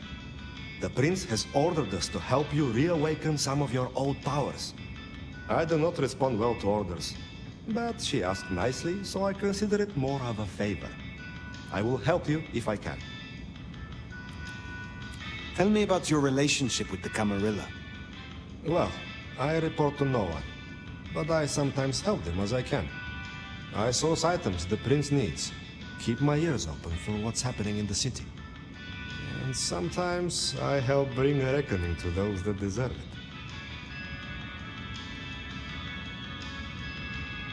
So you avenge on behalf of the Camarilla? Only if I agree with their judgment. Then I'm honored to do it. You have an impressive collection of items. Are they all brought in by mortals? Some, yes. Some are souvenirs I collect myself. See that vase over there, for example. It belonged to a man who promised to visit his sick mother, and did not. So I ripped out his spleen. Some people really do not know how to behave.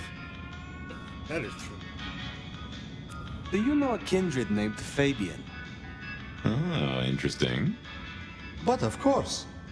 I haven't seen him around in a while, but he's a good guy. He once asked me to help find the lost possessions of a chimiche he was desperately attempting to woo.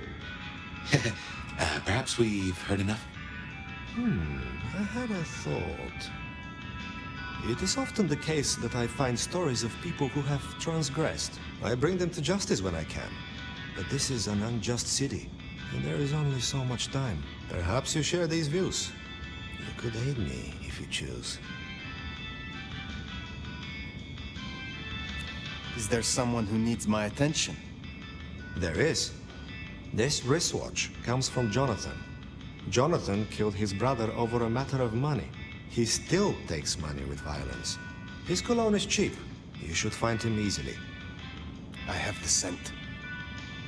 Can you help me recover my knowledge of the Banu Hakim? Of course.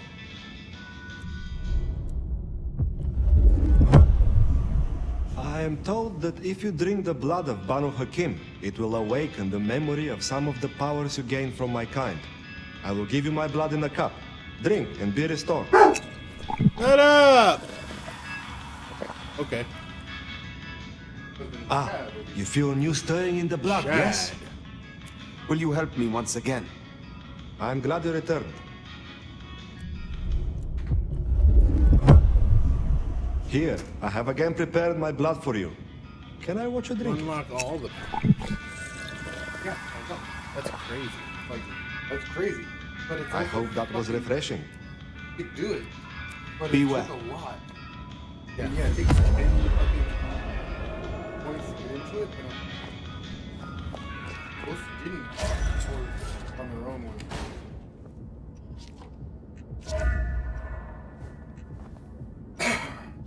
Yeah, it was. And they have a definitely. I went this. Well, you went Bruja. Well, I looked up what the best one is, and they said, well, most of the combat's gonna be like, fighting, so Bruja's probably better. Well, I was like, all right. Yeah, you know what's great? Yeah, it's good at fighting, but you look at someone and you go, fucking kill yourself, and they die. Yeah, they tend to win. Especially when you're just lifting a thing that just. Hey, new kid, take a look. Drink it in. This is my magnum opus. At least it will be. It's kind of a work in progress. I think the color balance is off. Maybe it needs another femur? Name's Patience, by the way. Don't make a joke, I already heard it. So the in crowd at the court said we've got to help you wake up some of your old strength. Even if it takes me away from my work. I'm not enough of a dumbass to go against them. So let me know whenever you'd like to refresh some memories. How did the Toreador fare in Seattle? I don't know. Same as anywhere else, probably? Maybe if I added more yellow to the foreground. What is this piece you are making? I use almost entirely found objects. Items from the shop, stuff I find outside, old crockery, lost coins, roadkill, the usual. You get what it's about, right? That's the one thing about this is for this, like, Of course. It is clearly about the struggle to express oneself under the oppression of the ruling classes. That's the most pretentious shit I ever heard. Tell me more about this place. Okay. Is it your studio? Perhaps your haven? Yeah. Yeah, Maybe it needs more viscera, so. but dried or wet. Oh, hey, since you're here, for this piece I'm making, I found this cool-looking cross thing. There's something about it, a resonance, you know? You find any more, I could really use them. Flesh this thing out. I'll need a bunch. I would be pleased to help if I can. Hey, that would be so great. I guess 9 or 10 should do it. Really make old boneheads sing. Will you help reawaken my Toreador skills? All right, let's get it over with. I got 4. So they say drinking Toreador blood will help you wake up some old... I don't normally... You'll find some... The one on the left. Yeah? You definitely got more... I would like your... Fine.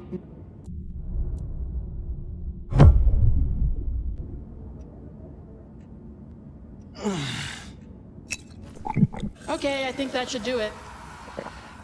Would you aid me once more? Yeah, okay.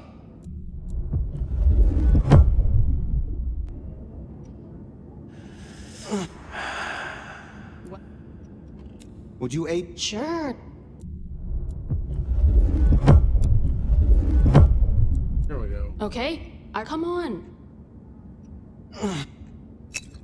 I think that worked. Stay out of trouble. Weakness awakened.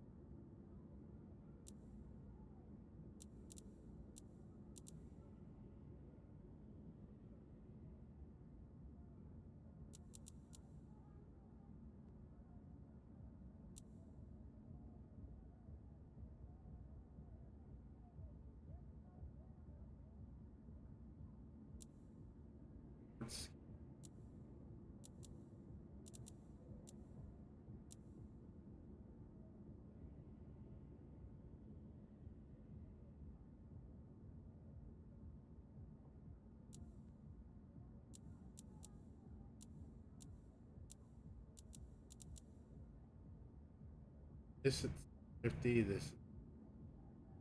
Huh. Patients looking for metal crosses. Now that is a coincidence.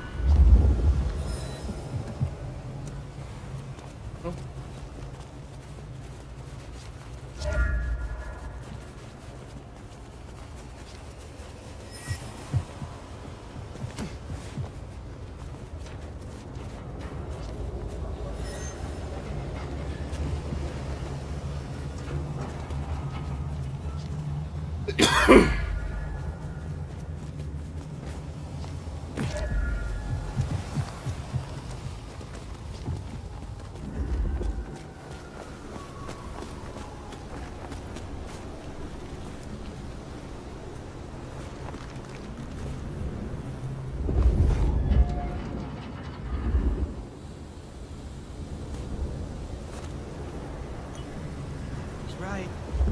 Hard to be a gigolo. It's right here. There it is. Give me your money. We won't get hurt.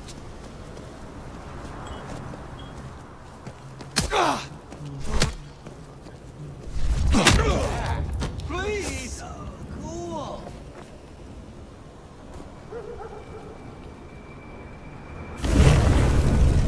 No! That's Nico's target dealt with. We should let him know.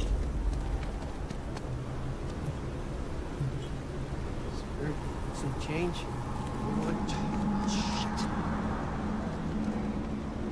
Please, help! 1078. I repeat, 1078. Protect me.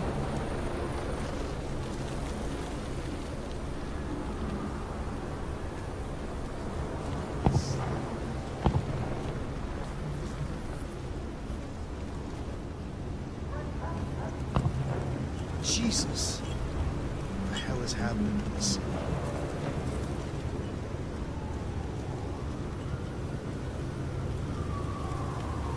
They're over there! Meet back up here now! Now!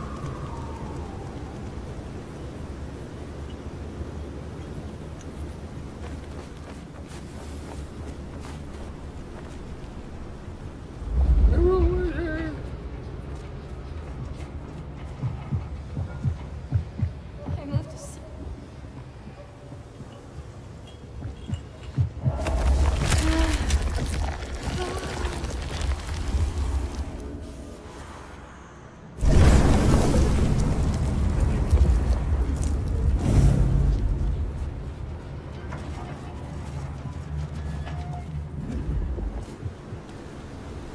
I'll follow that fine ass anywhere.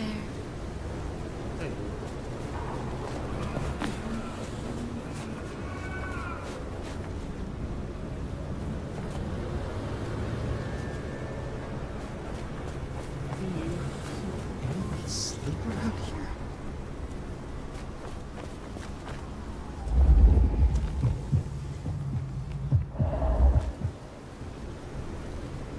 Don't worry. I don't kiss a tongue.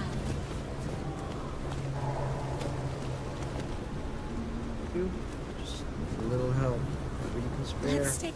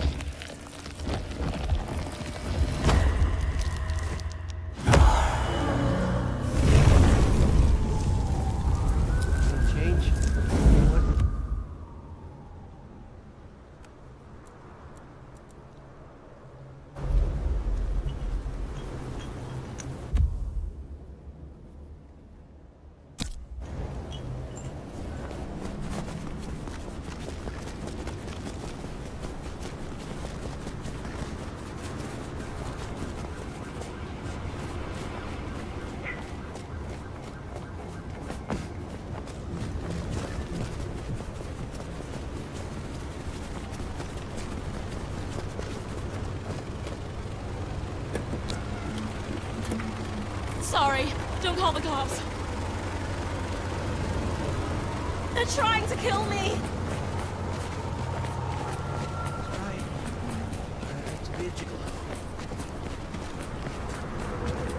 Police! Police!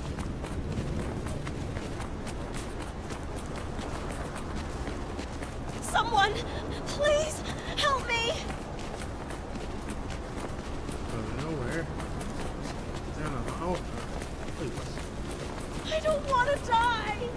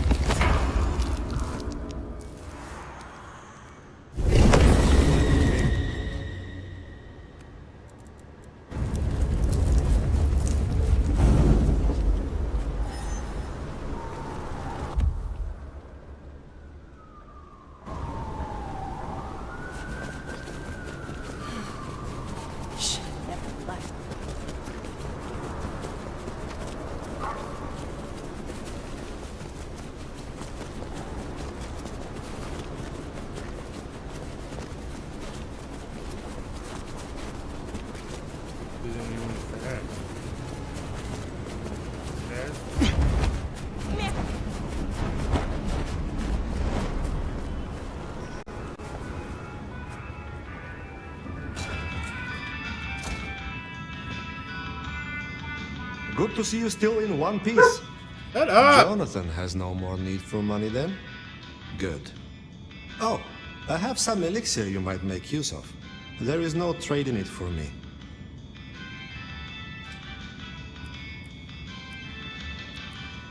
There is more to uncover. Will you assist me? I was hoping you would ask.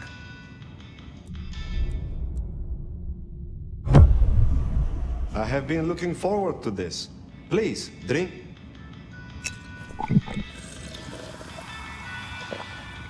I see. Will you assist me? Yes, of course.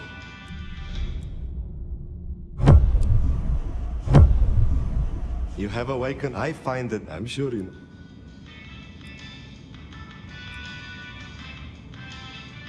Yes, I think I would enjoy that. Excellent. I have a sofa in my back office. Only slightly used.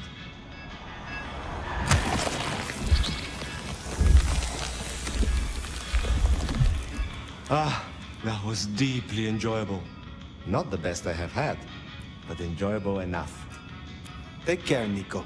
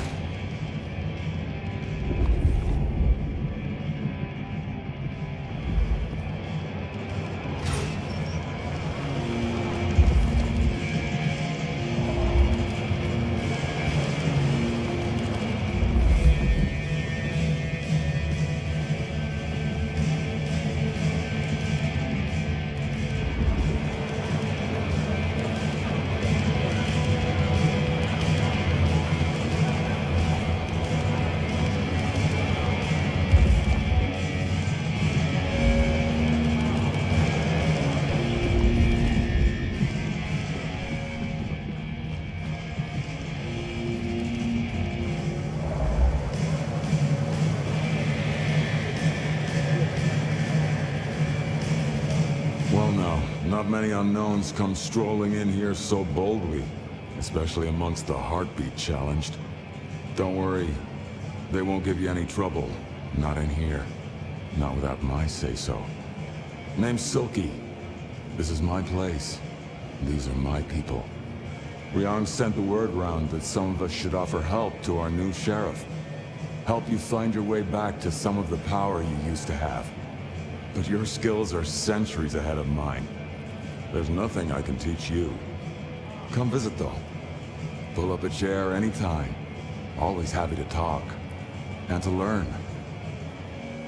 Are you from Seattle? Oh no, I've only been here since the 80s.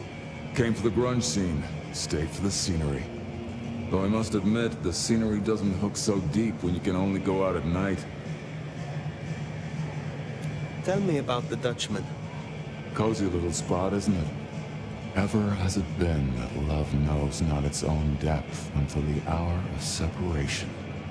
I named it for an old lover. Indeed. He was Dutch.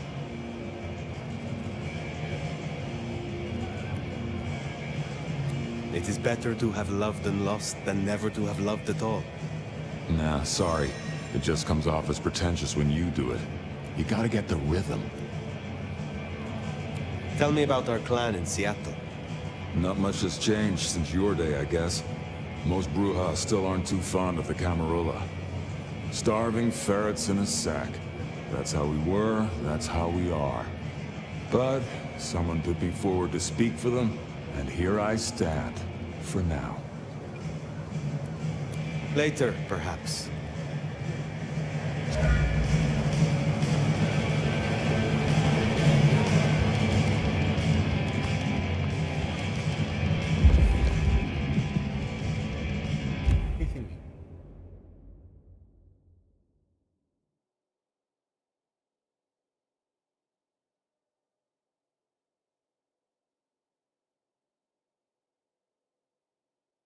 The bathroom.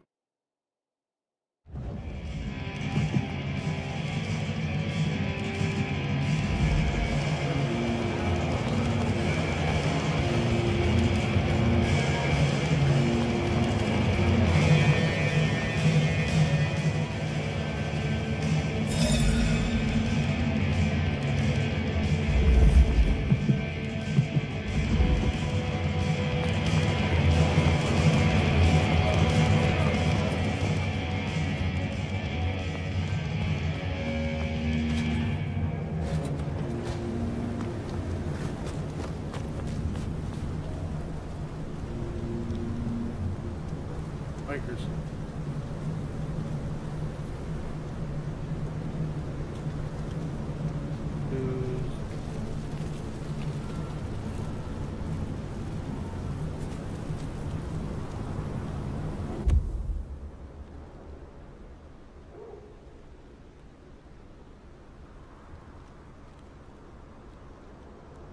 More.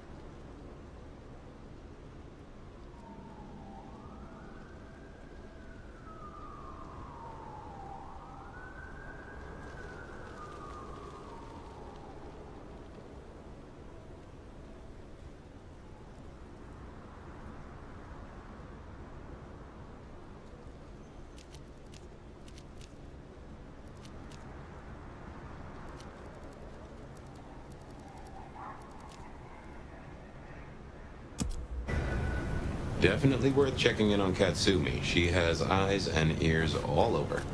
Figuratively, obviously.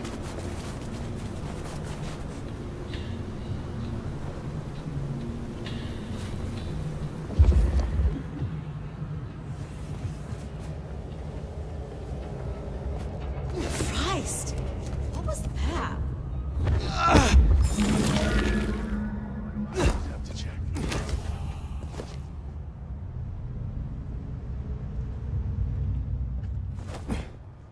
Nothing. Just another creepy night.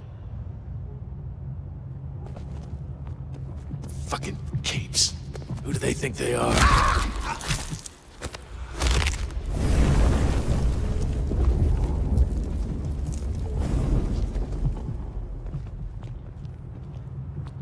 Nomad.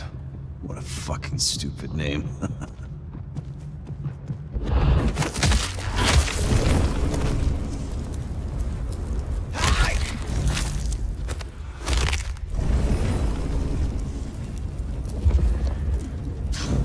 What do you get the Dominor who has everything?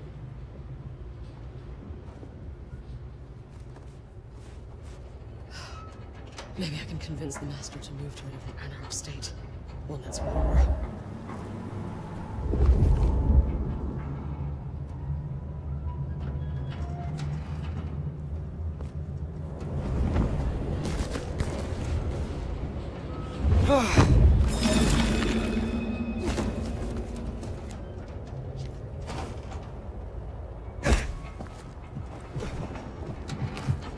If only there was a Cammy here right now. Holy! Here! Someone fucked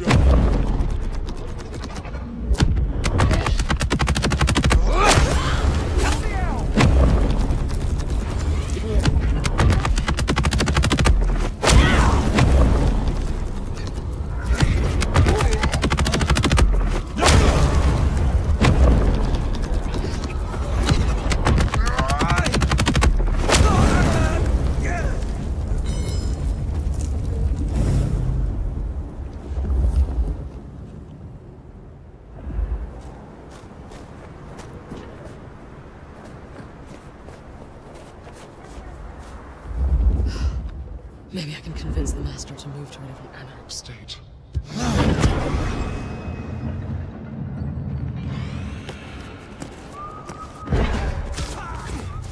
What the fuck are you doing?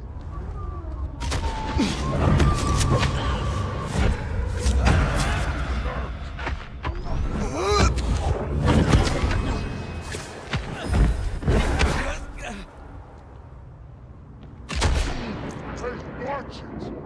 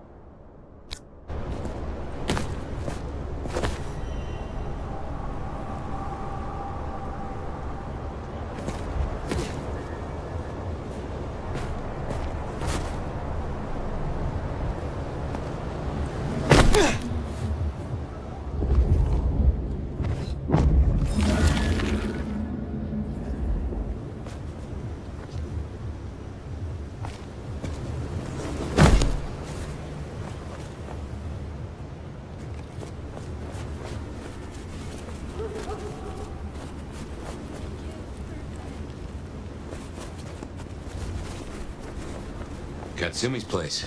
Worth checking in.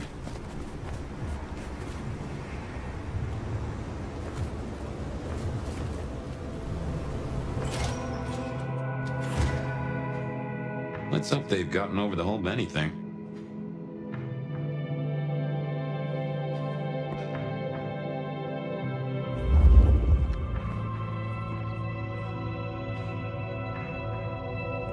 Well, if it ain't the new sheriff in town. Come to see little old me?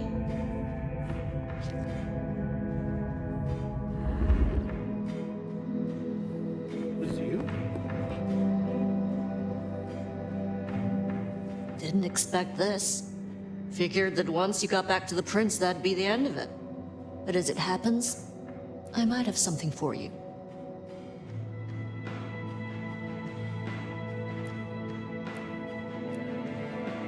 I have need of aid, and I will repay it.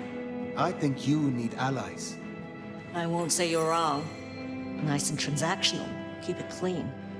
Maybe the court are not all irredeemable pieces of shit. Let's cut through the bullshit. I could use your help. Campbell. I hated his ass, but we made it work. Him losing his head means some other fuck see it as time to riot. They'll be brought down, there's no escaping it. But I don't want mine burned in the fire. You understand how it works here, right? Seattle is special.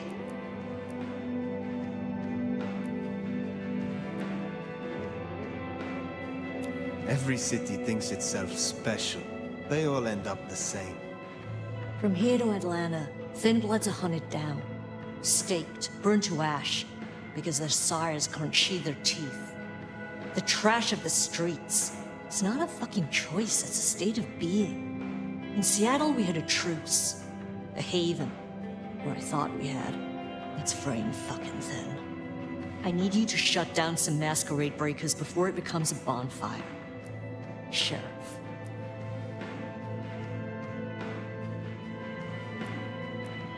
Tell me who and where.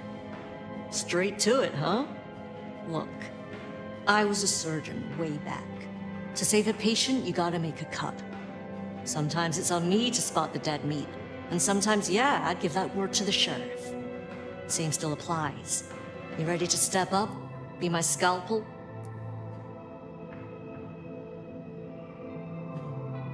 I am no one's implement, but an ally? Someone to consult from time to time, perhaps. Haven't had one of those in a while. I'll think about it.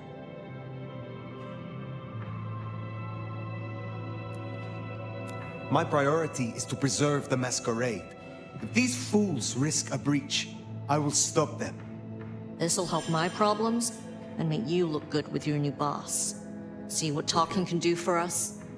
You'll find what you're looking for somewhere near St. Stephen's Church. Just keep your eyes open. Yep.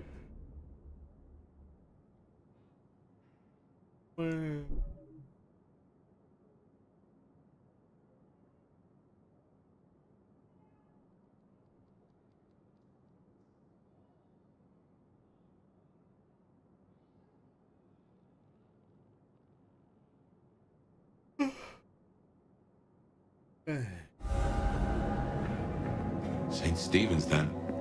Never thought Katsumi would turn the gun on her own folk, but here we are. Those are risks.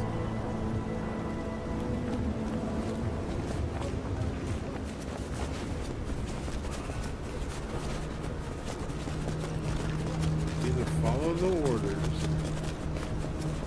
Where is it? Here.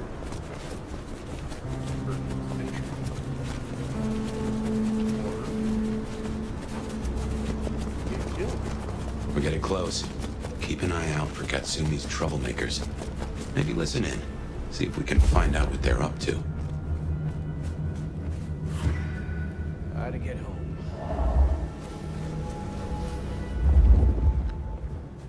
You're crazy! Hey, is Richie still at the park? He's missing all the fun! Got you! Shit!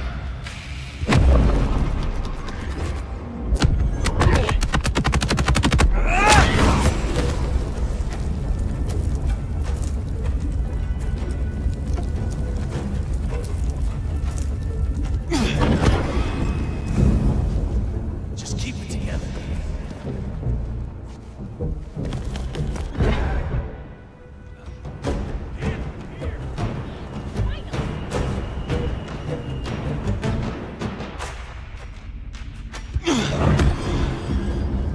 Just keep it together.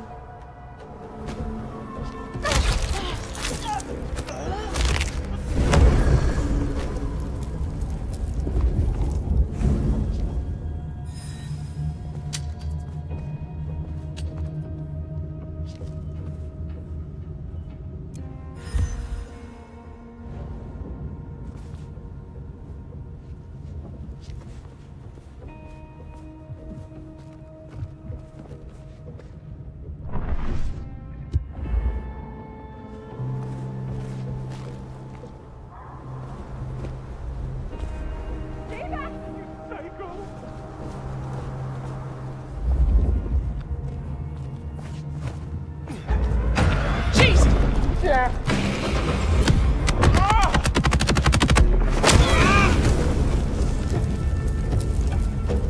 Heard them mention more activity at the park.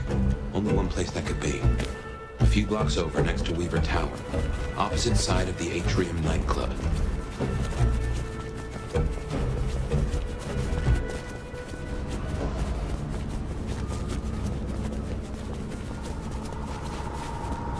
Help! They're after me!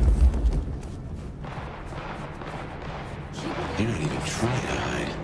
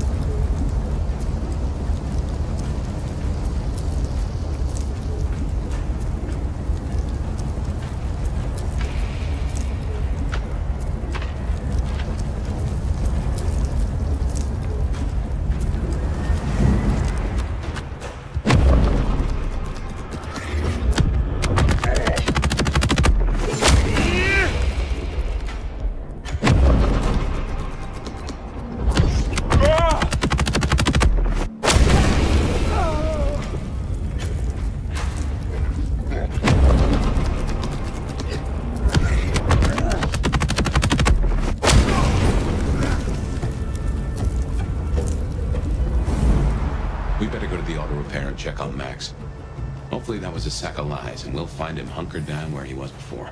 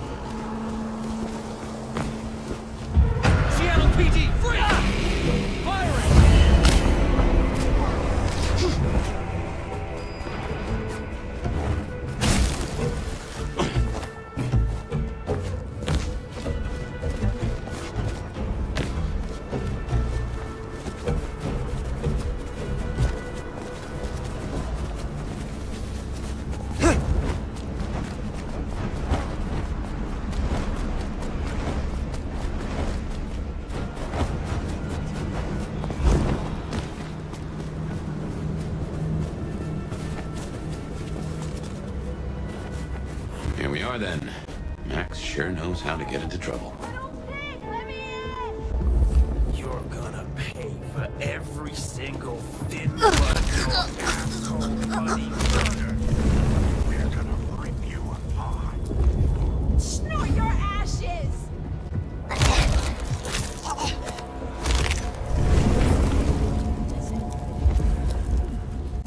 Oh, they're around here. Fuck me! Come out, asshole!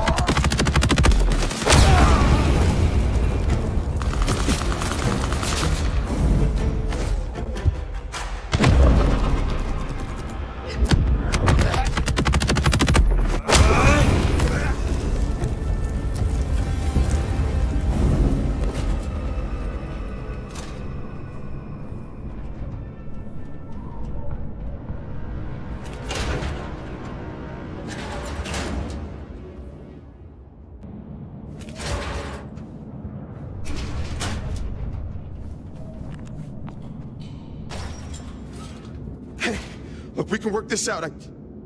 Fire. Fuck. I thought you were one of those anarchs.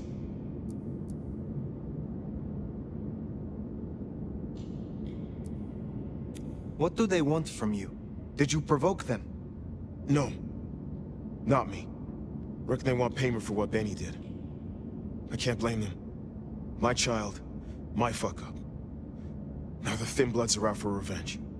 I seem to have dealt with the troublemakers. For now. I will leave you. Wait, please! Look, I don't know what to do. It will keep happening. I can't just hide.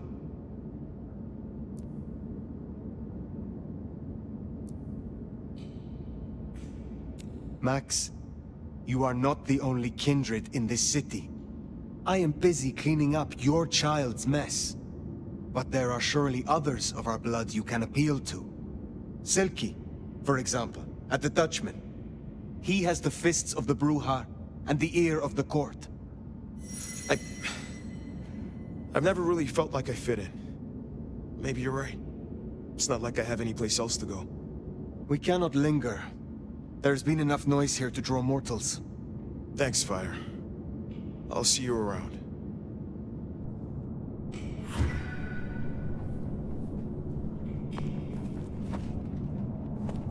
We should get back to the hole in the wall and let Katsumi know the job is done. Should be enough to bury the hatchet at least. As for Max, well, kid's gotta learn and realize he's not a kid. Police! Help!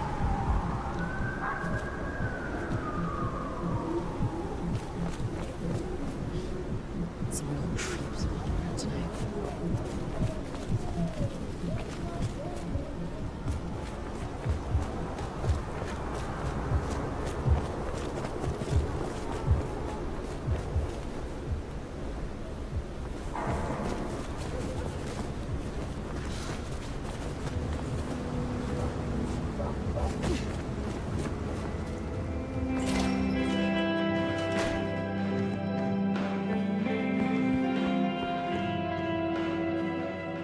found them, huh?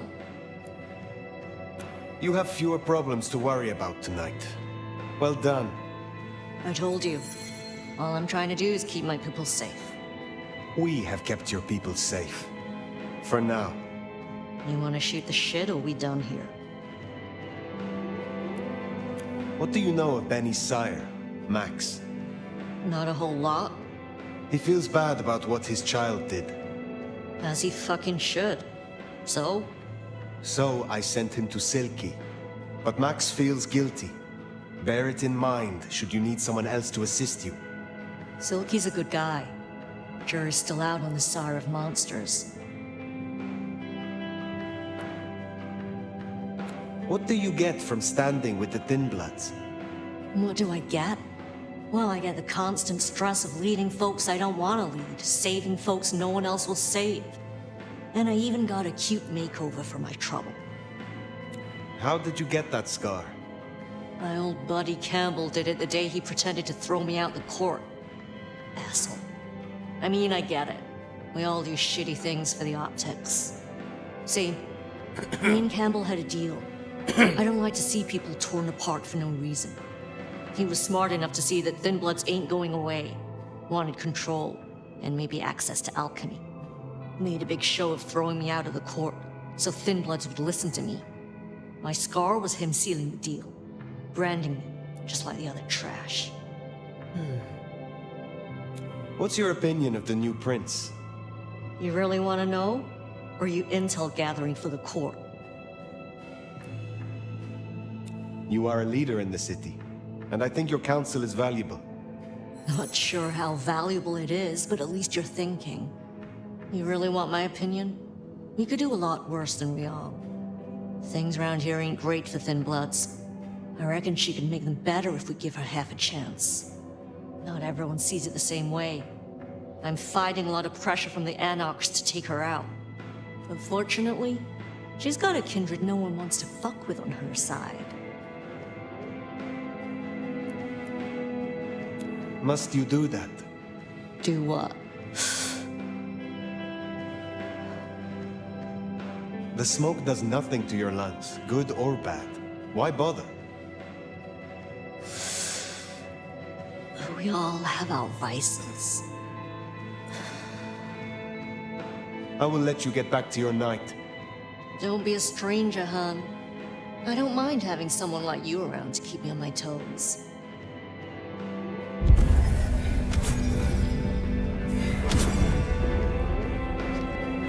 She likes you. And that's no small thing toward a Cammy. And make no mistake, as long as you're sheriff, you are a Cammy.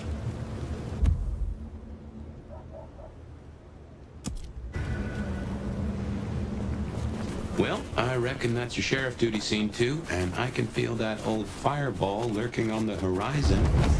So, in your own time, of course.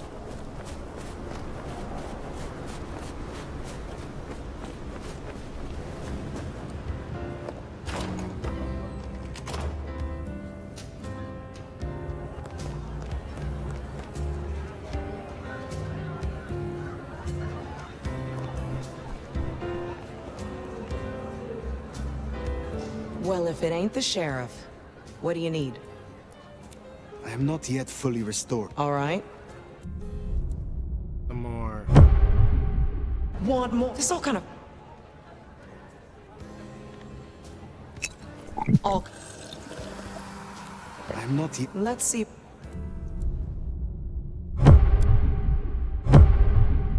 You get a kick from this, right? Is it the power? How about we lose the vial this time? Do as you're told, and I might let you find a vein. Oh, an unexpected offer. But how can I... Meet me in room 1408 in 10 minutes. Be waiting.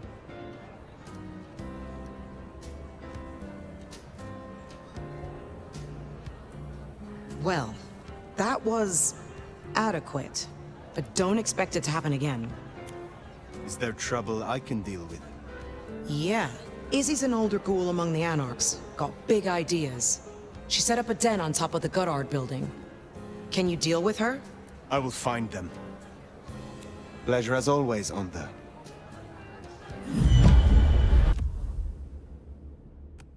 Those now.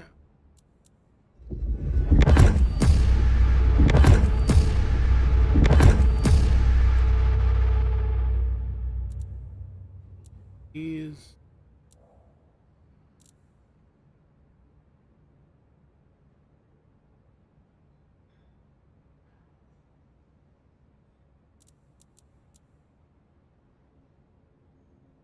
dead. Ooh.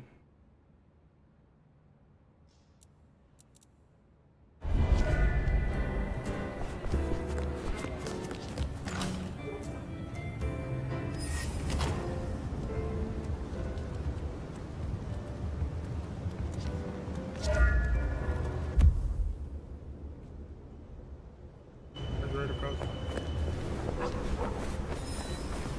First.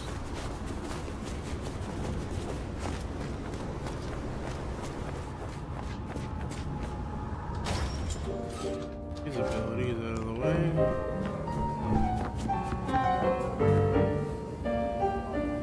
Fast becoming a regular, aren't you? You wanted me to remove the Anarch graffiti.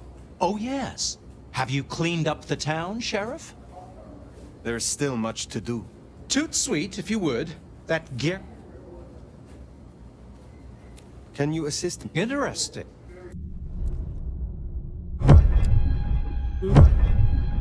Listen up, old sport. I don't offer this to just anyone, but you've learned a lot. I find and I've got a vein.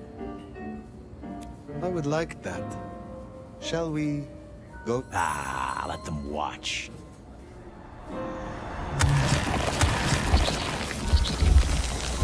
Well, I must say, I will be back soon.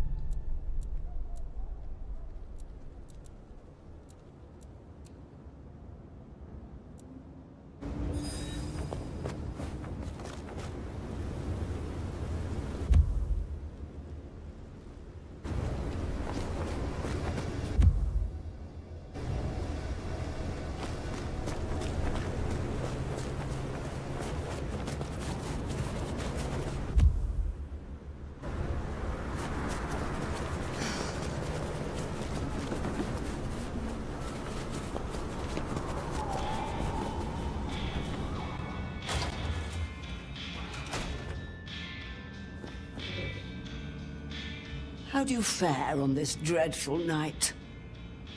I would like some more of your help. Certainly.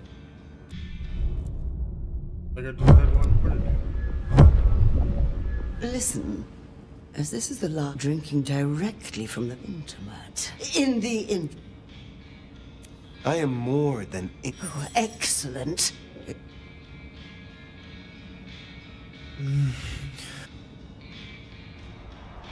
Well, that was tickety-boo. I haven't felt this pepped up for 40 years. Be well, Mrs. Thorne.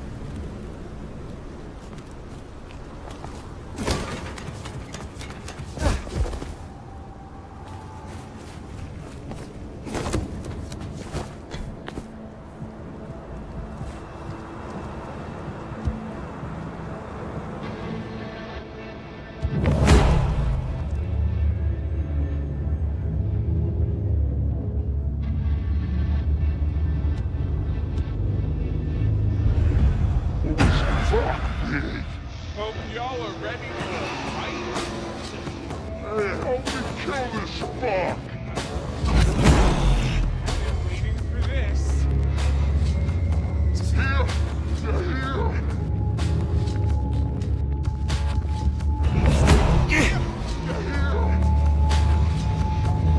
Damn it! Over here! Yeah! Find them! That's it! Jesus! Fuck! Somebody help!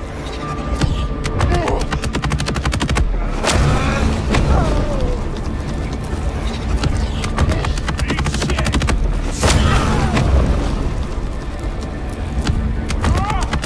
I've dealt with honest troublemakers. Nice work.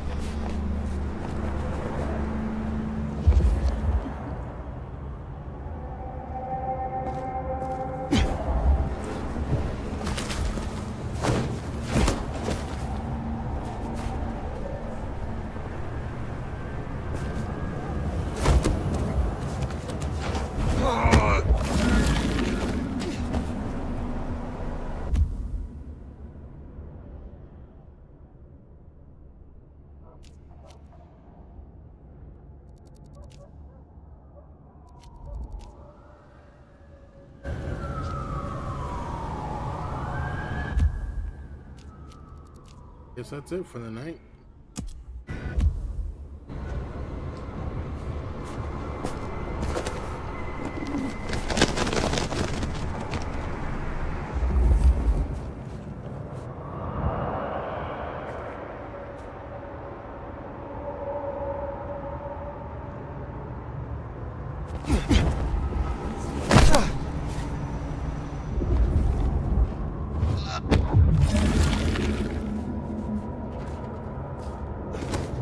Anarchs rule.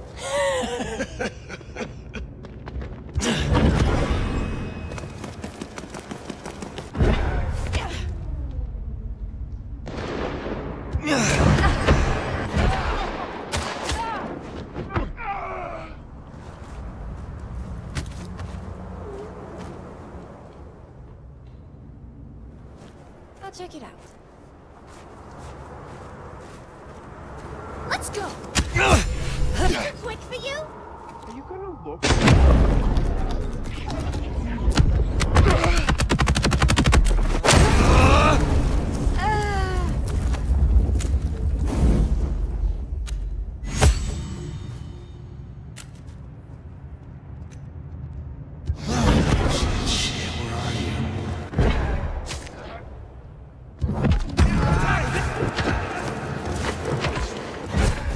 Waiting for this.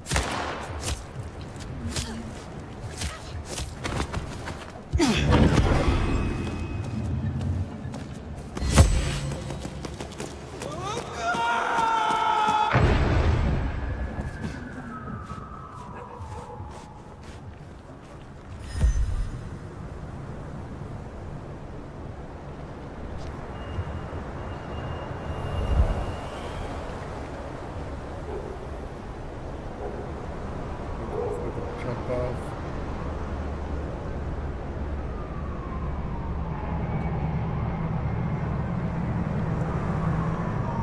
Hear their screams. Awesome.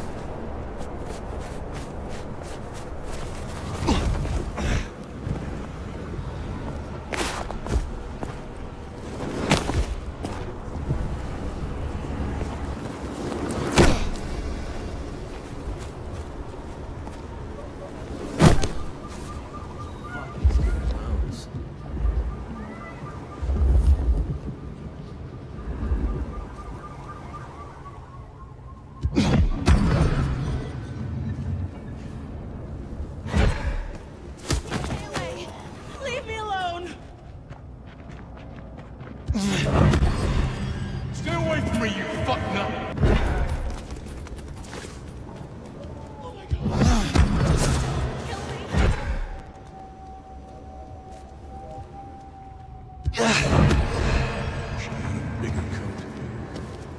Seattle PD, freeze! Dispatch, suspect in custody. Better send an ambulance.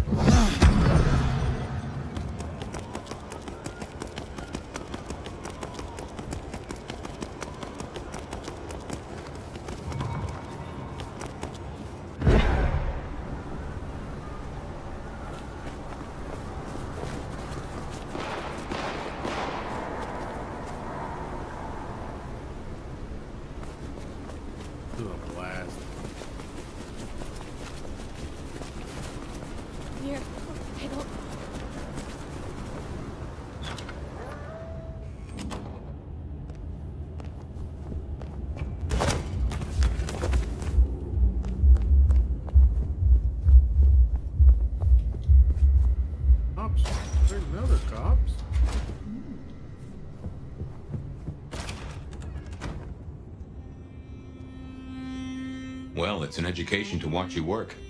You have a knack for treating folks the way they want to be treated. Some might call that buttering up, but I call it prudence. Social lubrication. Lubrication. I mean what I say. There are kindred to be respected here. Oh, I get it, I do. I think this town could use a sheriff who listens before they punch. We've done our share of legwork tonight, that's certain. You want to work the notes, both high and low? Helping to feed Lou was not something I expected when I woke up. Some might call it a come down, but there's a passel of weight in being a waiter. Folks treat you as furniture, and no one cares what shares here.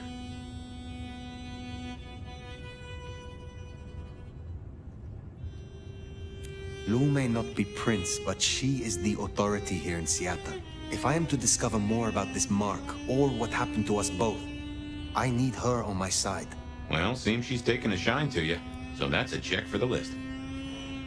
Sophia is interesting. So attached to her ghoul. It is not usual. Sophia's always been scatterbrained. Used to hang around with my sire. Maybe my bloodline rubs off on some. I like her, though. Reminds me of more innocent times. And we both love getting our fangs into a good puzzle. I find that she is a pleasant diversion. She digs up my older memories. Hey, if it floats the USS Fire, then I won't pass comment, but some memories are maybe best kept buried. Indeed. I know a bit more about how Katsumi and the Anarchs operate in Seattle. You do. A little that even opened my eyes. I'd not known her arrangement with Benny. Caught between court and rabble and has been for a while. Seems to be steering the course for the best. And owes you a favor, which is not a thing to be sniffed at.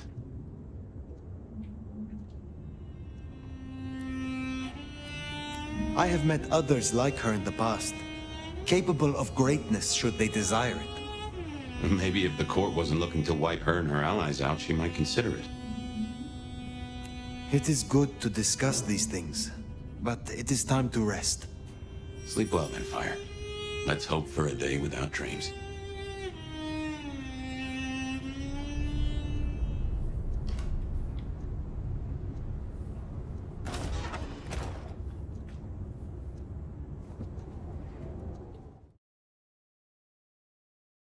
Dream.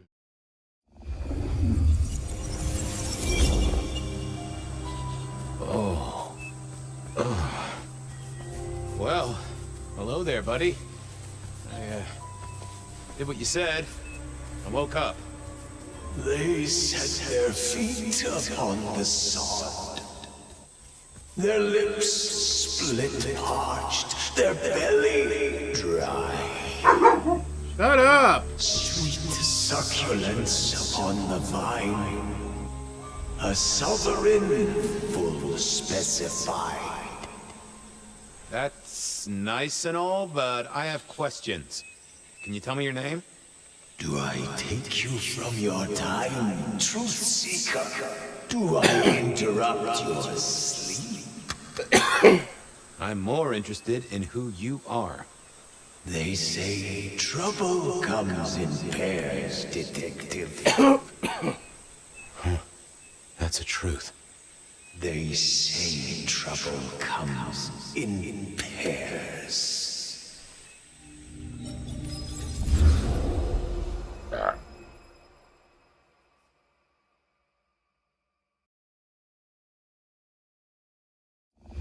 They say trouble comes in pairs, and here I was with the first shoe in front of me, waiting for the other to drop.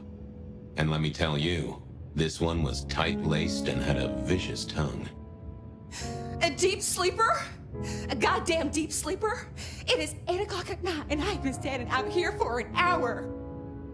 Well, I'm sorry to interrupt your me time, Mr. Detective, but someone wants to kill me and no one seems to care.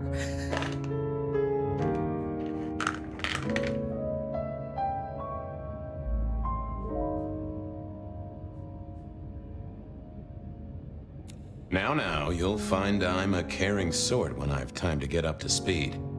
So why don't you settle down and tell me your problem, Miss, Verona. It's just Verona. And calm right down. I find a goddamn death threat in my purse and this freaky looking sword thing. And you want me calm? Now that is interesting. A death threat and a decoration. Might I see them, Miss Verona? That's why they sent me to you. I showed the officer at the desk. He said you'd help. Look, I went out last night with the girls, went through my purse for my keys this morning, and there they were. The letter, the cross thing, were there last night, and honest, this has got me shook up, Detective. Real shook up.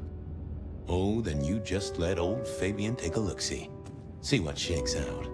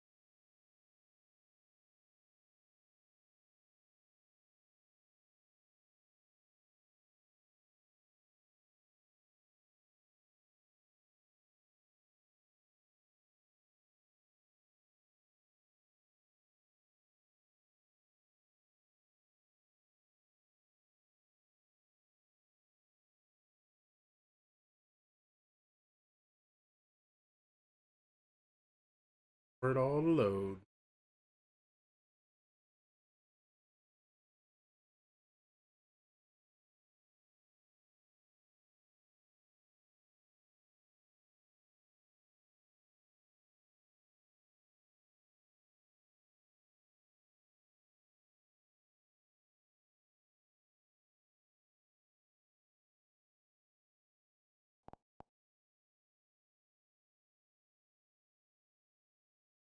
Oh.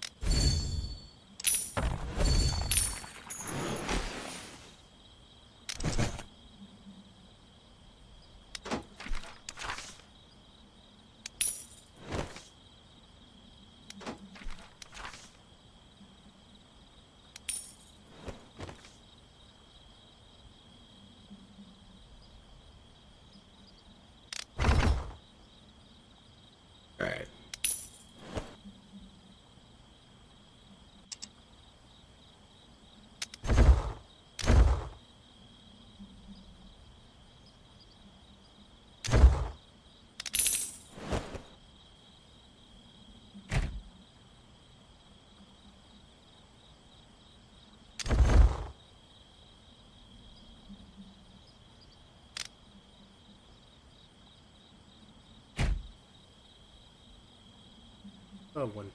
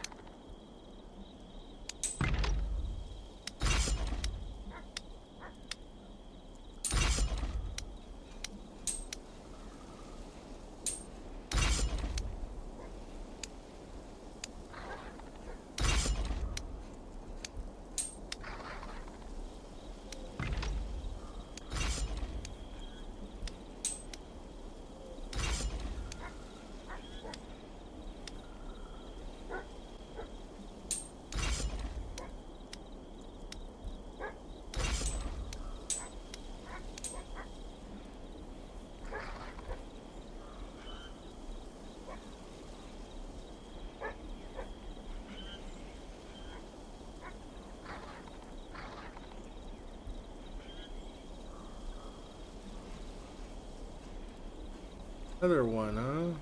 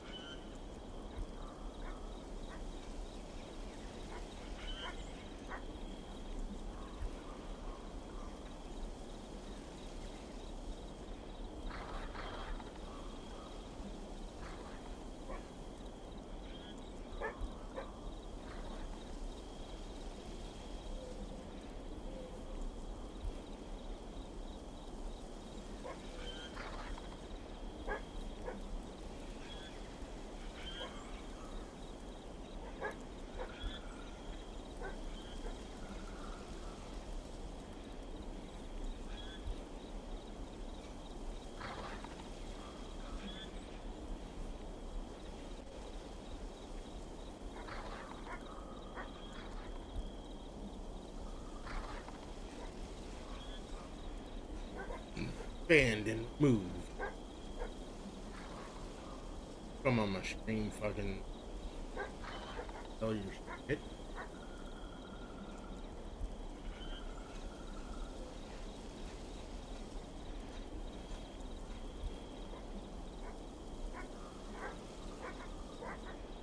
Crap.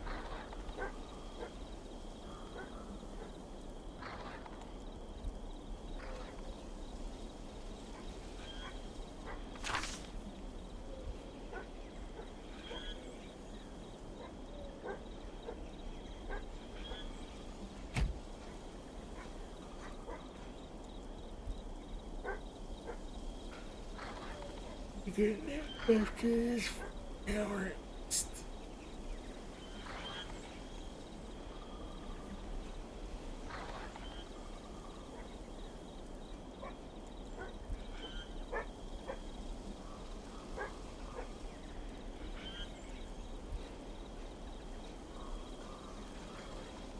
Really? Make sure that you what's doing what because it was on vase mode, but notice something's missing. Yeah, the thing, the terror. Also, oh, right.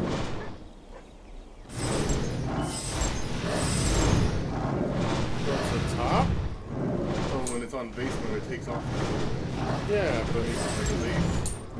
But I reprinted it. I was like, oh, yeah, just turn it off. And fucked it up. So that's pretty.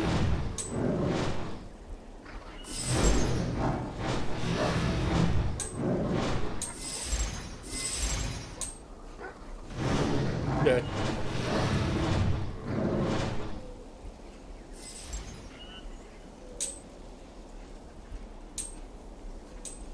Ooh.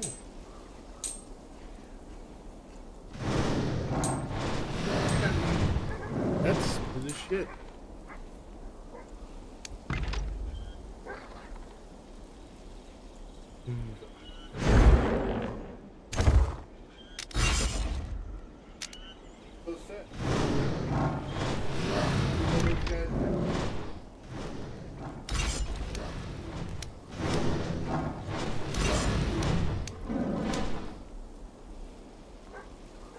Yeah.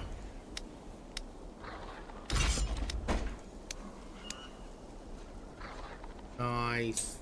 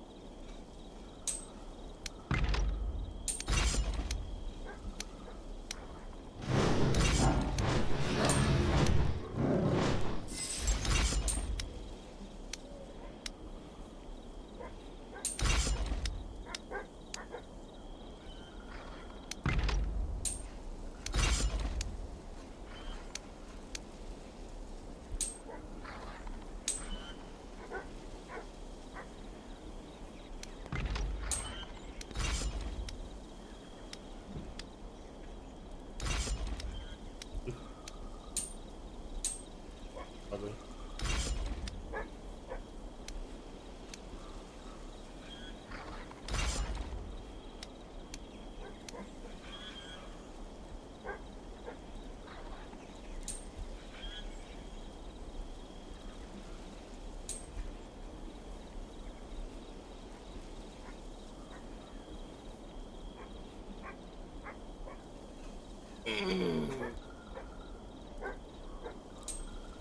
We're gonna finish off with today's stream, which has gone almost 6 hours. That's pretty nice. Pretty nice day. So we'll finish off today's stream with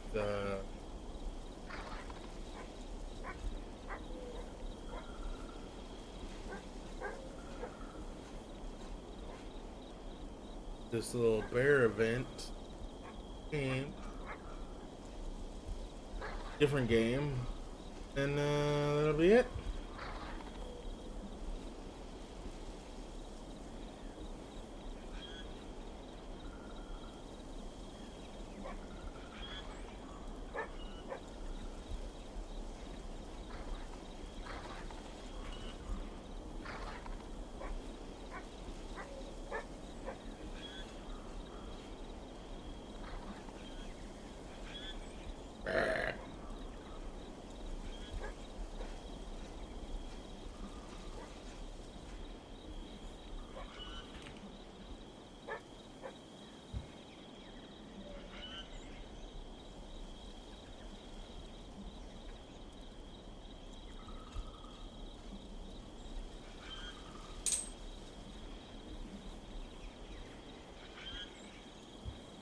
The pain in the ass to do on 4 accounts, I'll tell you what.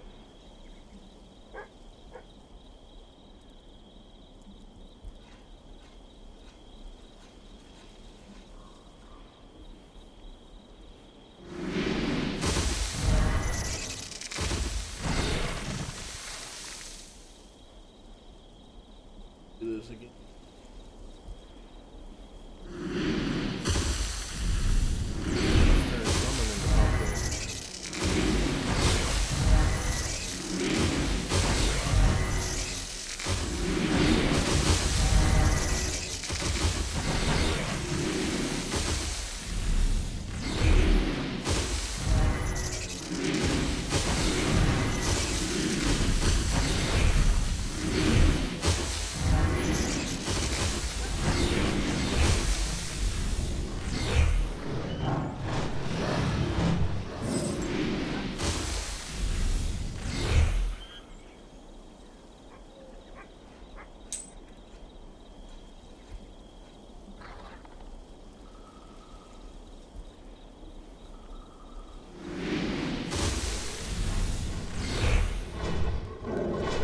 Bunch of friggin'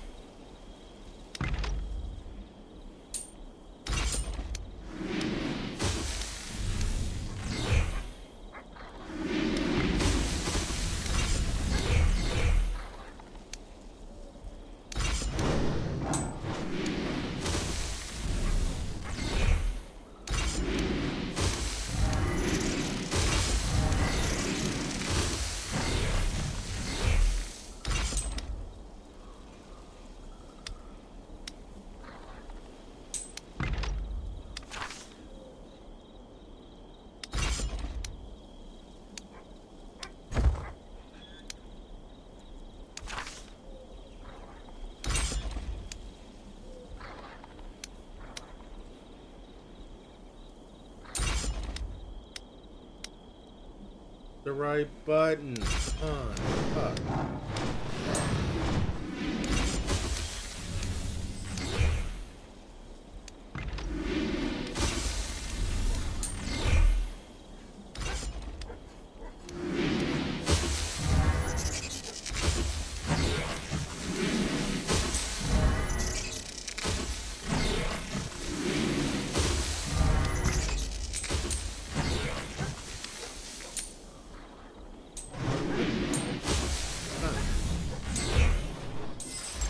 Oh my god, you guys. Jesus Christ.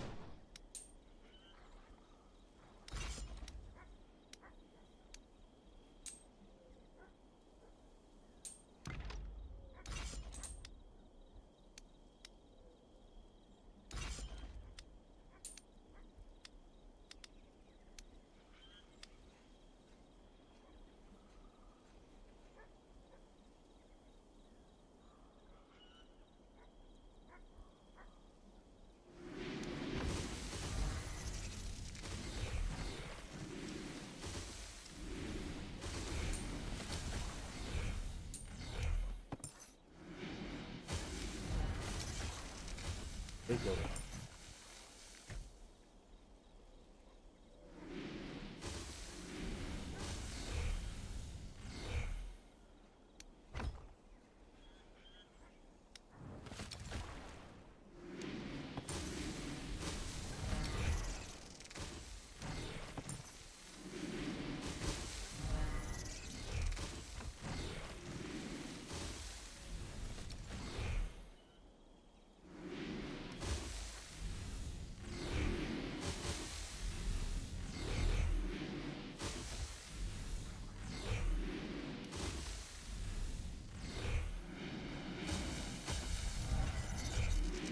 Sabina.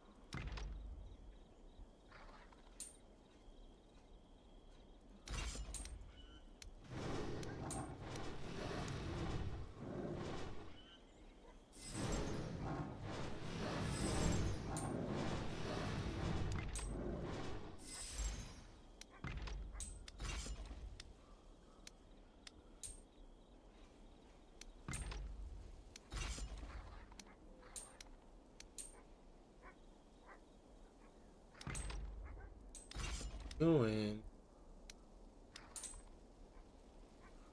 baby.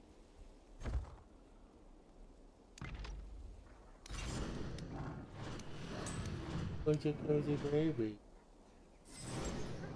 Yeah, you stay there. Good easy.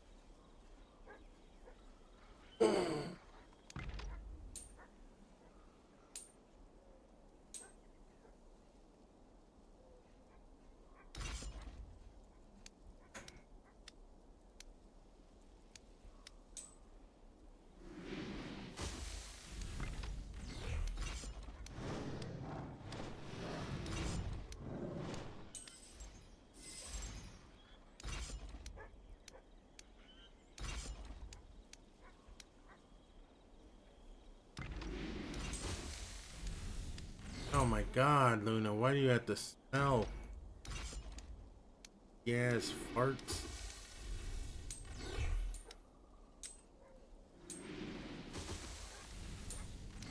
Gotta be underneath there.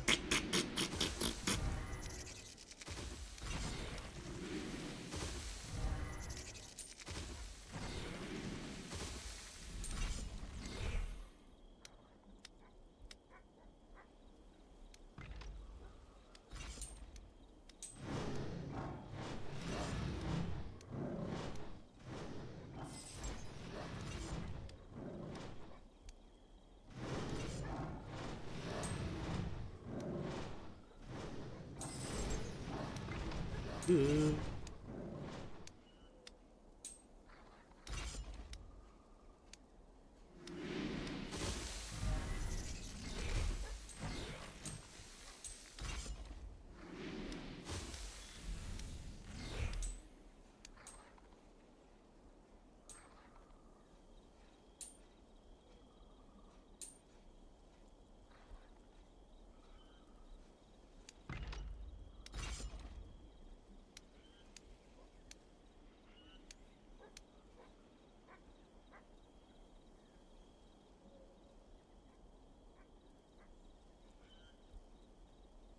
More minute.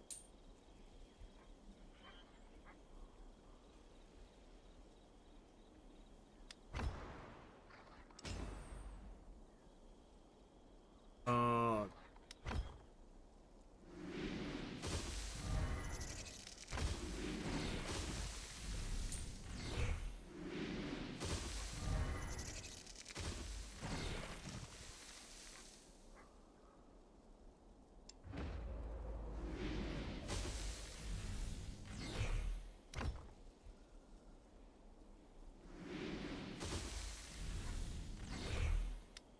hey, nope, that's 3 days. That's what's in today.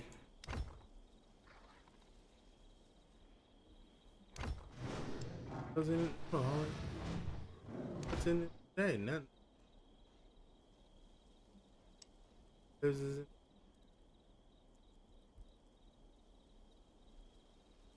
It's this. This is it.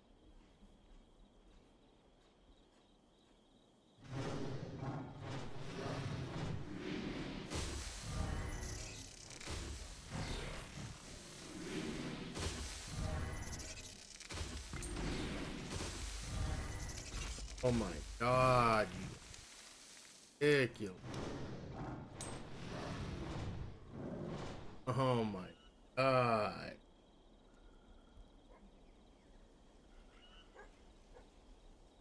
Oops.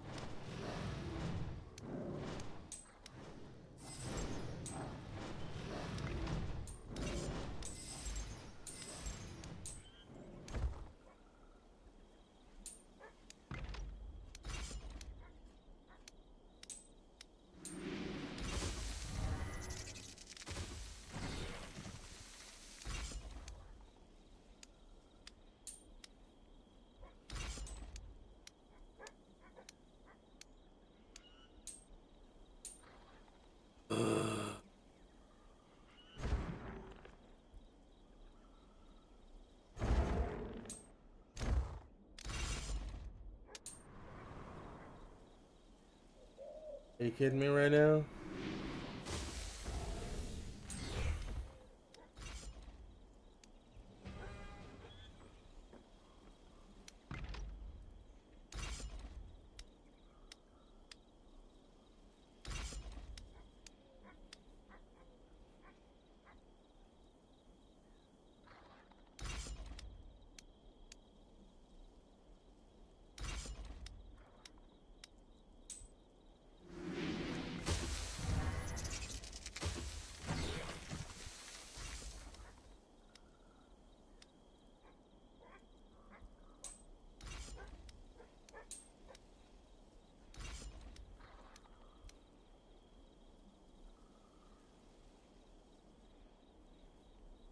Four minutes.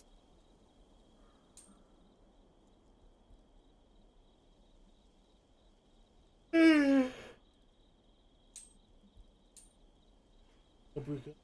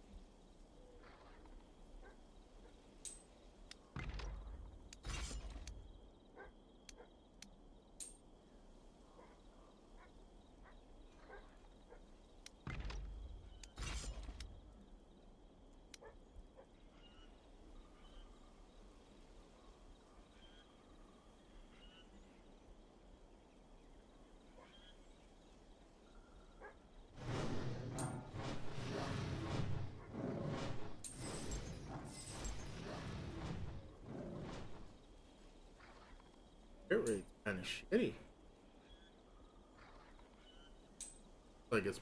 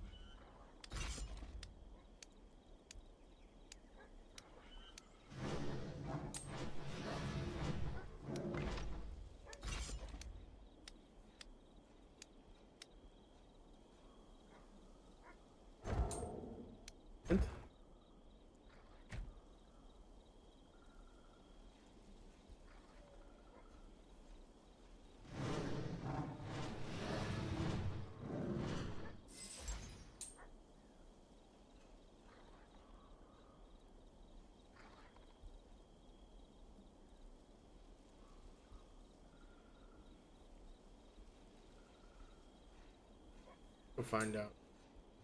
This is. Acting.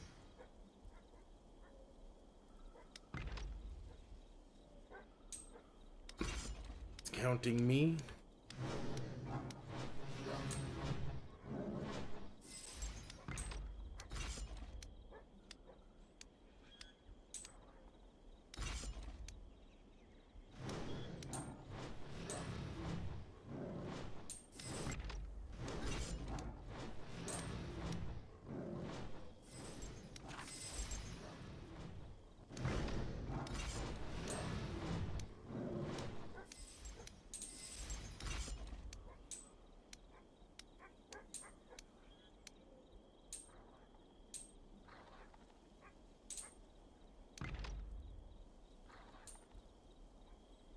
Alright.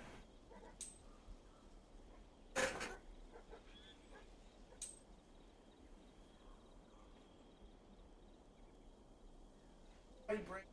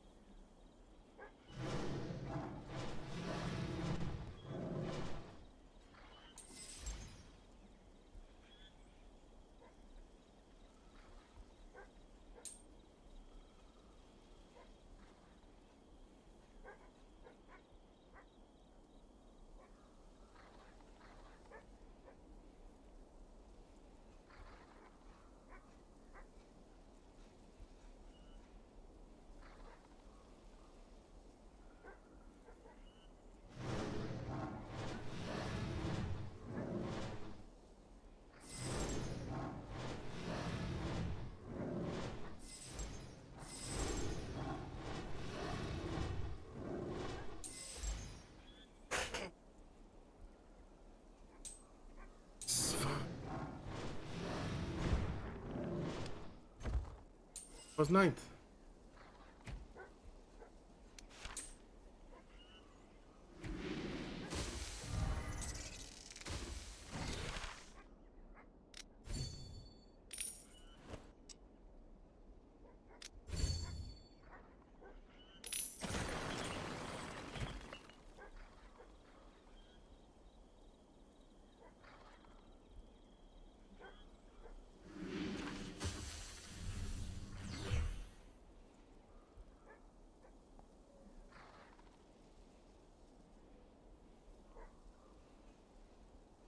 Wait till I upgrade my freaking.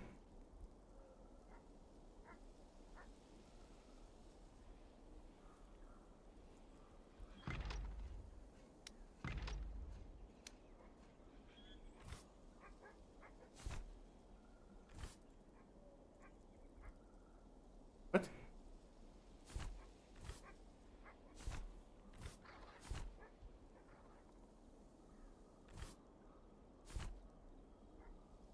Why is it at 2030? The fuck?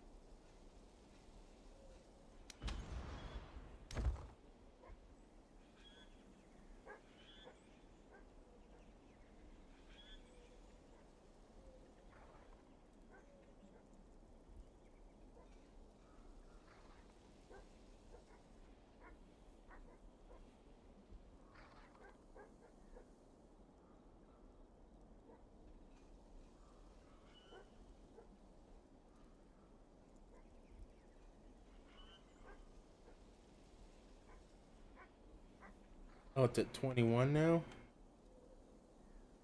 What?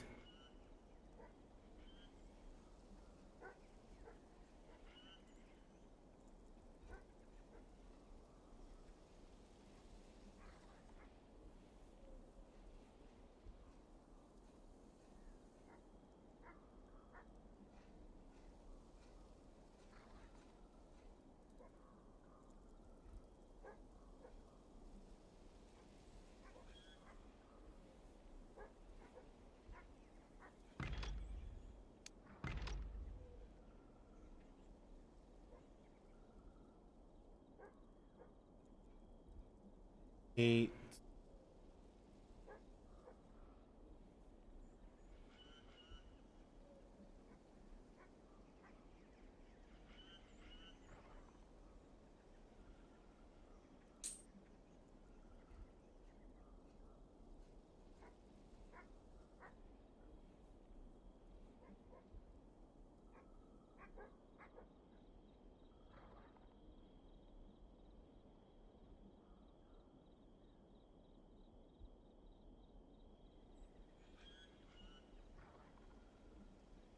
XP.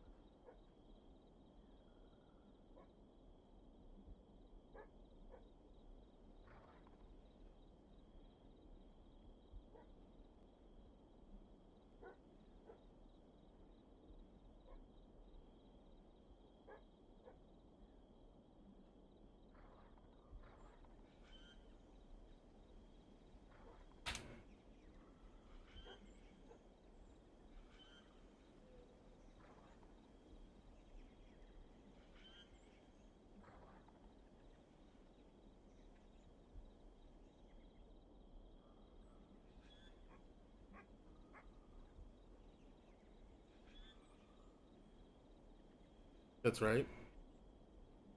You.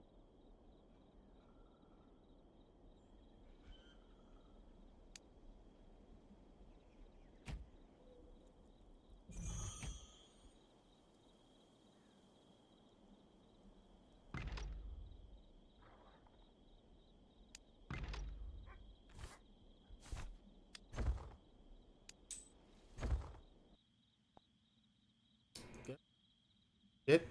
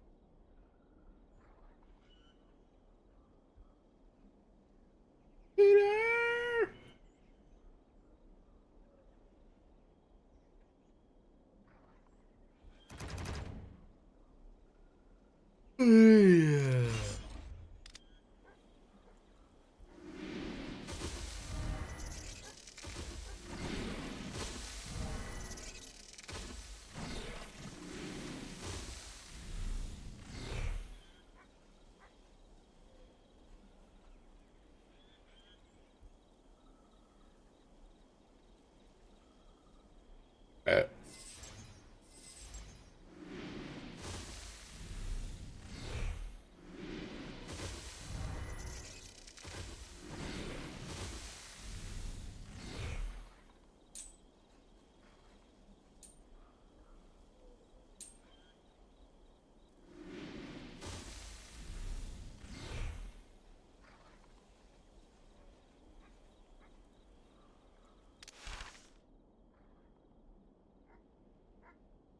Yeah, fuck, dude.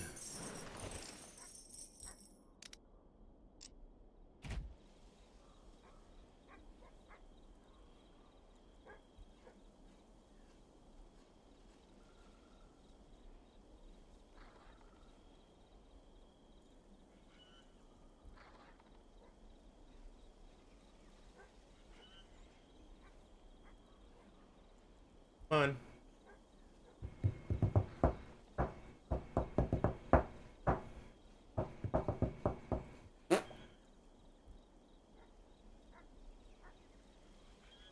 Oh yeah, babies. Oh yeah, babies. Why are you getting down? Sure. Oh. Oh my God. Good job. Good job. Good job. Hi.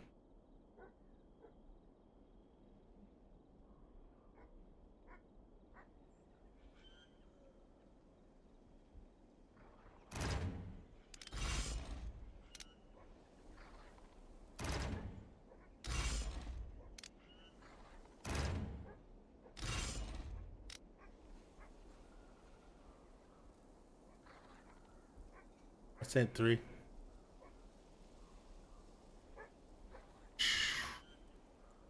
Look at that gaggle.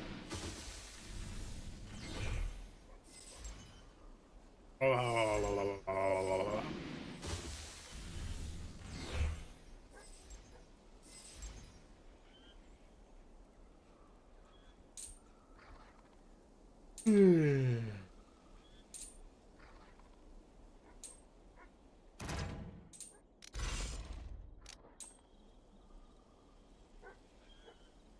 Are they gonna make it? That's the question. No, it doesn't look like they are. Where did I go wrong?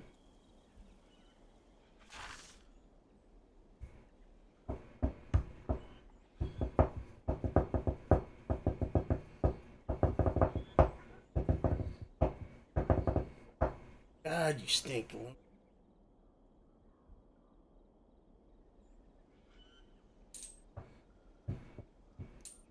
Hitting your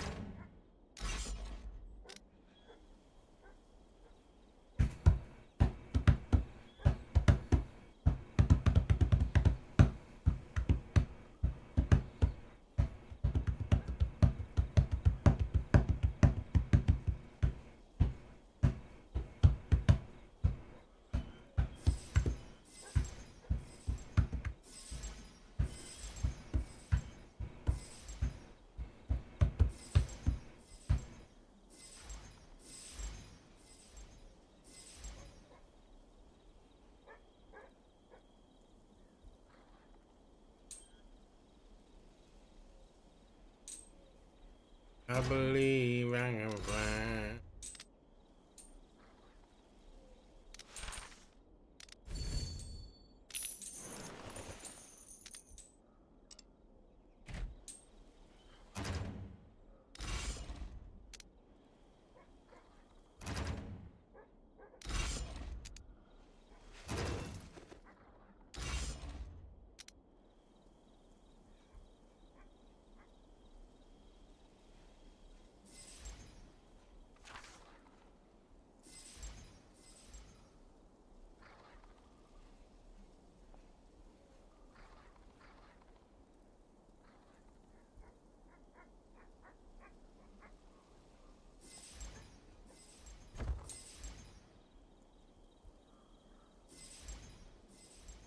I don't have to be.